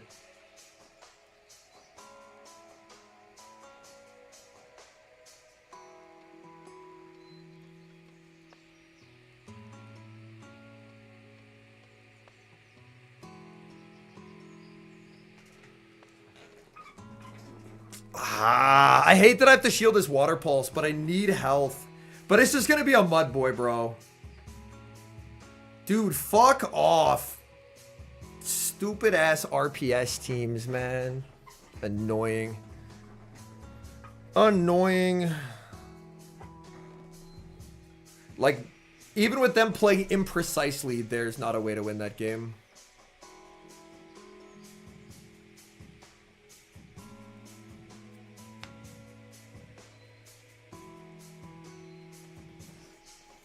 Because even if I bring in Dilly to get energy, I'm still forced to shield, and then it's just back to Cactus time.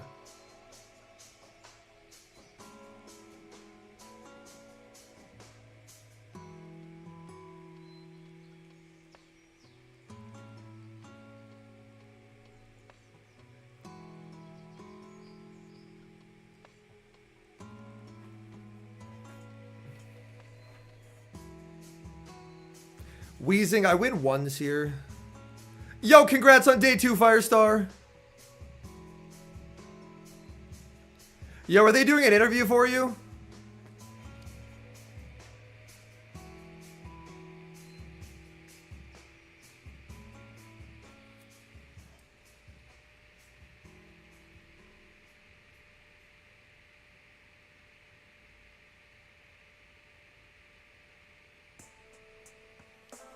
No interview. Damn, Sep didn't get an interview either.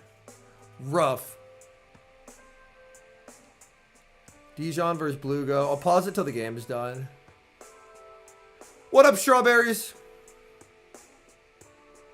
Does that mean you've day 2'd Strawberries?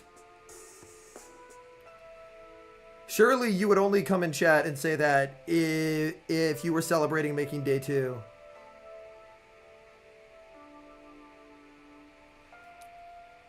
Rip. Hey, 2-2 ain't bad, though. 2-2 ain't bad.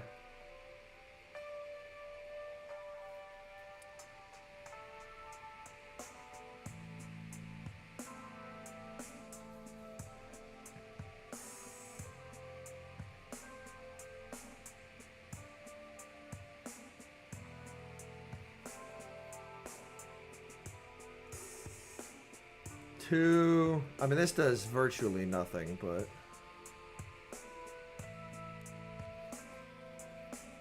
Three.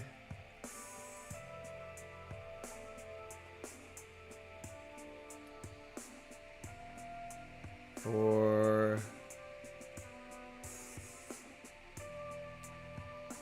Interesting.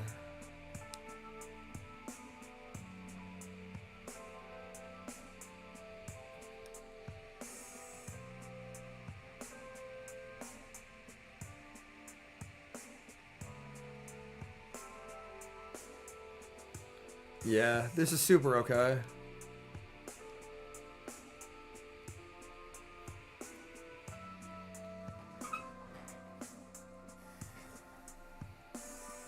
Because they're a -2 here.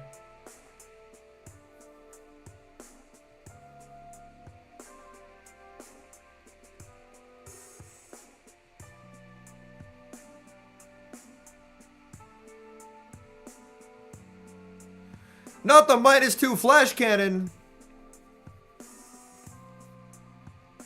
This will still be tricky. Because there's still the Wheezy. Wheezy should do more.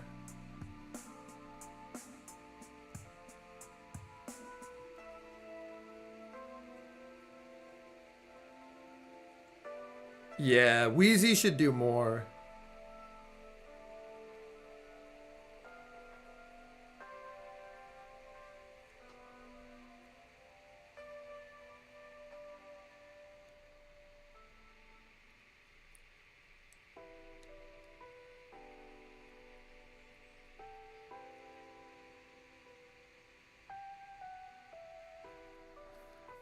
That's actually game losing.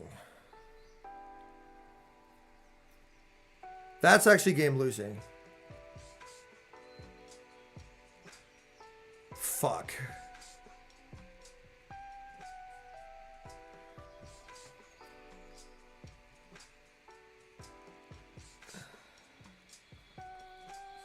Unless I can barely hang on with the Tropius to get another move. And I don't think I do. DRE, because I deserve it! Holy. When they brought in their Pharaoh, they got 2 bullet seeds. So I will take that as my apology for them getting 2 bullet seeds there.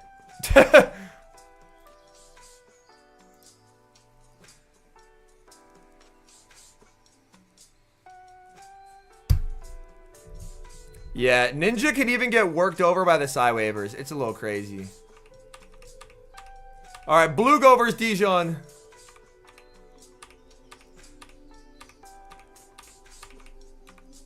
Core versus Shiny Shadow Sableye. That's a flex from Dijon. Holy.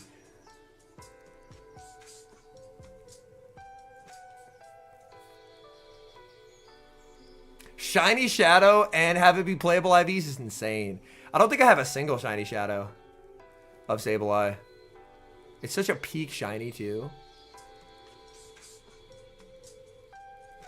If he calls Iron Head here, that'd be pretty sick. Okay, he does shield it. In the 2s, Sable can just claw down.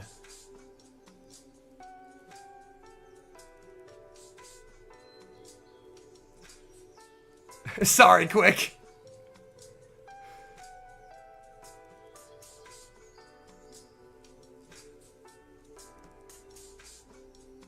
He doesn't have the ability to farm this with anything else, so he's forced into shielding the Sable. Belugo pivots. Dilly. No Boomer here.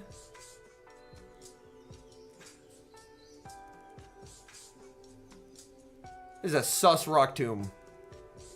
This is a sus Rock Tomb.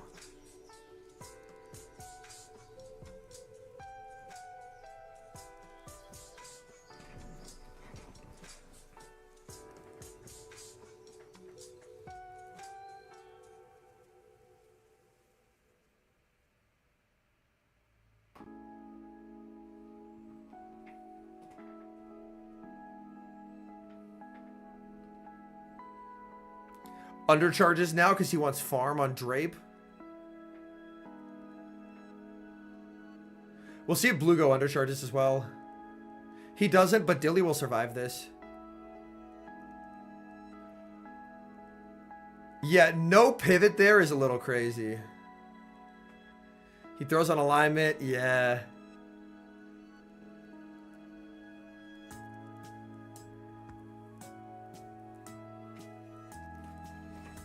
This will be interesting. They've already burned half the clock. He'll get his 10 seconds to wait.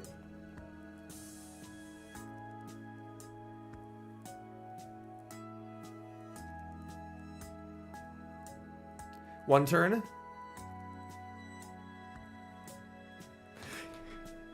What the fuck? That was 2 turn bring in. He threw on... That was 2 turn bring in. That was 2 turn bring in. Dog.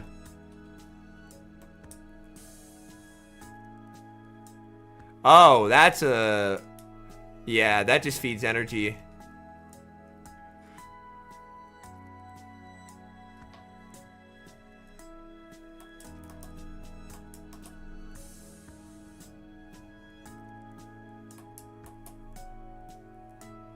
I don't know why the EU regionals don't have this happen. It's just NA. Nice.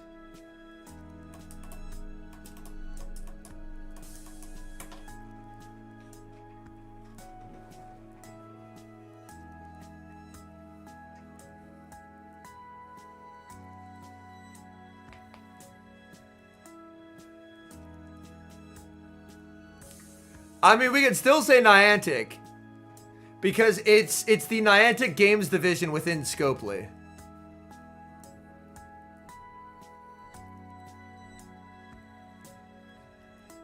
So we can still say Niantic fix your game.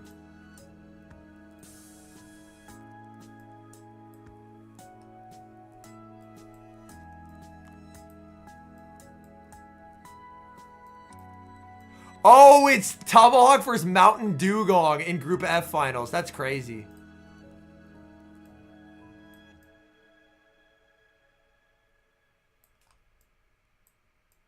Torian doing well.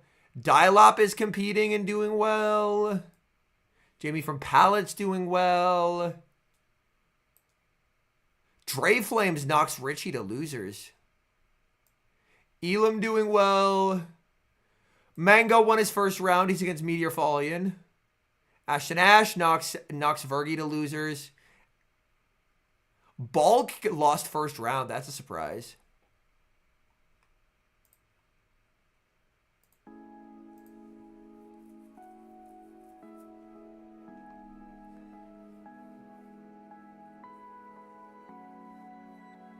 The new fighting charge move is 70-40, right?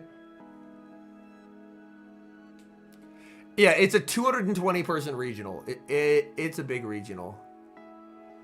Nothing compares to Monterey, though. Has anyone seen Monterey sign-up numbers? Monterey is insane. Monterey is going to be the first... Monterey is going to be the first Pogo regional ever, not IC, to have a top 32. Monterey sign-ups are through the fucking roof. Alright, Sableye Dilly. Dijon can throw instantly here. And does. Yeah, Monterey is in Mexico. I can't remember the exact signups, but I know it's over 256.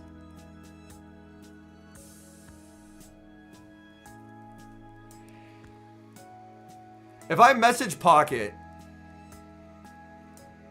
Pocket probably knows.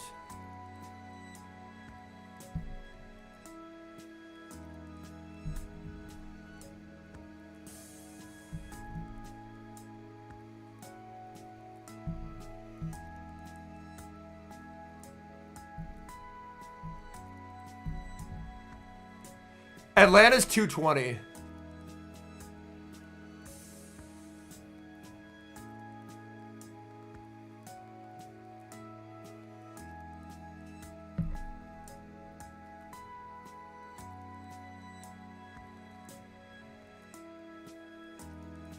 All right, Pocket's at an aquarium right now. He will check for us later. Pocket is actively at an aquarium.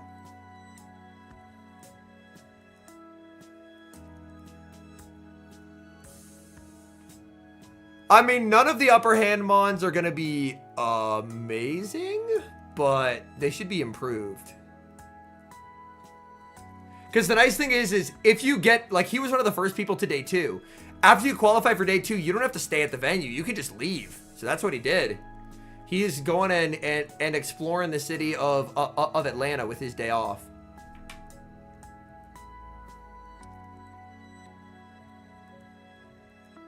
I don't know, Tiger.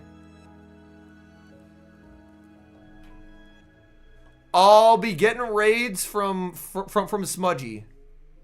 And we'll find out. Also, North America people, there is still a couple regionals left. Monterey in Mexico, Milwaukee, Wisconsin, and Portland, Oregon. If you live somewhat close to any of those and you're like, man, I should, like, I've always wanted to attend a regional. Signups are still open for Milwaukee and Portland. And I can confirm that I will be at one of the 2 regionals. I cannot specify which, but I will be at one of those 2 regionals.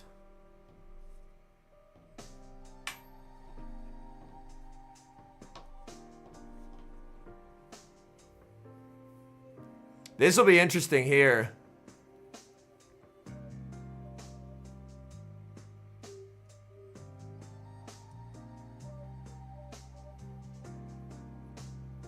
Oh, he doesn't throw it expecting the catch. He didn't throw it expecting the catch.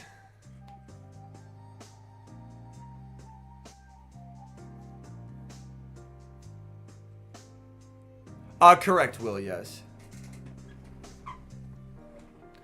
All right, chatters. I'm going to run to the restroom. I will be in attendance. Yeah, I'm going to run to the restroom, so I'll be back.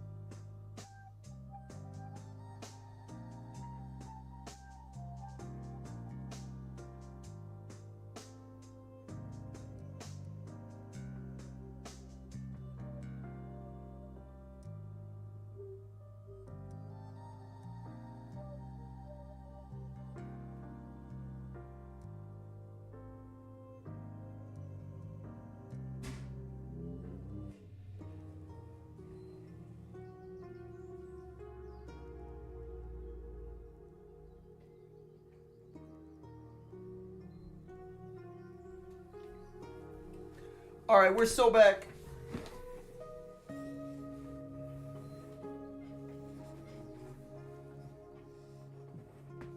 Yeah, it's an Aqua Jet clone, but it has a 30% debuff chance. So it's like cracked Aqua Jet, which is already a cracked move.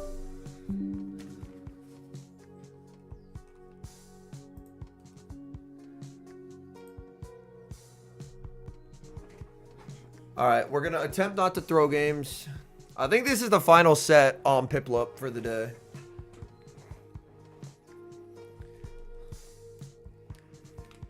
We have been bouncing around upper 28s, low 29s.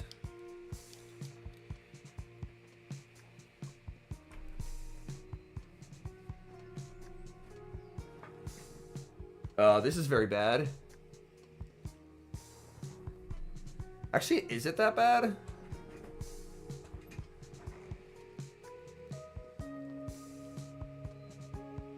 Wait, Sceptile! For example, Sceptile Ice got it between the Latin American International Championships and the European International Championships. That qualified him for the travel award for the North American International Championships. So how did you feel knowing that you were close to achieving that top 4 in your region to go for that International Championship travel award?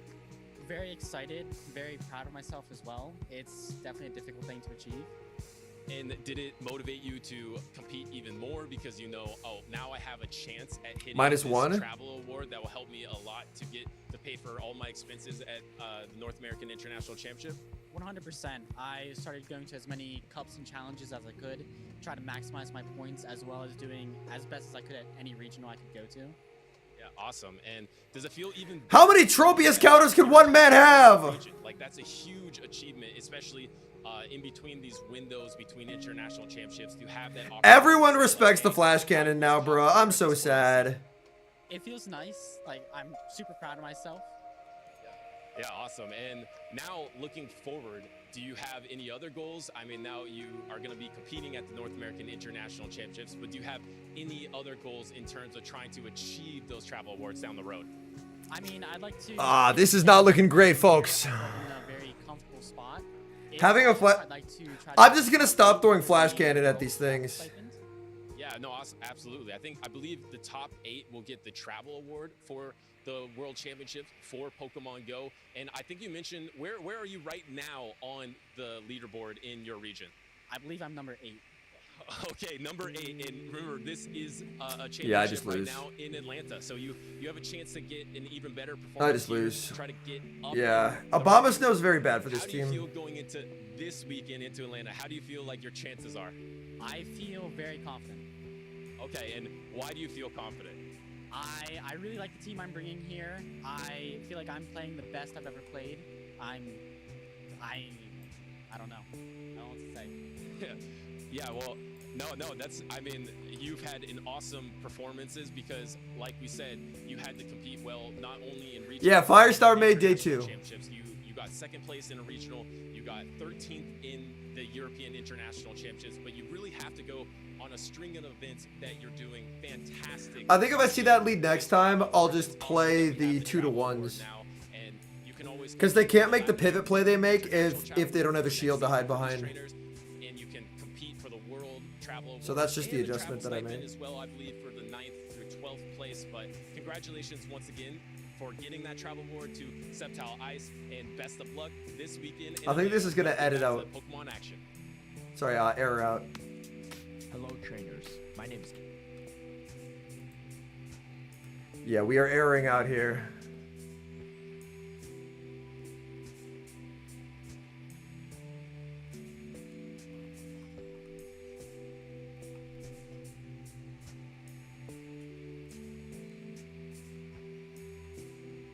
Yeah.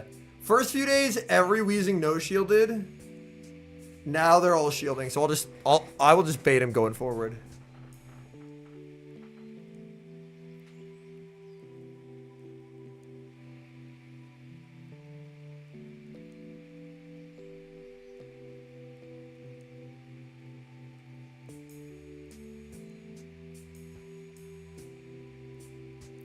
Action.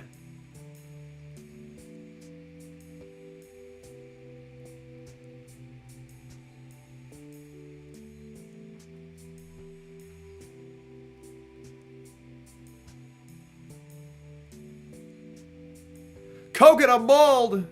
What are they running? No! This Pokemon again?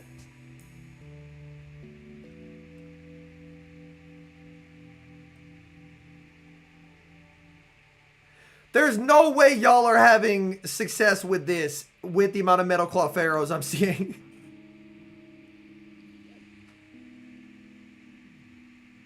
That's all we've seen all day.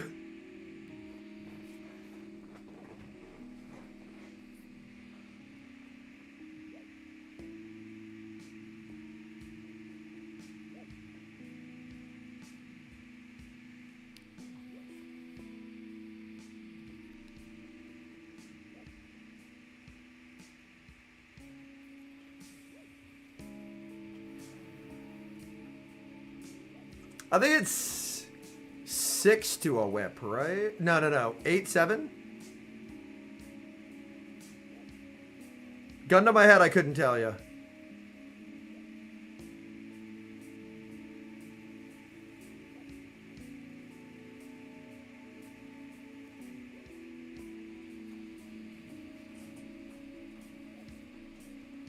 I think I need a foul play to put this in Leaf Blade range.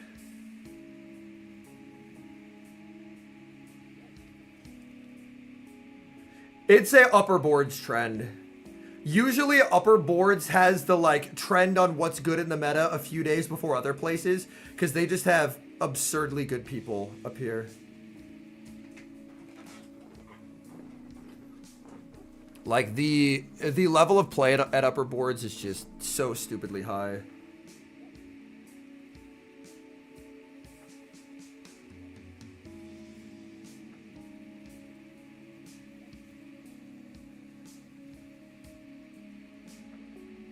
I think I should live this, but not very well.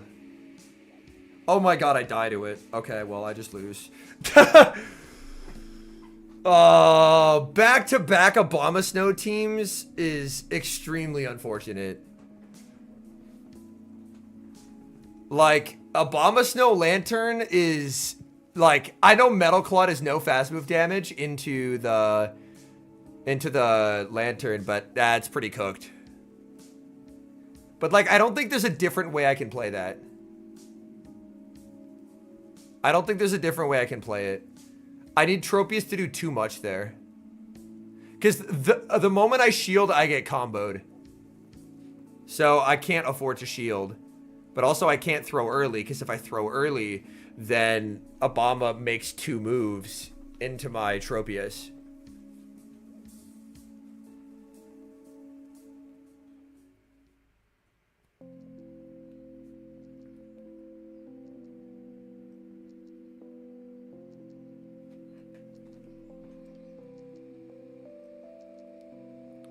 Do I make the pivot back to the OG?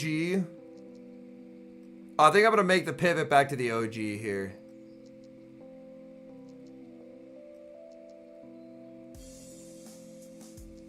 Alright, we are making the pivot back to the OG team.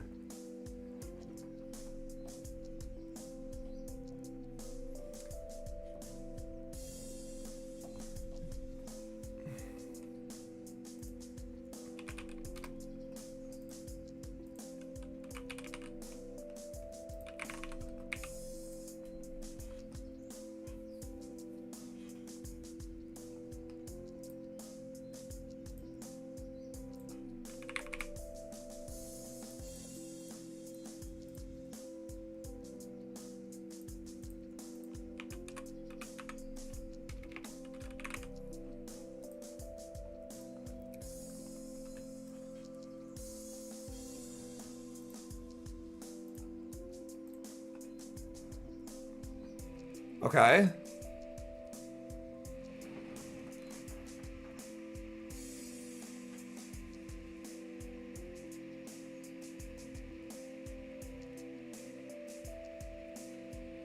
Last time I shielded, I didn't like how it went, so.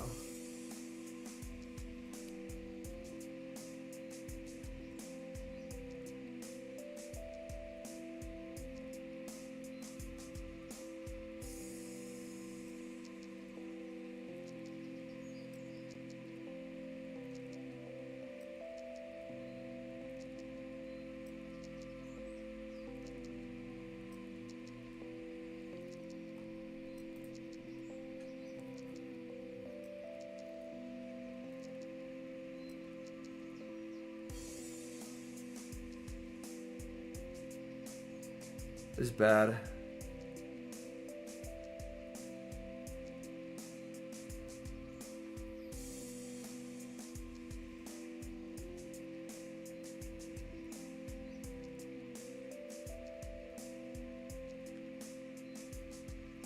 They threw an alignment so it's no longer bad.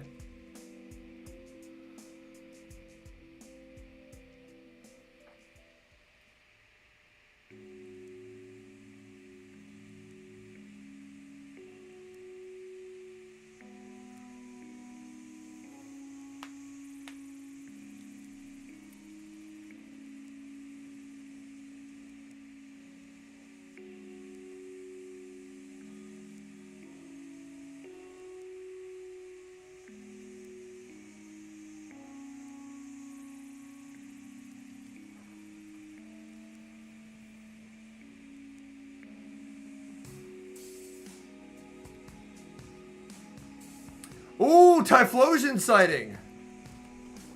Hello.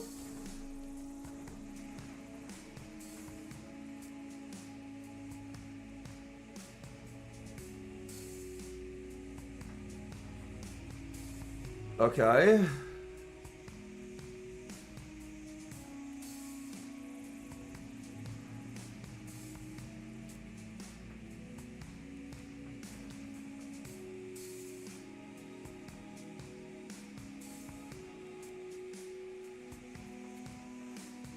I actually lose this. Oh, this is a sad moment.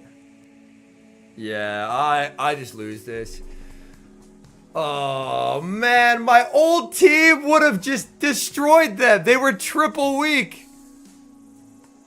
That's pain. I switch off Dilly, and they're triple weak to Dilly, man. They're triple weak to Dilly. Oh, man.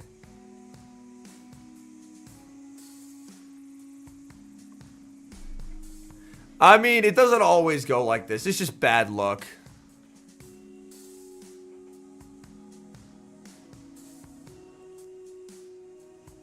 Ooh. It was Credilli lead. And they were triple weak to Credilli. They had Tropius, Lapras, and Gastrodon. They had 0 Pokemon that could put up a fight against Credilli. What is he shaking his head about? I didn't see any missed fast moves so far.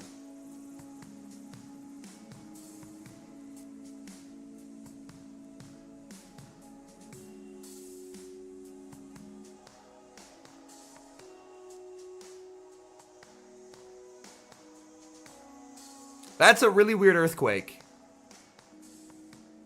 That's a really weird earthquake. Stone Edge is fine there. Why would you earthquake? Now he just Typhlosions you and you lose. GG!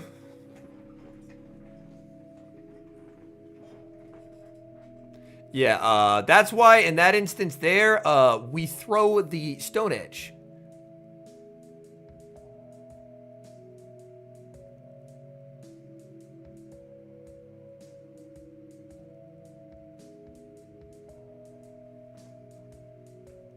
Typhlosion. It's difficult to pilot. Like in this instance, it's up a shield, so it looks invincible, but it's very difficult to pilot.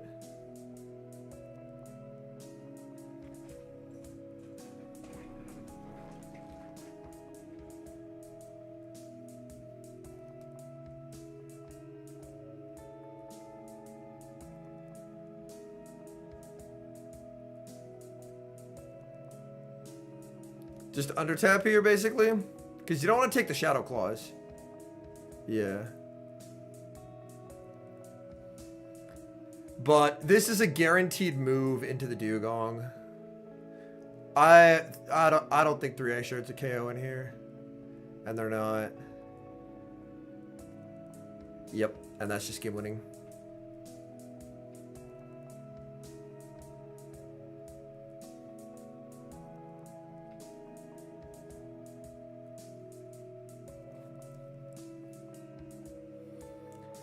Wonder if nerves got to him a little bit, which is fair. It is a winner's finals.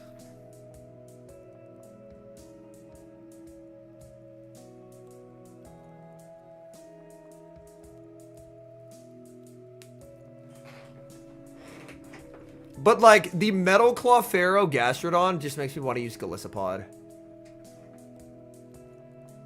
Because Pod would go absurd there.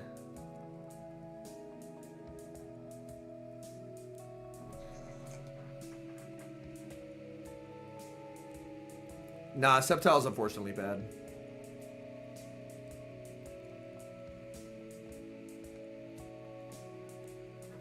I have an idea. I have an idea. LW Josh? I don't know. I'm not familiar with the name.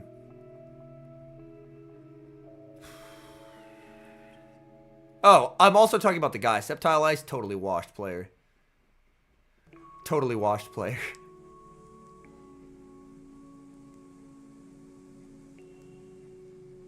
NPC of a man.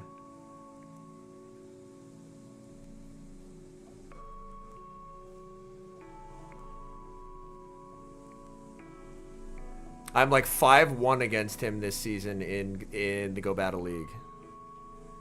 I did my taxes the other day. I had to claim him as a dependent. All right, I will stop with the roast. I'll stop with the roast.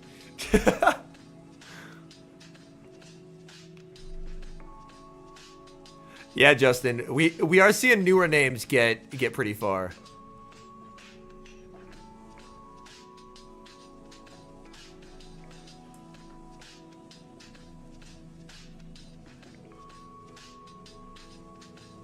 I do, Gobs. Yes, I do.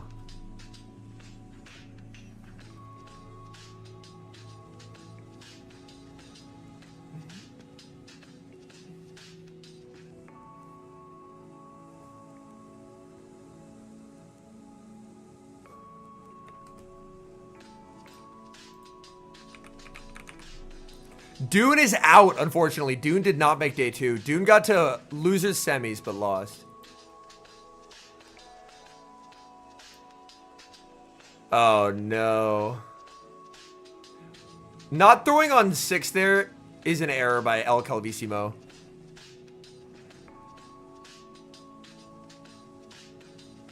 Heck yeah, board. Oh, no! Cooked him.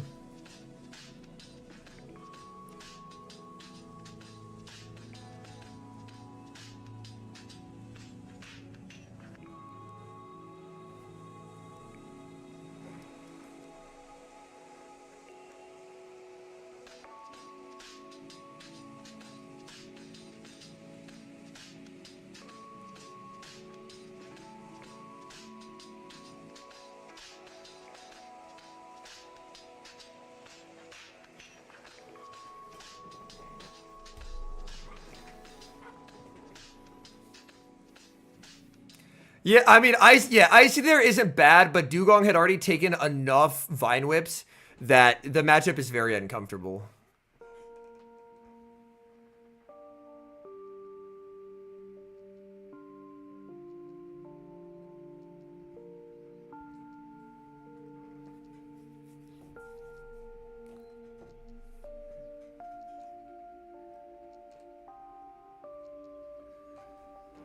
All right, I have a bad idea for my final 2 battles of the day.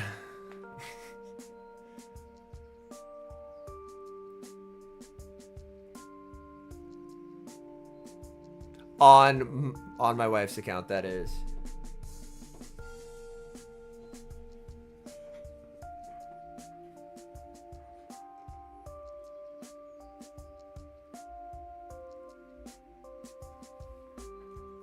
Incinerates are gonna melt this primate, man.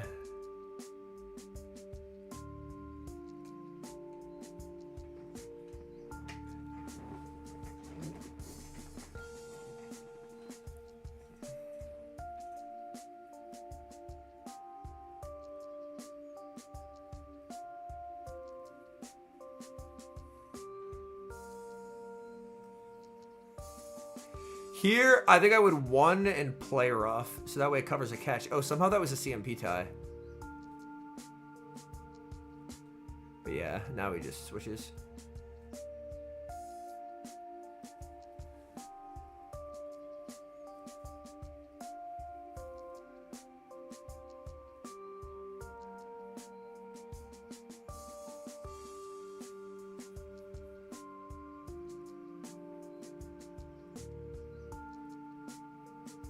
I mean, he's very safe to just, yeah. Click move. Yeah. Because then he's 1 off the Thunder Punch.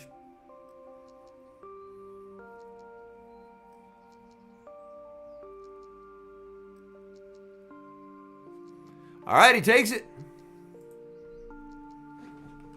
All right, we're locked in. We're in Operation Salvage mode. I'm doing what one should never do, which is trying to build a team to counter what I'm seeing. That's usually a really bad idea. Usually does not go well.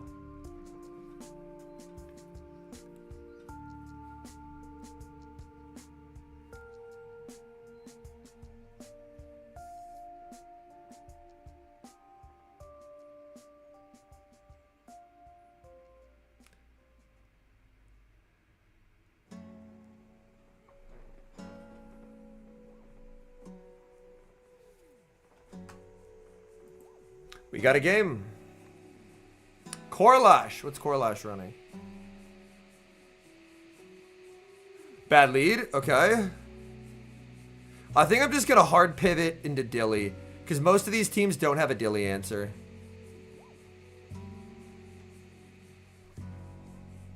I'm a bit surprised he didn't throw right away. But I will take it.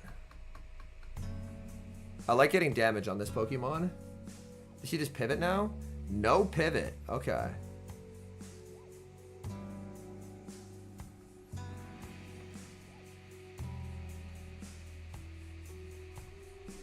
But now that I've learned that Tropius leads don't have a response to Credilli, it makes my life a lot easier to plan things out.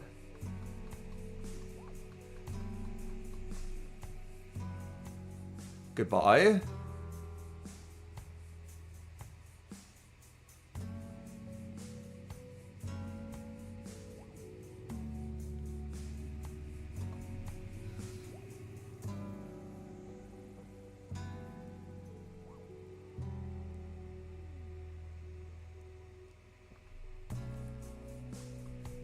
I'm sorry, how did I not get a sneak or a CMP there? Can someone explain that to me?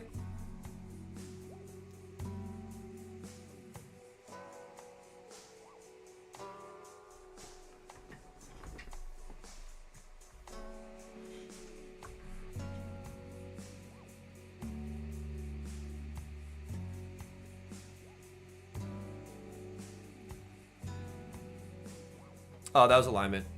Fuck, man. Visuals were a little scuffed there. Car key should still win me the game, though.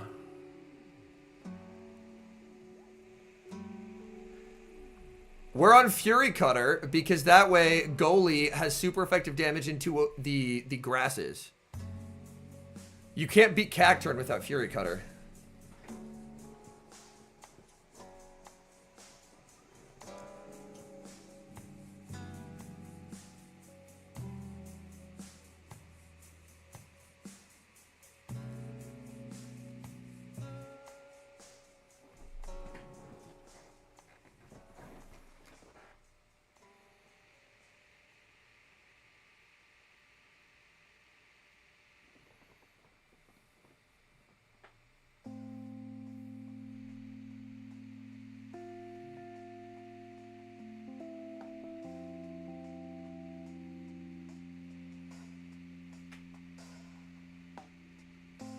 All right.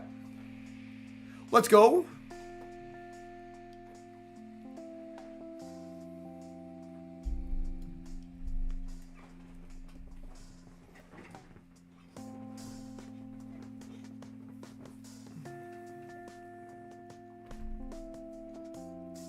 I think this will be the wife account tech for tomorrow.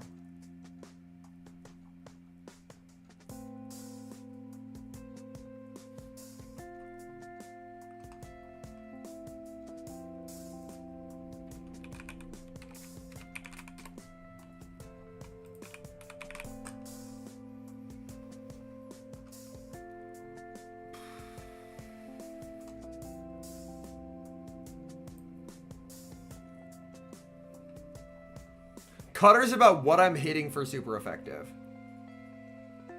Okay, Lapras. Not a great lead. I would rather hide my moveset and pivot.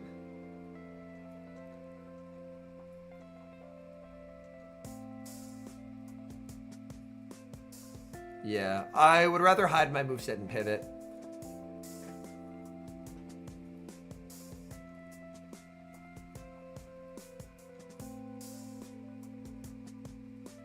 I'm gonna bait. People have been shielding flash cannons. Of course, now that I bait, they're gonna call it, but... Let's go!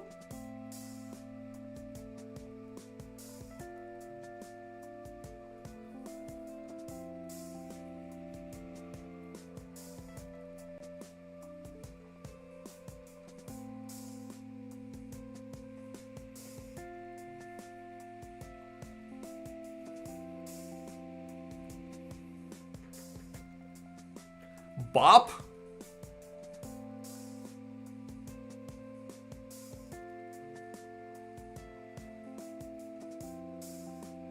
Five. Obviously, Fury Cutter's pretty bad here.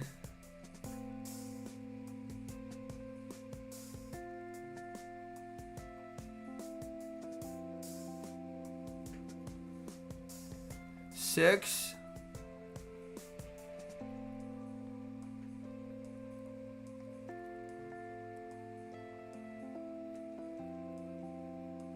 Eight.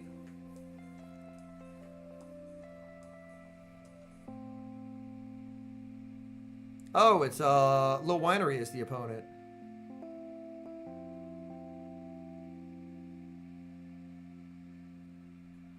Okay.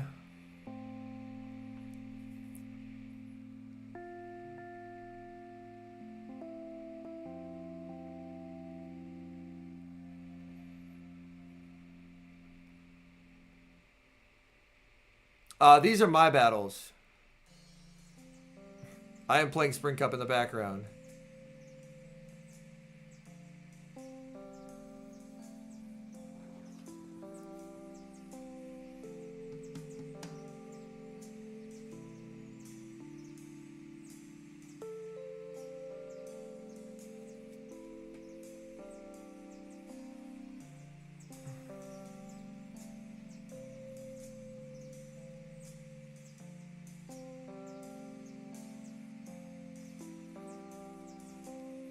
I need this to KO, and I don't think it does. I think this thing is actually too healthy. No! Alright, I have to live in Astonish, and I don't think I do. I just couldn't Fury Cut her down.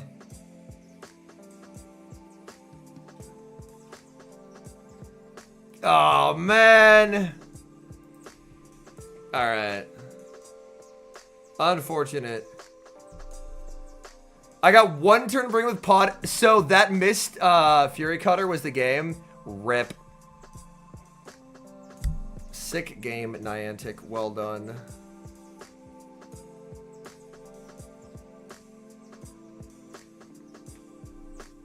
I don't think Fury Cutter's preferred. It's just something I'm trying. For the heck of it.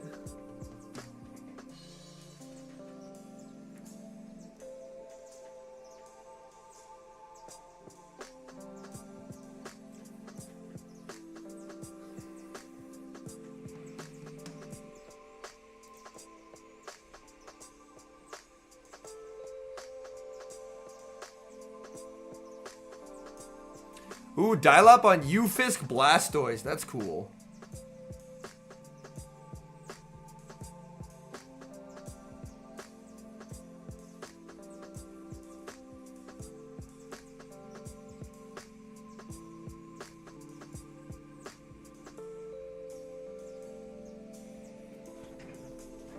Ah, if it didn't live on one there, I was so golden.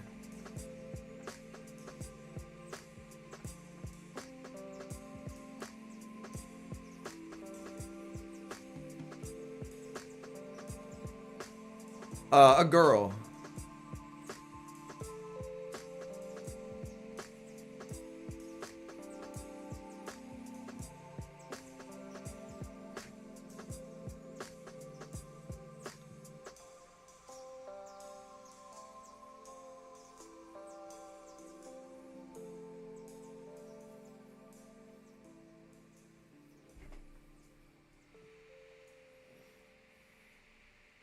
All right, they are taking their sweet time getting these battles set up. Pocket team with Furret in place of Dilly. Gotcha. Furret's pretty sick.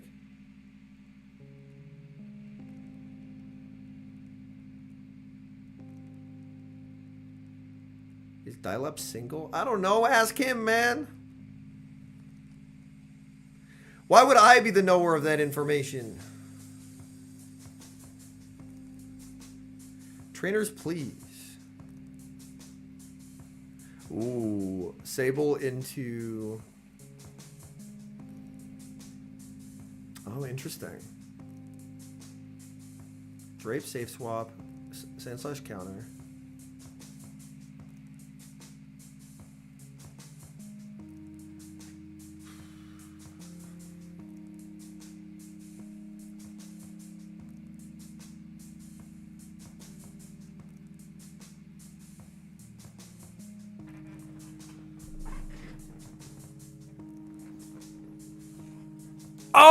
Oh! 1 HP survive. Tail won't knock out, though. Oh, it did? Oh my god. I was unprepared for that to knock out. Does he have a bad Sand Slash or something?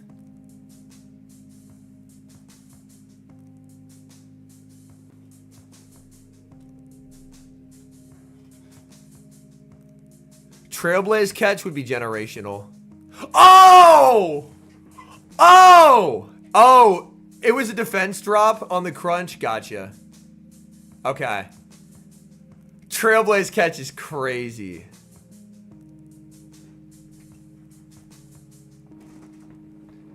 We are so back. We are so back. Acro bang. Rock Tomb bait.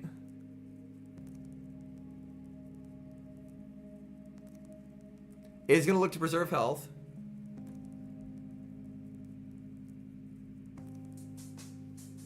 His clock's up after this, too. The interesting thing is he's -1. So her letting it go means he's going to have to pivot out to reset the debuff.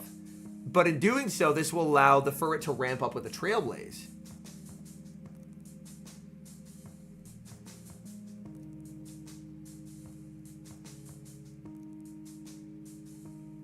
But Dialab should still be fine here. Yeah. Because he can just ace at this point. It'll fairy wind into ace range.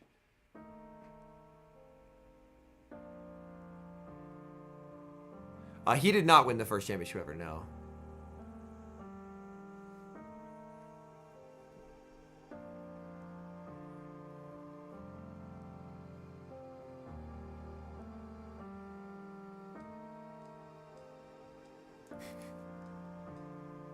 She trailblazes.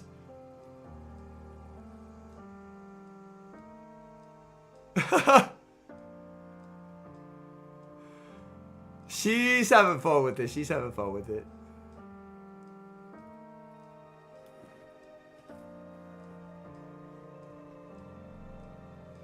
That Trailblaze catch just put him in such a good spot. Holy shit.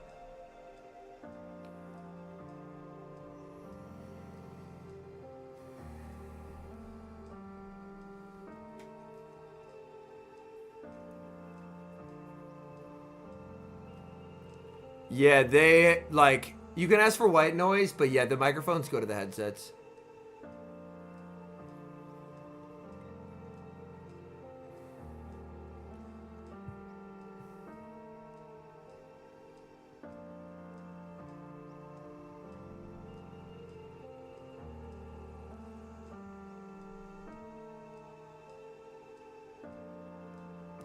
Diabolical Trailblaze catch.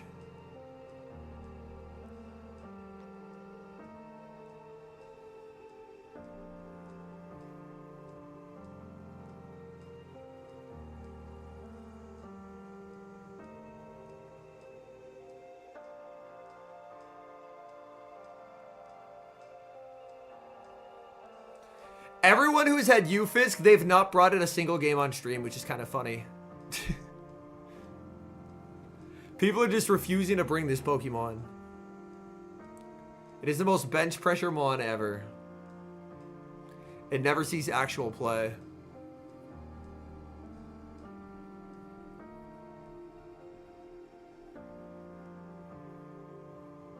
Oh my god, big man. They got big man lurking in the back.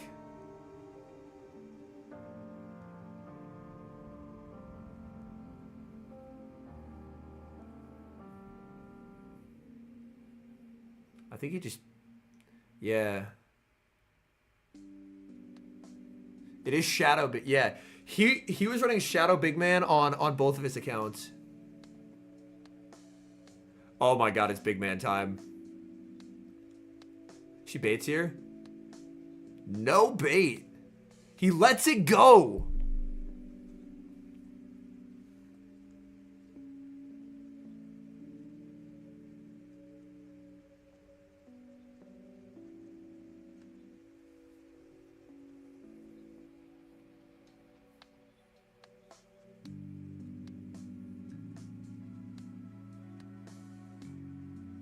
Will Sandslash have too much to do here?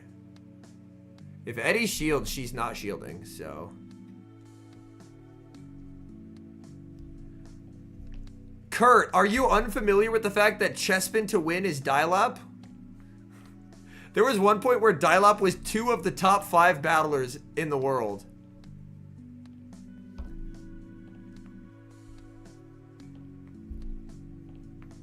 She's reading Azu will have value in back.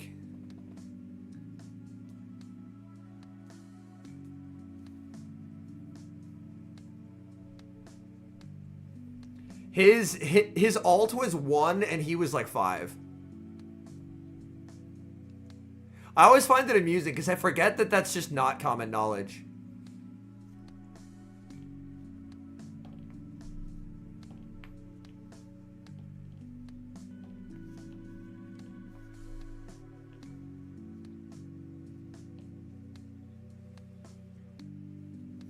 He needs so much pluff energy.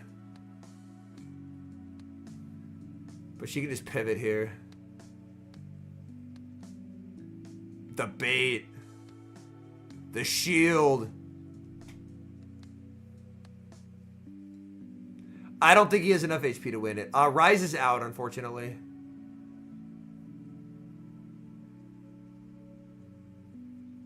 Yeah, he's shaking his head. He just knows it's over. There just isn't a path forward here.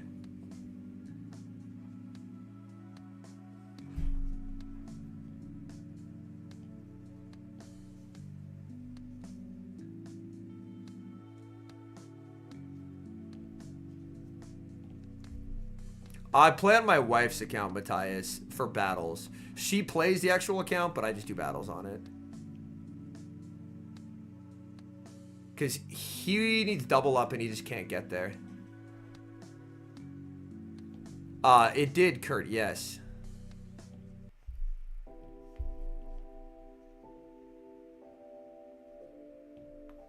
It's been top mon in this tourney. Claydol showed out. Furret's been very good.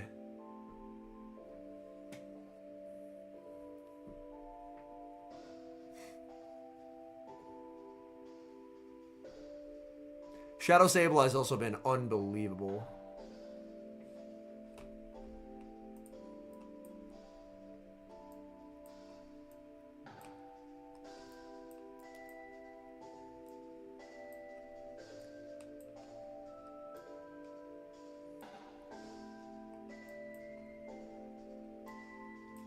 Ooh, stream Q1 is Tomahawk versus Dugong.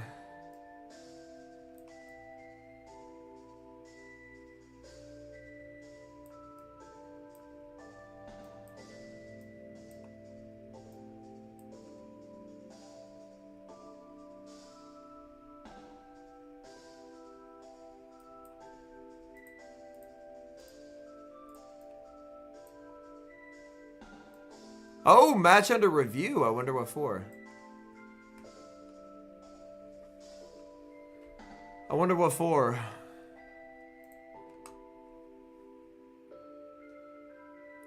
Standard background music? Nah, it's copyrighted. No, Thorn! I just lose to Thorn's team, man.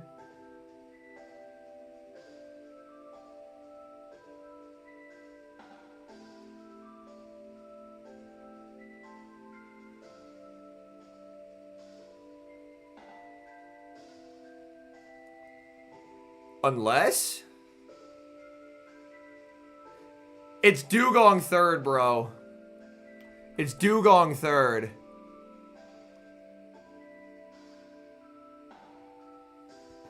It's Dugong third.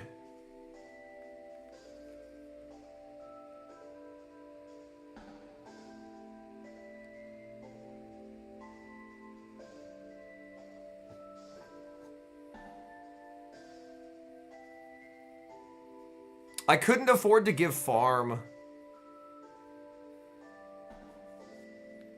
I think I need just trope energy and a lot of it. But I'm in such trouble against this Dugong.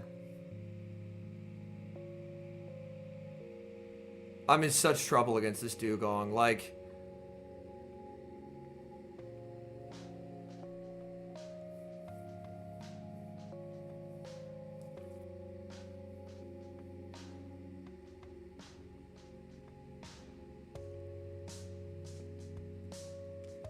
There's just never a world in which I can win this game. Fuck.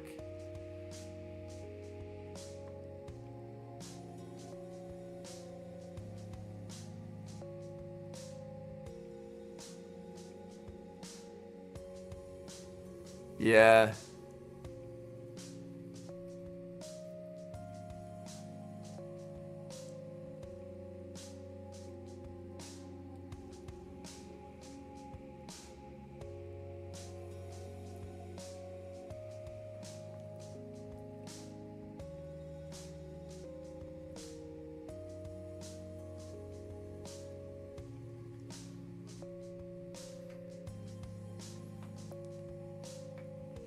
Because he's going to be on his 4 cycle here.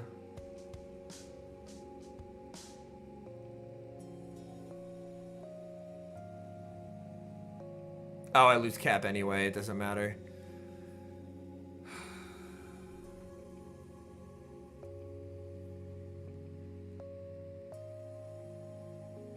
Ah. Fuck. Yeah, the moment I saw his name, I was like, I'm so cooked.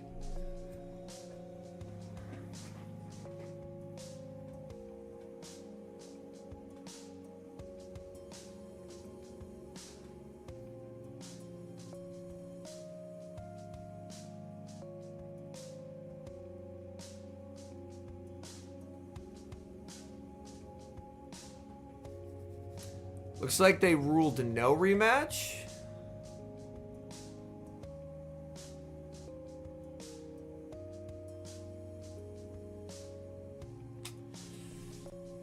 Yeah, every line I've run so far just loses to the Thorn line.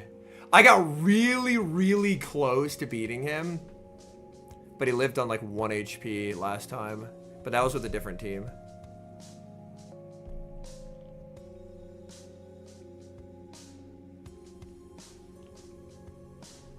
Unfortunate.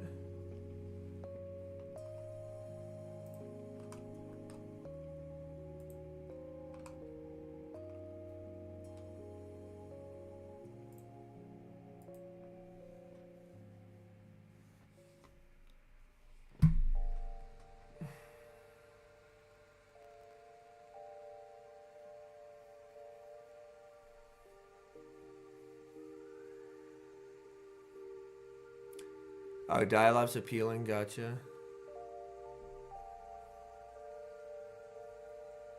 Yeah, Shadow Shroom, Lapras, Dugong is a very good team.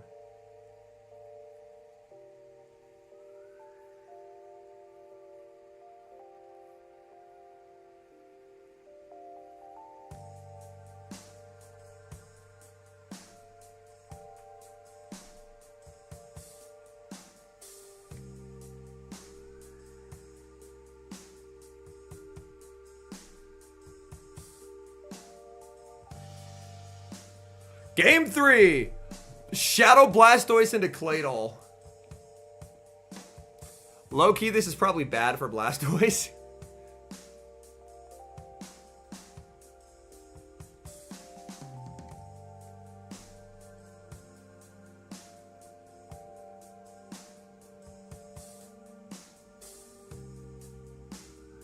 He could probably let it go and make another Hydro, though. I like this.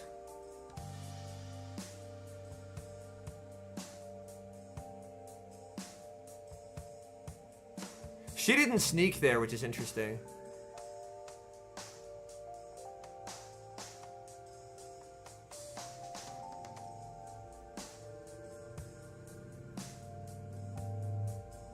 Yeah, she waited. Yeah, calling this makes sense. It's gonna be Azu. There is a world in which I think Claude sweeps this. I think there's a world in which Claude sweeps this. Whether that's this world I don't know, but I think there is a world in which it sweeps this.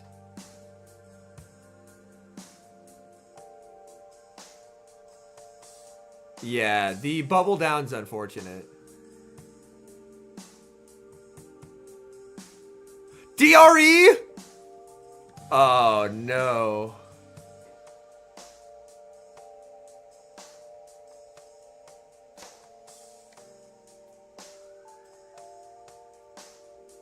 And now he gets denied. The bad news for Dialop is she'll be able to switch. Yeah, and that wins her the game. Clock being up is very bad. He gets the catch onto Big Man, but I don't know if that saves him.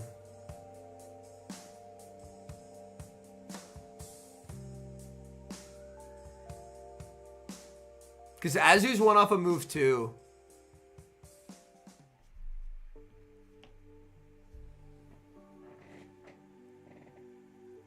Oh, going over 100 there.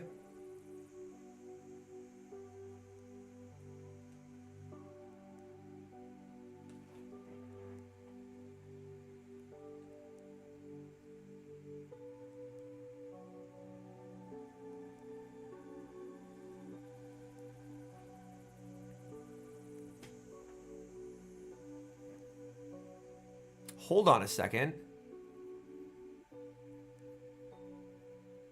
Oh my goodness. Oh my goodness, he did it. Yeah, I think she had to shield that.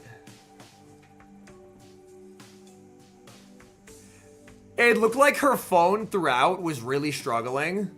So we might have another match under review. We'll have to see.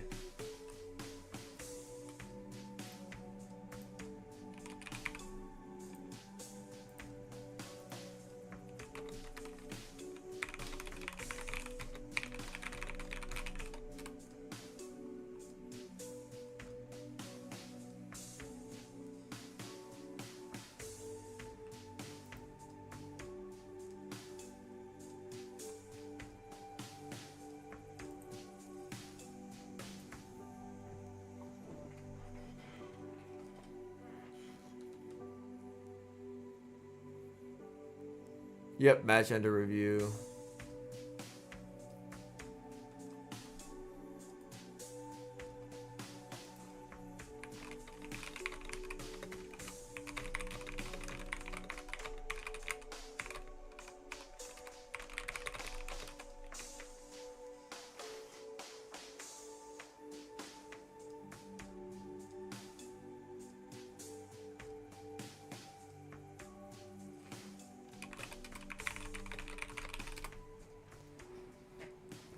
No, they use provided devices.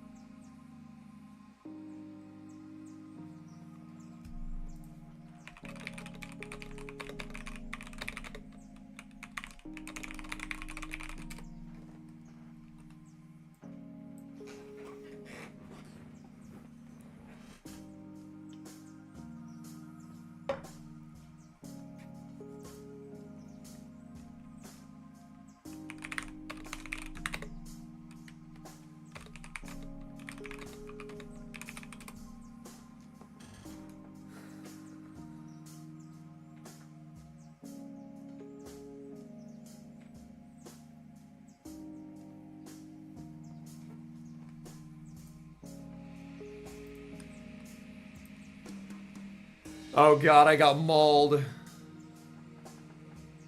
No, mauled. Fuck, bro. Mauled at the comp I can't beat.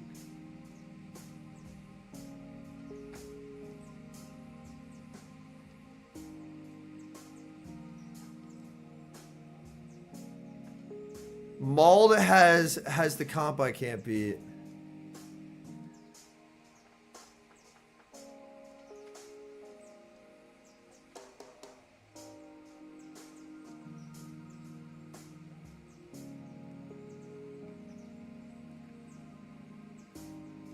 Yeah, all that stored energy, and I failed the catch. I tried for it, man. I fucking did. It's so deflating that a 3-2 will lose elo. It's so deflating. I hate that shit, bro.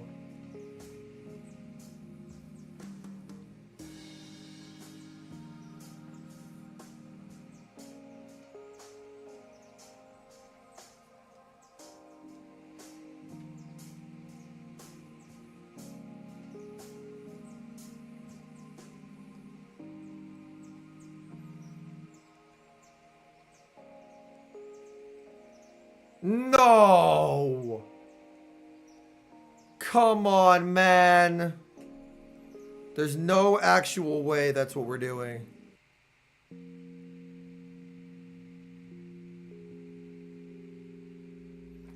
And I clicked the wrong fucking move. I'm just... Him living that on 1 was so fucking bad, man. Ah... Facing that team twice, like, it's so irritating. Because now that's just a guaranteed negative set, because it's 3-2. Like we saw earlier, 3-2 was -9 elo at this range. So frustrating.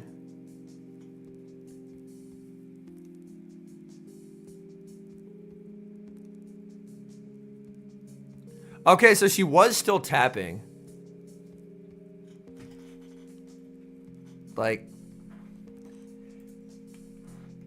it's annoying because even if I throw the leaf blade into the lantern, I still don't win.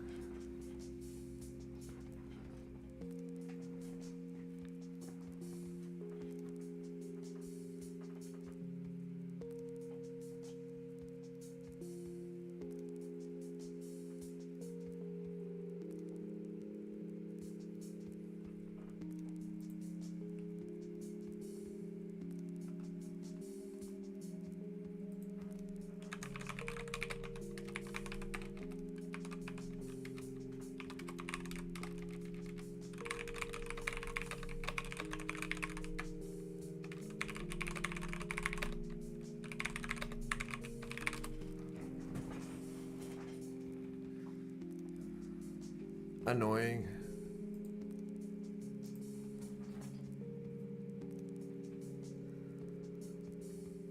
Yo, what up, Evo?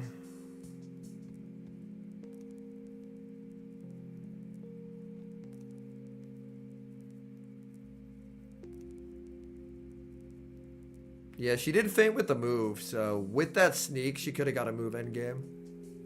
I wouldn't be surprised if it goes to a rematch.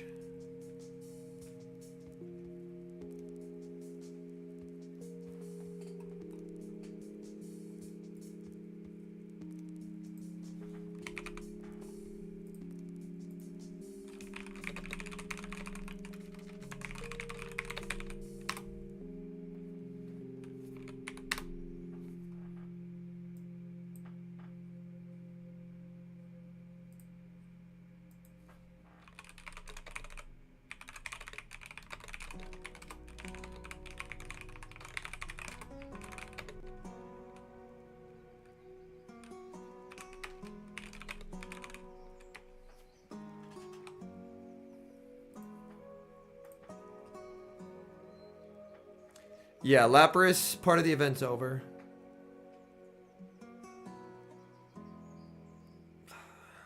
Unfortunate.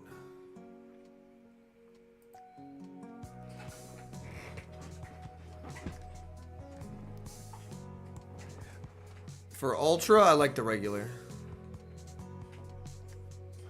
Extra bulk is nice.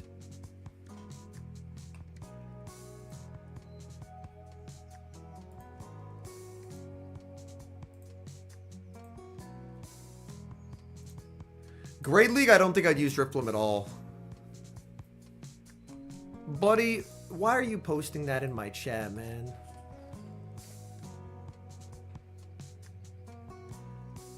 What part of any of this thought that that was an okay thing to post in my chat?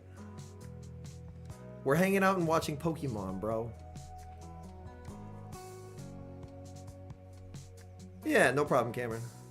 Yeah, Labras's bulk is sick. Its issue is always that it had really bad moves, and now that it fixed the move problem, it's very cool.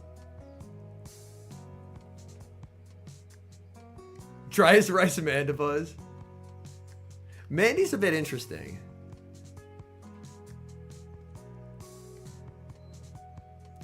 Yeah, Dave, they have chat turned on Twitch, but they don't have it on YouTube for some reason. I'm not sure why.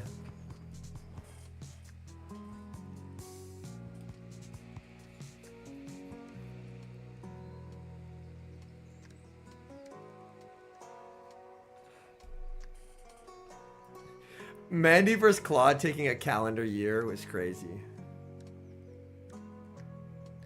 Yeah, you can't have moderators on YouTube, yes. They're ruling match stands? Interesting. Interesting. I guess they said she wasn't tapping or something? I don't know. Because there was definitely a deny, but they have the ability to watch it back frame by frame. So I don't know if they determined she started tapping late or something and that's why there was a deny. Yeah. Because she fainted with a move on Claydol later. So if she had it, she would have got it. But I guess maybe they... I don't know. Because the slap was definitely missed. But I guess they ruled that it wasn't a problem? Question mark?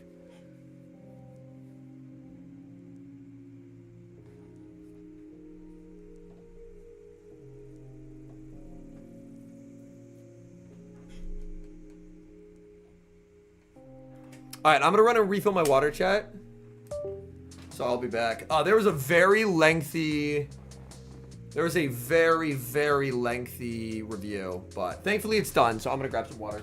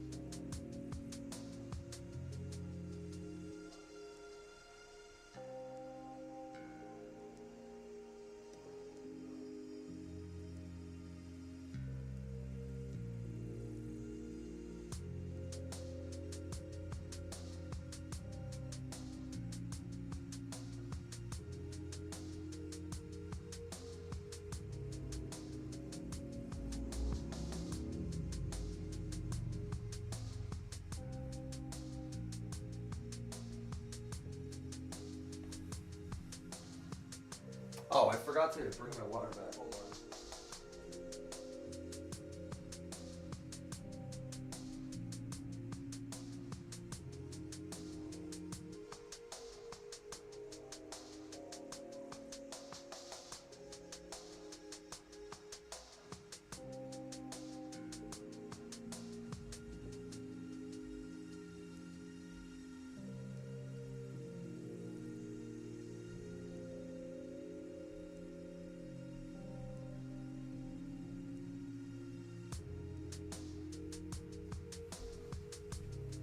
All right, we're back. I actually remembered my water.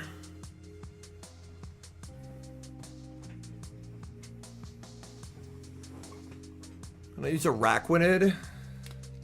Araquanid's issue is it's a debuffer and it's bulky, but bug water, like, I think there are more useful type combinations to have.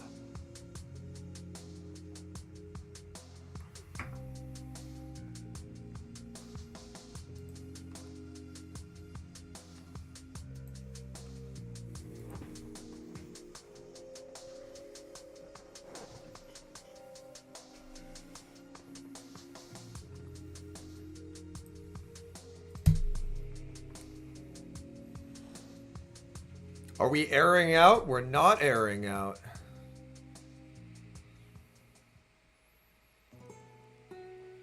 Oh my god, what is this?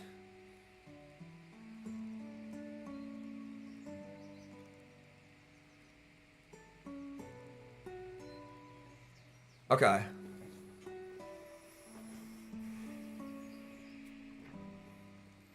Catch a Swift.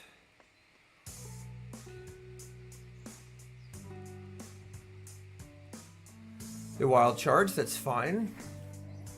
Because they'll leave.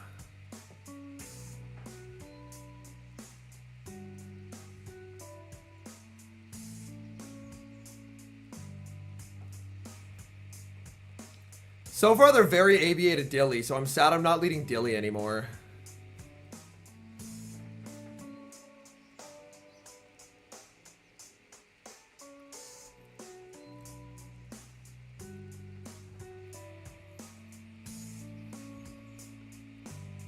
Oh, the main event! I'll pause that. That is the main event right there, folks.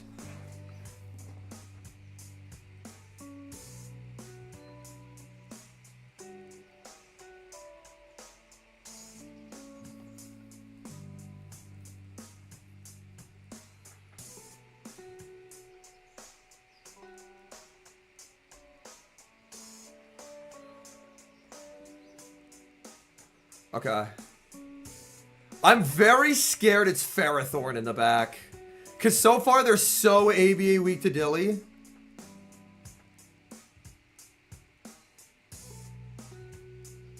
Oh my god.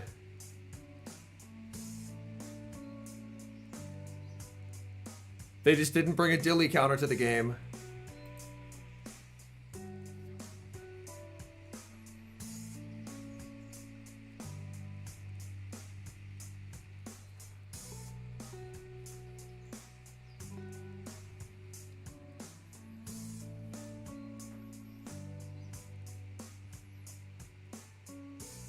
I should have full charged that. That was a good catch by them. That catch, I think, puts them in a position where they can actually win this game. That's what I get for not baiting.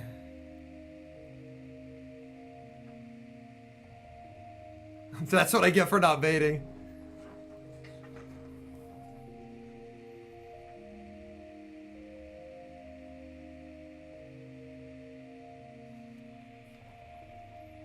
Yeah. I should have rock tombed.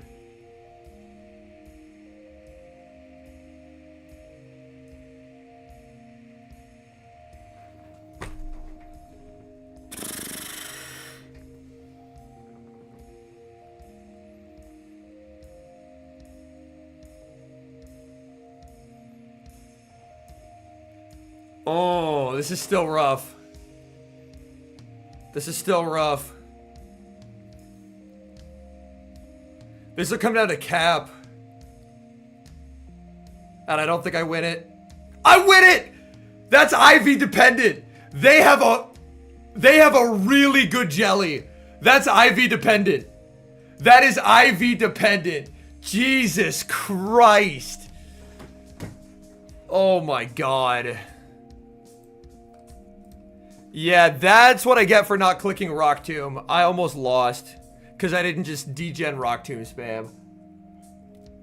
Rank 1 to rank 1, it favors Jelly by about 2.3. Someone fact check me on that. I believe rank 1 to rank 1, it favors Jelly by 2.3.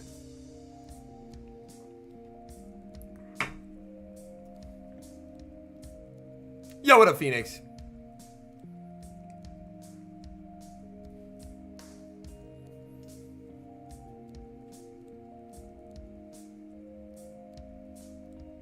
It's 2.2?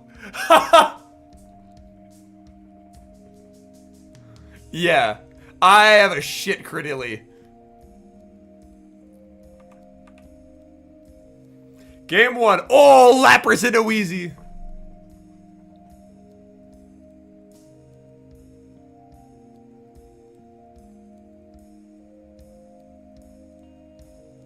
Ooh, the bait.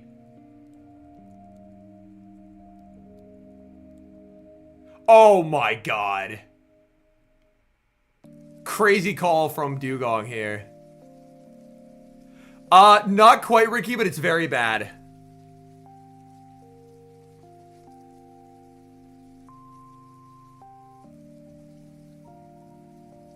It's very bad.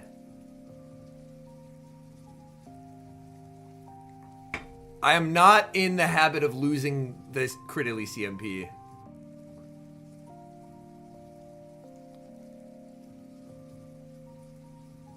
Why is there an A9 on your screen?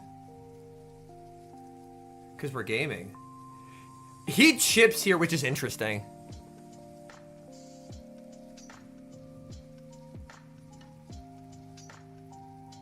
Because Dugong's overheat. Why I don't love the chip is I think he's going to have to throw anyway. So he probably could have just... Yeah.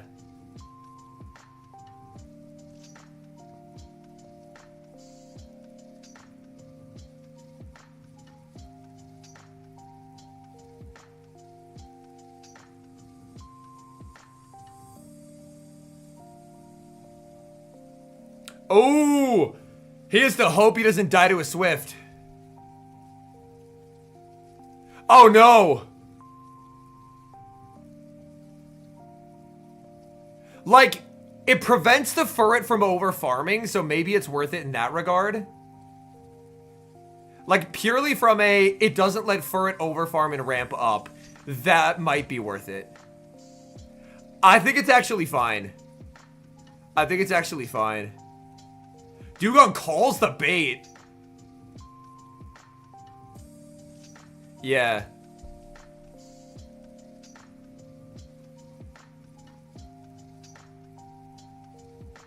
Oh my god, this thing owns Furret.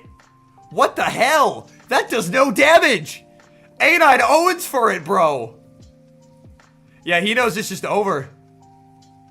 Bro, A9 cooks Furret. Tomahawk takes game 1.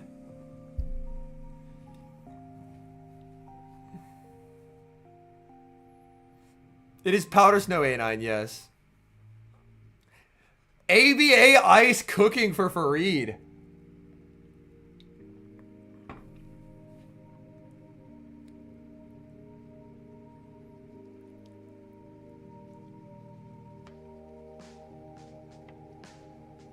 I'm so, like, I was not expecting to see an A9 putting in work today, but A9 is putting in work. A9 is putting in work. I'm very surprised. In a good way, though. They'll oftentimes write down the lines the opponents brought. They'll write down certain tendencies they have, stuff like that, to help them game plan for game number 2. Yeah, the Sucker Punch resist goes a long way. Because this has been like Furret's coming out party, and Tomahawk was a step ahead with this line. And an interesting play to overfarm and force the Furret to throw pretty immediately. Ends up setting up that endgame.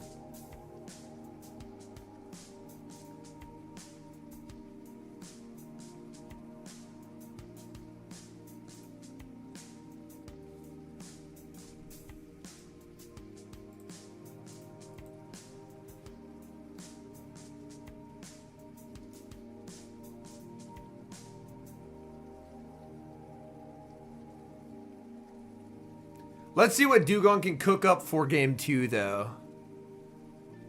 Because he has, like, Azu and A-Slash, which should be pretty good checks. But I didn't get aligned to any of those, so he was kind of just free. Yeah, A9... I was not expecting to see an A9 perform and be like, wow, what a cool pick. But it's actually working. Azu into Shadow Sable. As long as shields are up, I'd always rather be the Sable, which is crazy.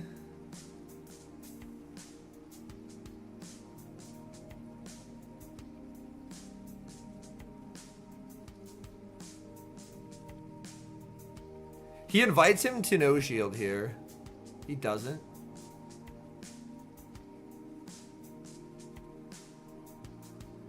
Even with, like, Gem is slightly less powerful than Gleam.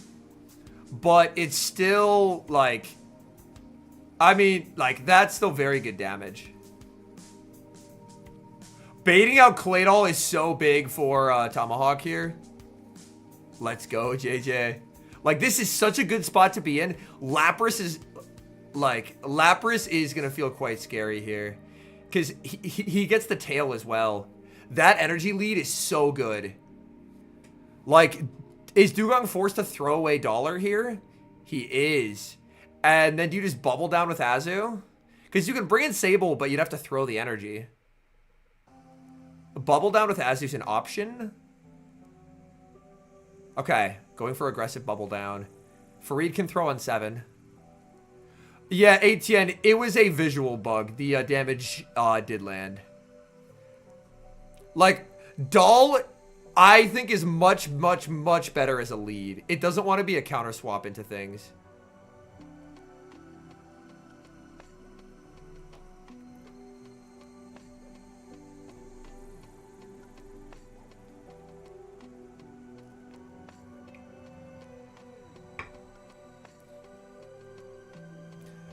The thing is, Sable has a ton of energy, but he's positioned Drapion where Drapion is close to a move. And that helps close the gap a little bit. But, Lord, this Sableye is going to be annoying. I think Dugong takes this. I really think he does. His Sable's too far ahead. His Sable's too far ahead. Oh, he loses Cap! He loses Cap! Oh my god! He loses Cap! Is a Fareed telling him that he is like a god Drapion?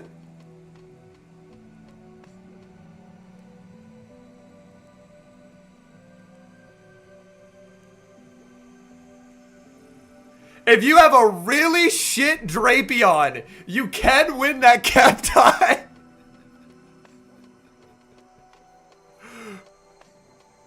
Oh, he said I run attack? Okay. Yeah. Fareed texts for moments like these, by the way. Fareed texts for moments like these.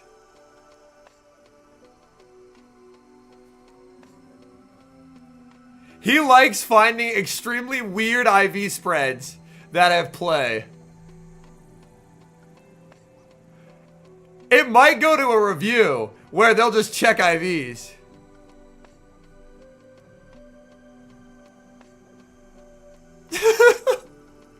That's brutal. That's brutal. Oh my goodness.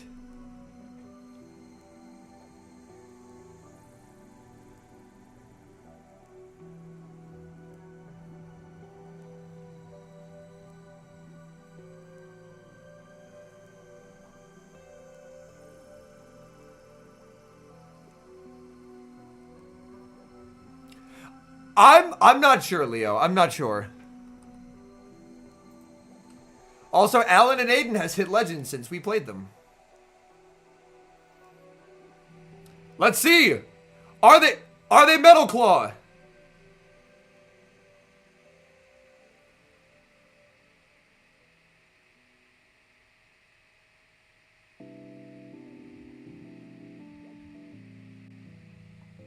They farm up to 10 here.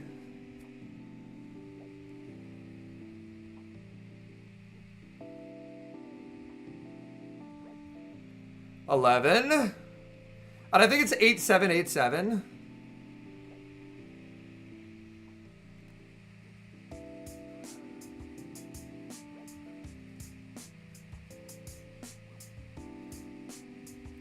I tech for moments like these. I'm on Fury Cutter. They're on Metal Claw.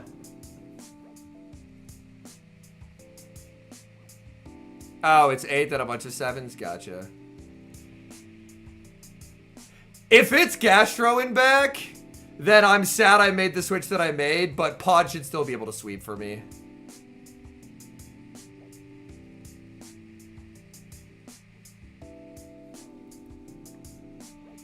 Like, surely Pod still sweeps for me.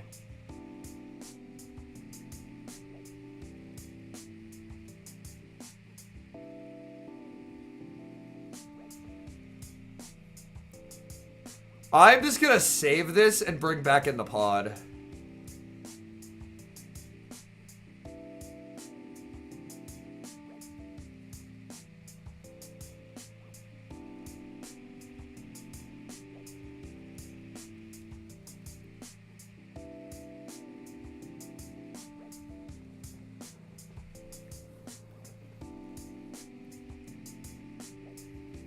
Mirror shot, okay.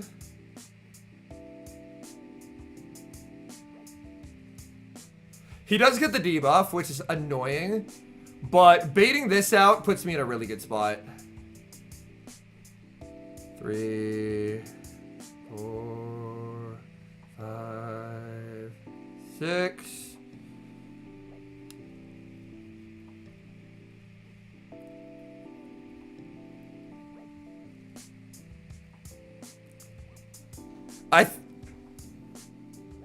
Can he actually knock out here with a slam, or does he have to EP? I think he's the EP, yeah.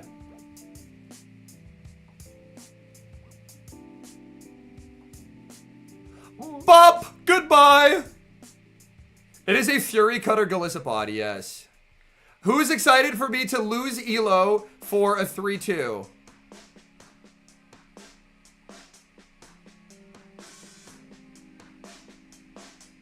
I finally have the sauce to break up this stupid core. I finally have the sauce to break up this stupid core.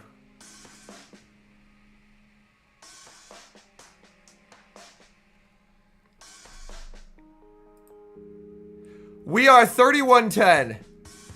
We gained 3 elo. Oh my god, we're so back.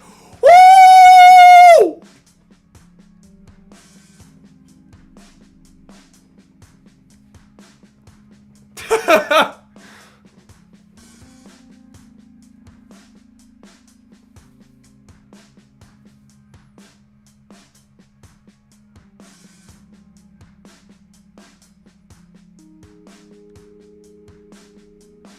Yo, what up, RTG?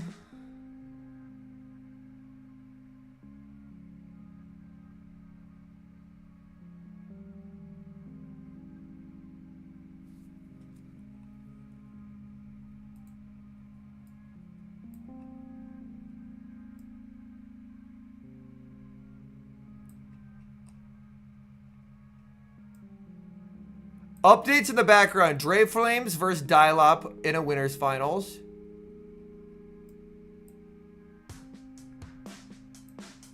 And then Elam versus Ashton Ash. And I think those are the ones that we don't know about. We should know everyone else.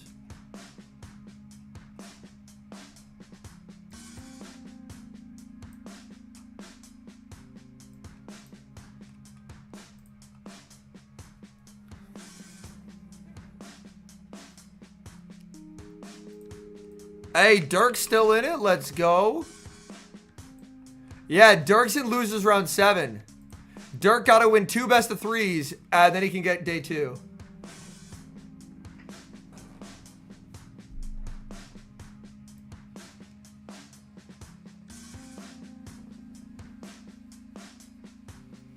All right, they gave it to him.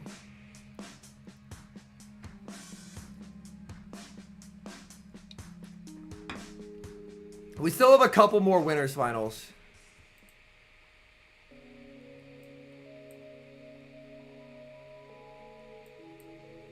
I think we have 2 more winners finals. Dre Flames, Dialop, and then Ashton Ash Elam's going to be insane. And then if they decide to show any of the losers finals.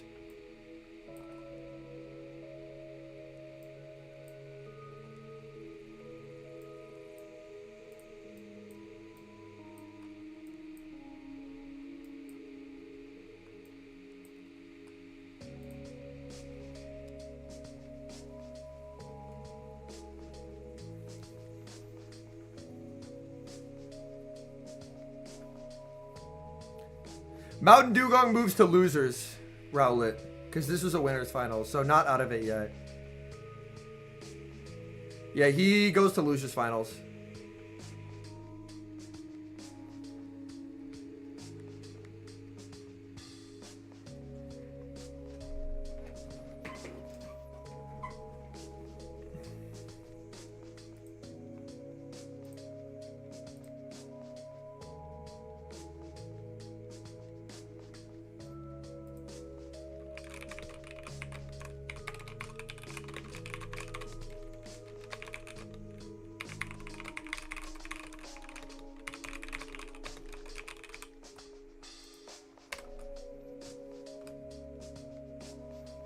Yeah, a lot of server members are popping off in Atlanta, which is awesome to see.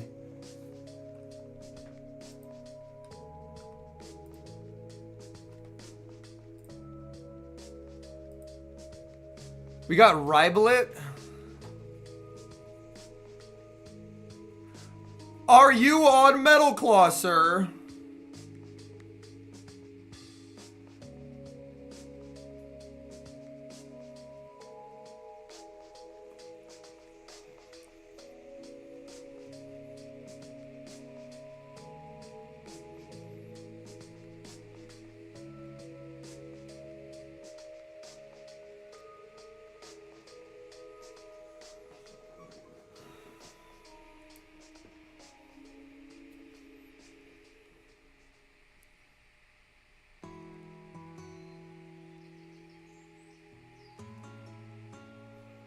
All right. I think this can knock out.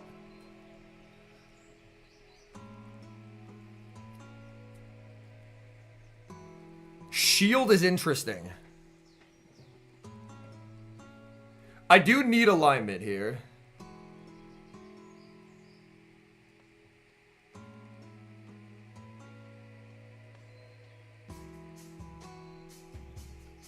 Five. Okay.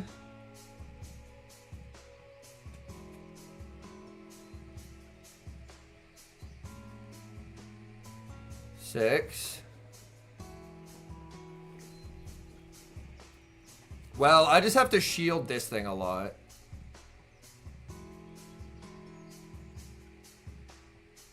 Okay.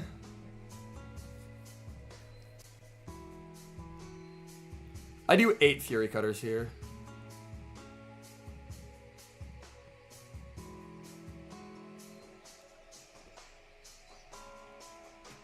That's awesome. Hey, getting a new PB and Elo is always a good thing, man. Let's go.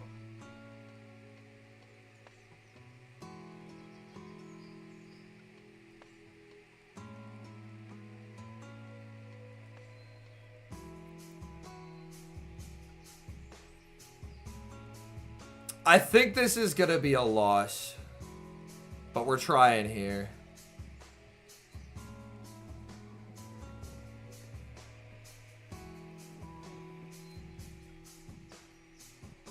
He sprays me, which is not great.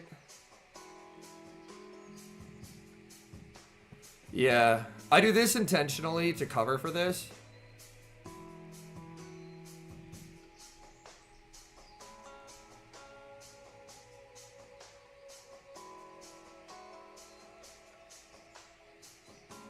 Yeah, I just lose. Oh, man. He had a regular ass Ferrothorn.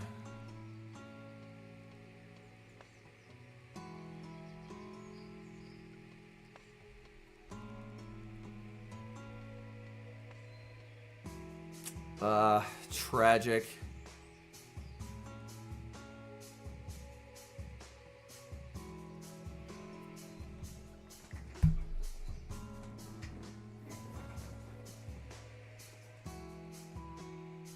Yeah. Unfortunate. The annoying thing is, at any given moment, if I 4-1, I'm number 1 in the world. So it's just, can I string together 4 wins in a row? In between insanely long queues.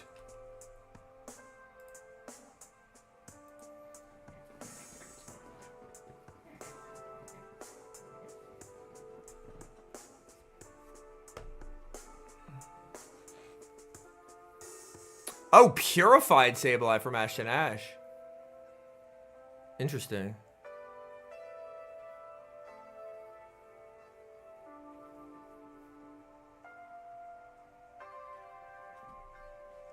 And an actual Guzzlord sighting.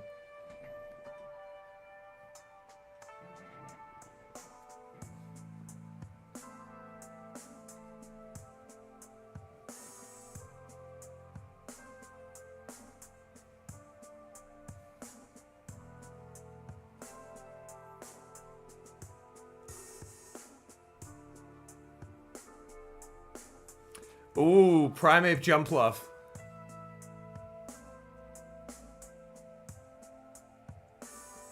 Ice Punch does have the same pacing as Ace, though. It's 5-4. It would feel great because I would finally get number 1. But sitting in interminable queues waiting is painful. Elam has, like, an out to catch the Ice Punch onto Lapras if he wants to. Oh, there it is. There it is. I have not. My highest was 5th in the world last season, and I've equaled that twice. The worst thing is before boards came out, I did have the highest elo in the world, because we're aware of the top players. But boards weren't out, so there is no number 1 screenshot. But at 2 times earlier in the season, I had the highest elo of anyone, but they refused to put up boards, which is annoying. I think you would have been better off just foul playing and then just taking the farm. Because now Sable just gets... I actually didn't think Sable would live that. I forgot this is a purified guy.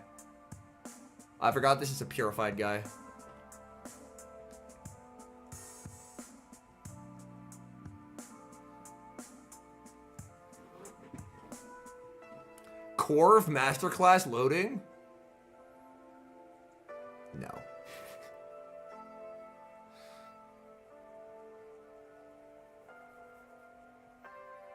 You aggro and then you go into dollar and Corv is sad.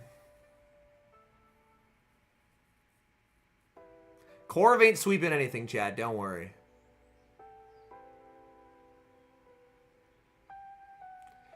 Ashtadesh CMP sack. That's his way back in. Even that, I don't think he wins. Yeah, this is so over, bro.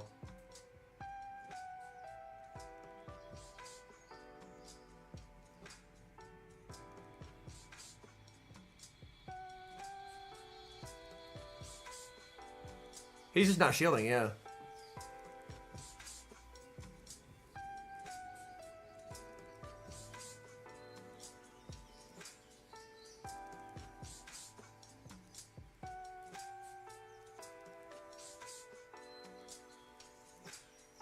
Corv is an unserious Pokemon.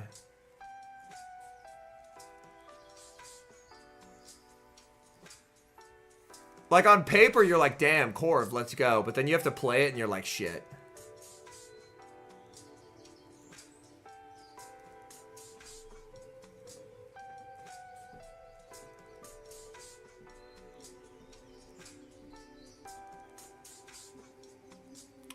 Sometimes playing it, you can see its potential of what it could be.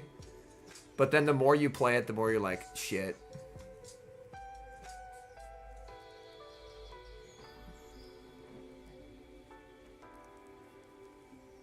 Talon's also gone from this regional. I don't think we basically saw any Talons.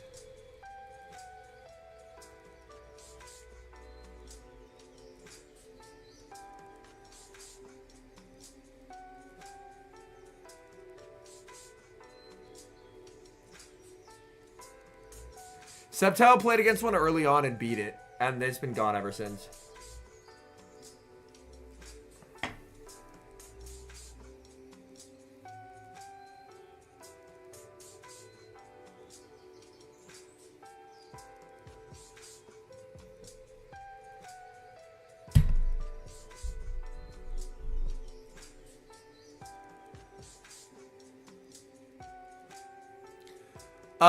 Everyone, like, your team of 6 is locked for the whole tournament, but you can run different 3s out of those 6. I think Shadow's better than Purified.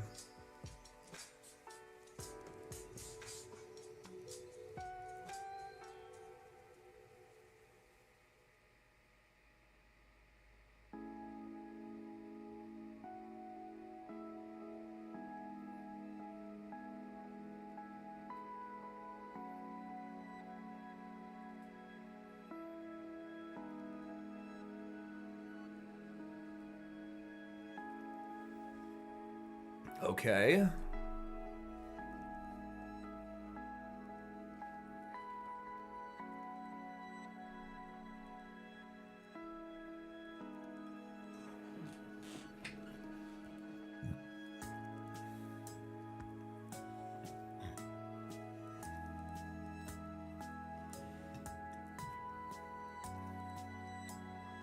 Elam degenning for swap. Like a good Claydol player.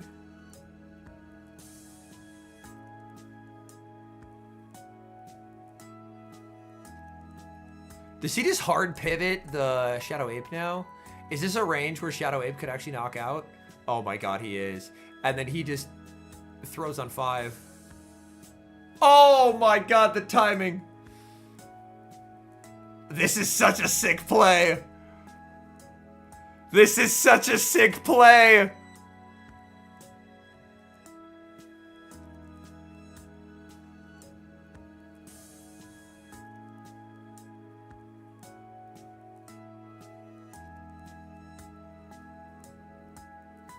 And he baits him and gets the oh my god.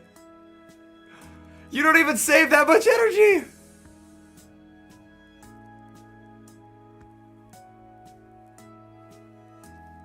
Looks like the bubble will knock out.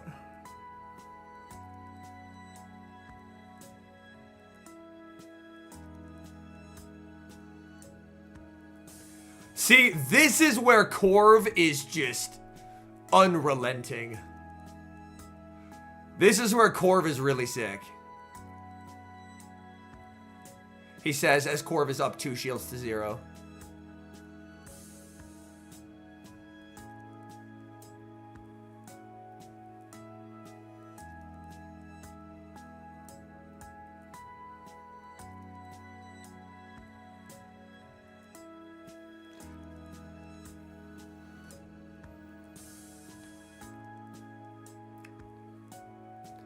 I'm not sure, Turf. I don't think Sky Attack KOs jump from here. Jumpers should live this. Look at acrobatics, man. And people keep saying that, nah, we should run energy. No. No. We are not touching grass today. Yeah, he wants to farm.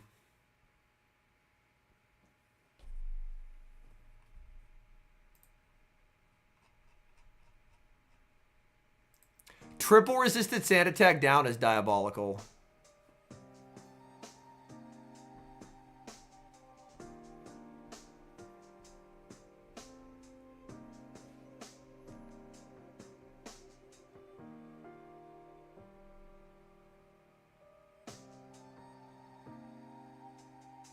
Yeah, like good players who can desync timers are a pure joy to watch.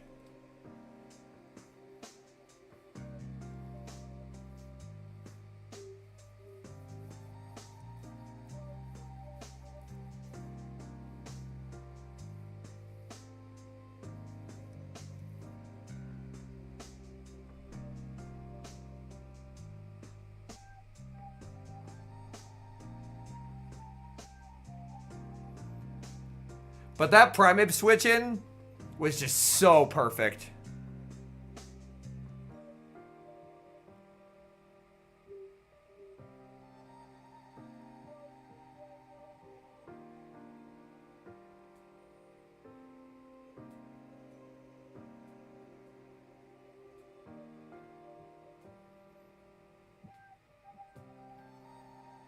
Just so well done.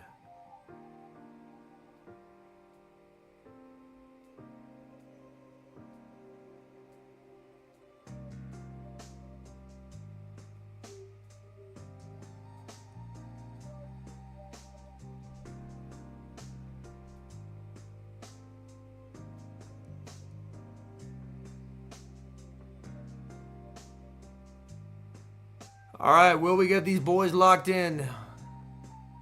Yeah, Shadow Acrobatics is unbelievable.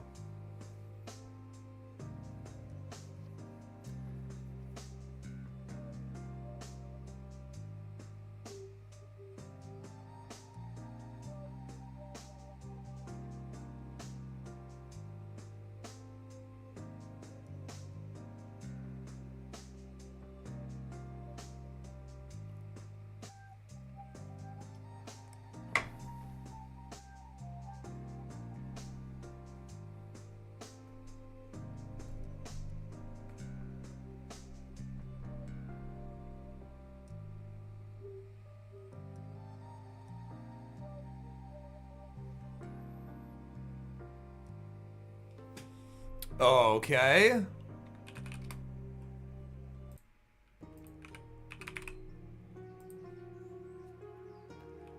Primeape.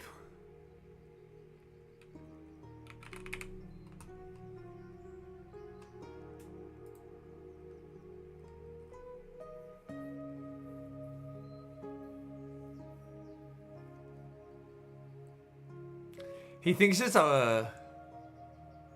Oh boy. The bait. Oh my god. This Primeape is terrifying, bro.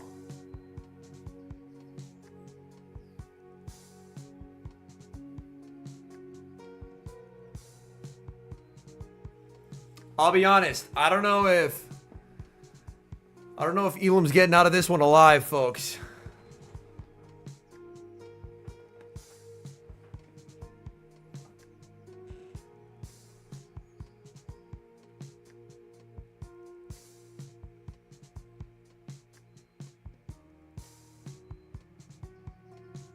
Yeah, he will have to throw. No Stone Edge here means Lap's very safe.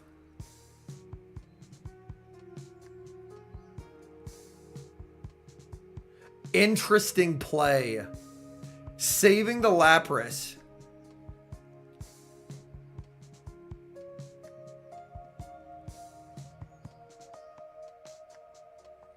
I wouldn't hate a weird timing throw here, yeah.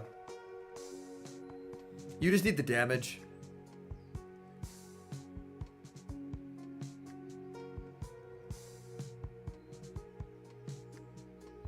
If it doesn't knock out, is it sand attack time? Yep. Hello, Corviknight. Oh my god. Is this the first farm down it's ever gonna... Oh, it farmed something down! It farmed something down! Oh, Elam's cooked! Elam's cooked! Core farmed something down! It did the impossible!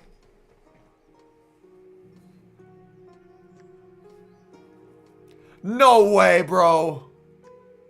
Core farmed something down? Hell froze over, bro. Hell froze over. Sky Attack. Bop. Lapras. Bop. Ash and Ash today too. No way.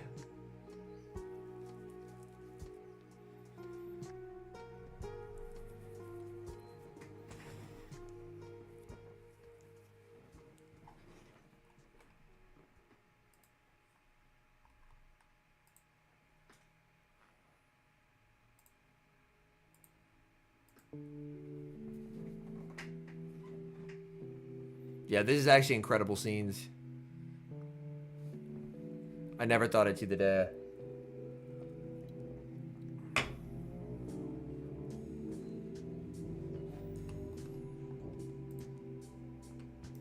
Yo, Dirk won. Dirk's in losers finals for a chance at his first top cut.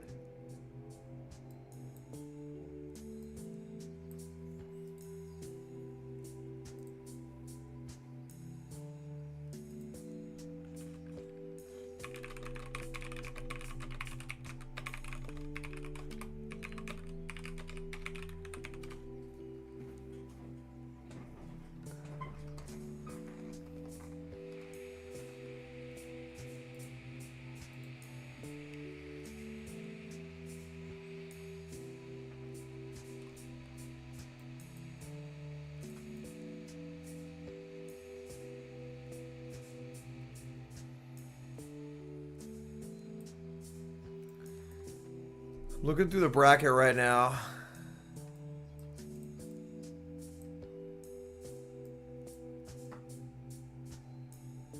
Yeah, there's still Dre Flames Dialap to go.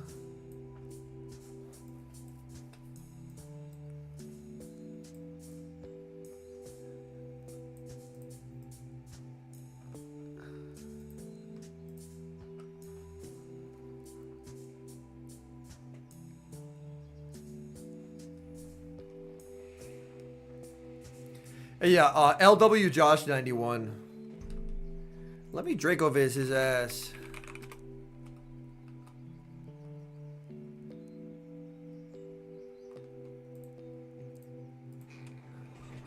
L91.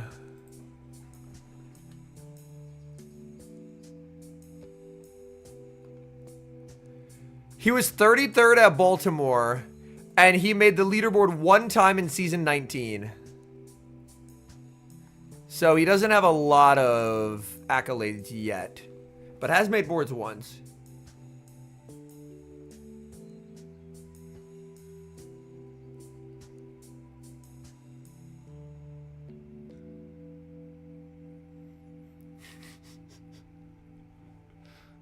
But moments like that, when you see the farm down, you're like, holy shit. If Corv actually could farm things, Corv would be insane. That's the annoying thing, is you periodically see the potential. Sadly, we cannot fast forward. We are live. I already caught us back up earlier.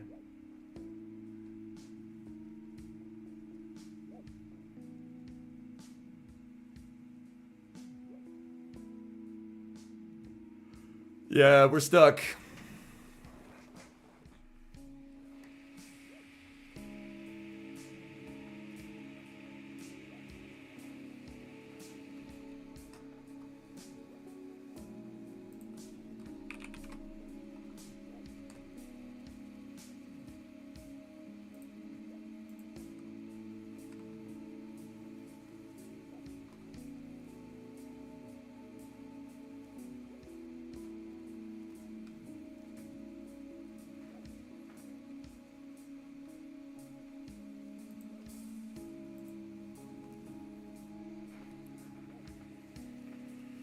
I mean, Drill Peck wouldn't fix its farm issue. It'd make it faster, but it wouldn't fix its farm issue.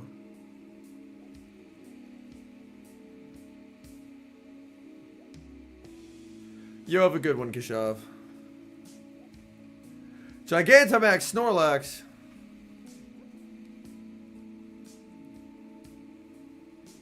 Yo, what's up, Matt Beer? Welcome in. I've played 2 sets on stream, Matt. First one was 3-2 for -9 elo, and then 3-2 for +3 elo. No, Corviknight is awful.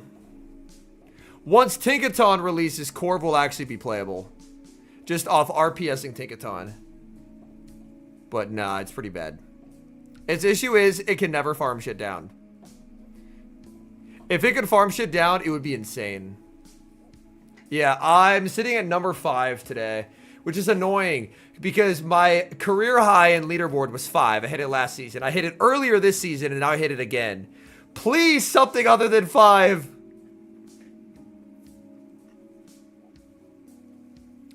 Dialap versus Drayflames. Blastoise versus Typhlosion.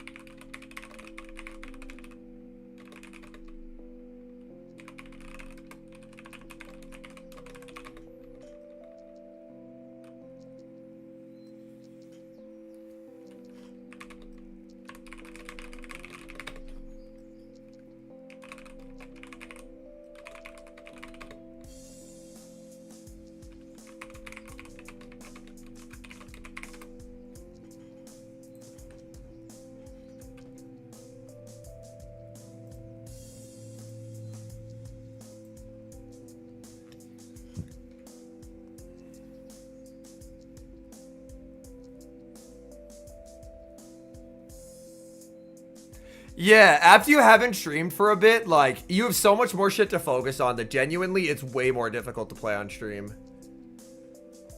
It is... yeah, it is genuinely, like, uncomfortable. I used to be really consistent at it. I'm not as good anymore, but I used to be really, really, like... I could be really dialed in. Pluff into Pluff.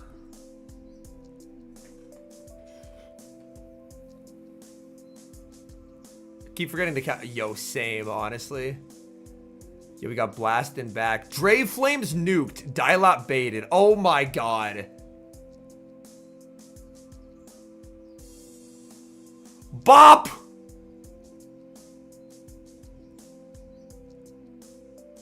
If he pivots blast, though, this gets uncomfortable for Dre.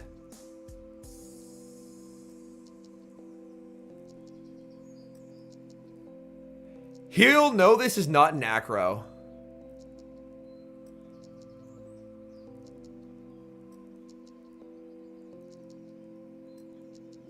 Bait the Blastoise, yeah. Blastoise users love to shield. Dialop was punished in the set against Lil Winery in a game by calling a bait. So he's going to end up shielding here. Oh, no!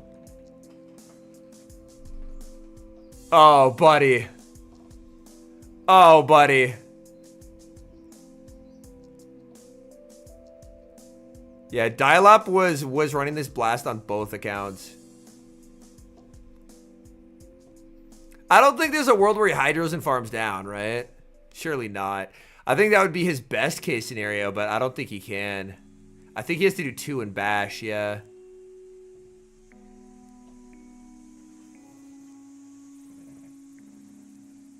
But this jump is still going to be a right nuisance. And Diggersby just beats Sableye in the back. Yeah, that's... Because I just don't believe Dialop can farm down. It's on Skull Bash, Haley.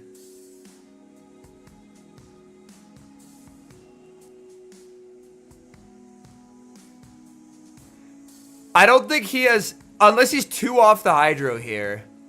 Which he isn't. Yeah, GG. Unfortunate.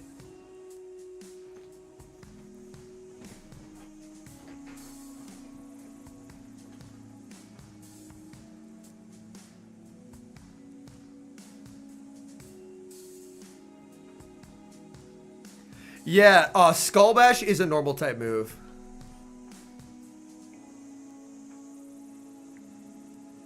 Turn weights, yeah. It's on a quick attack.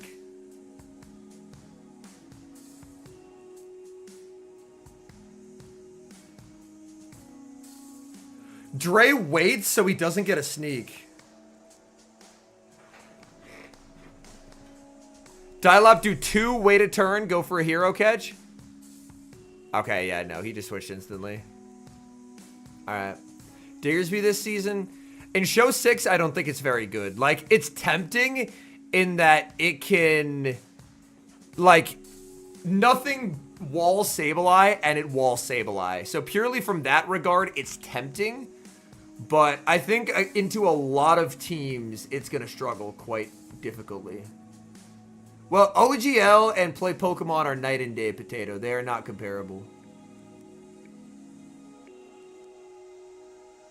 Because in Blind 3s, you don't know it's coming. In Play Pokemon, you do. And it is the same thing that Morpeko is a menace in Go Battle League. And is pretty bad in Show 6. Because if you know something is coming... Like, that's the big difference there. Like, Pekko's been out for ages. This is the meta where Pekko should dominate. And it's not doing shit in Show 6. Because of the, like, when good players know it's coming, they are able to adapt. One of Martine's teams, I said, dude, you're too weak to Morpeko. It was his Fortress team. And so I played like a best of 7 against him with Morpeko, and Jesus Christ. The man absolutely, like, it was a Gator Energy masterclass. Like, good players, when they know something is coming, can just saute you.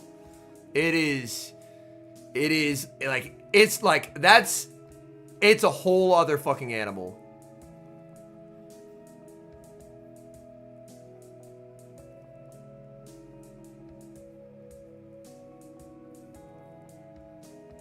Yeah.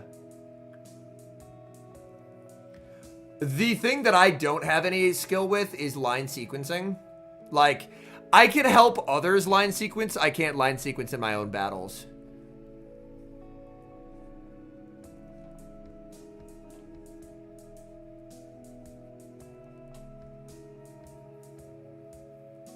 All right, A/ time. Typhlosion. Very well timed by Dre there. It is an XXL A/, yes. Line sequencing is basically setting up your opponent to run things you want to run based on what you run game 1.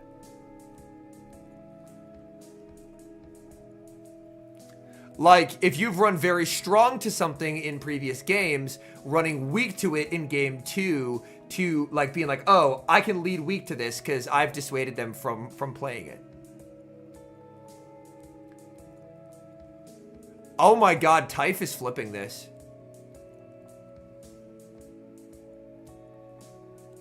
Catch on A/. Do it. Do it. Catch on A/. No! The catch on A/ would have been so good! Because he would have got a sneak too.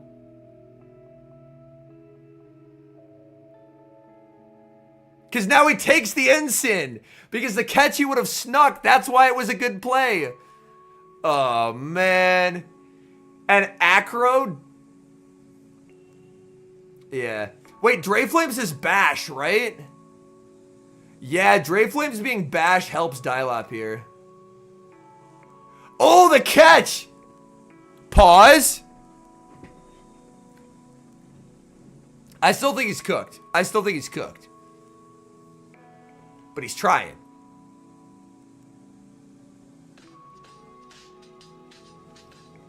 Because Shadow Acro does a lot of damage, but it doesn't one-shot.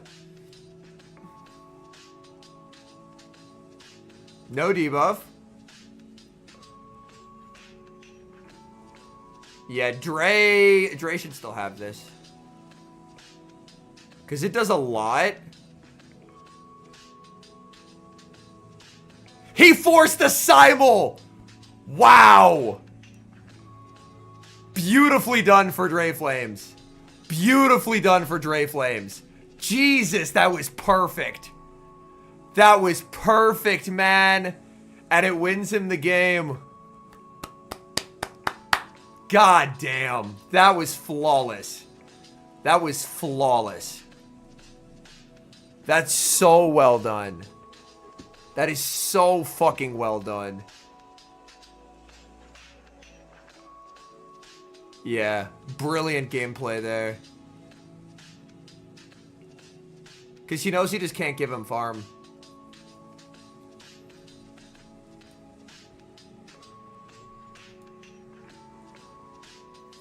Alright, chat, that's the last of the winners final, so I think we're going to call it here. I'm going to go eat some food and then figure out what... Ice-Shard Lapras is not still good. Psywave is the fast move to run. Yeah, I'm gonna go eat some food and then later tonight get a remote raid invite with the new move from Smudgy in New Zealand and then get to work on some practice battles. So if y'all want to battle me playing some really bad fighting types, you will have the choice to. Yo, we got Smudgy in chat. What's up, homie?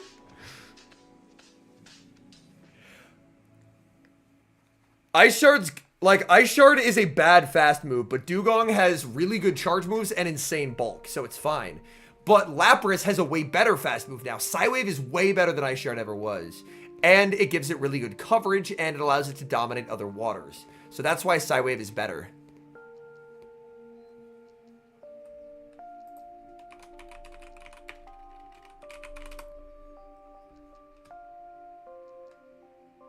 I heard someone required the superior time zone. Yes, sir, Smudgy. I'll be in touch. All right. Yo, what's up, Carlos? I appreciate y'all. I'm going to go get some food. Solid little 5-hour stream. See y'all later. All right. Bye.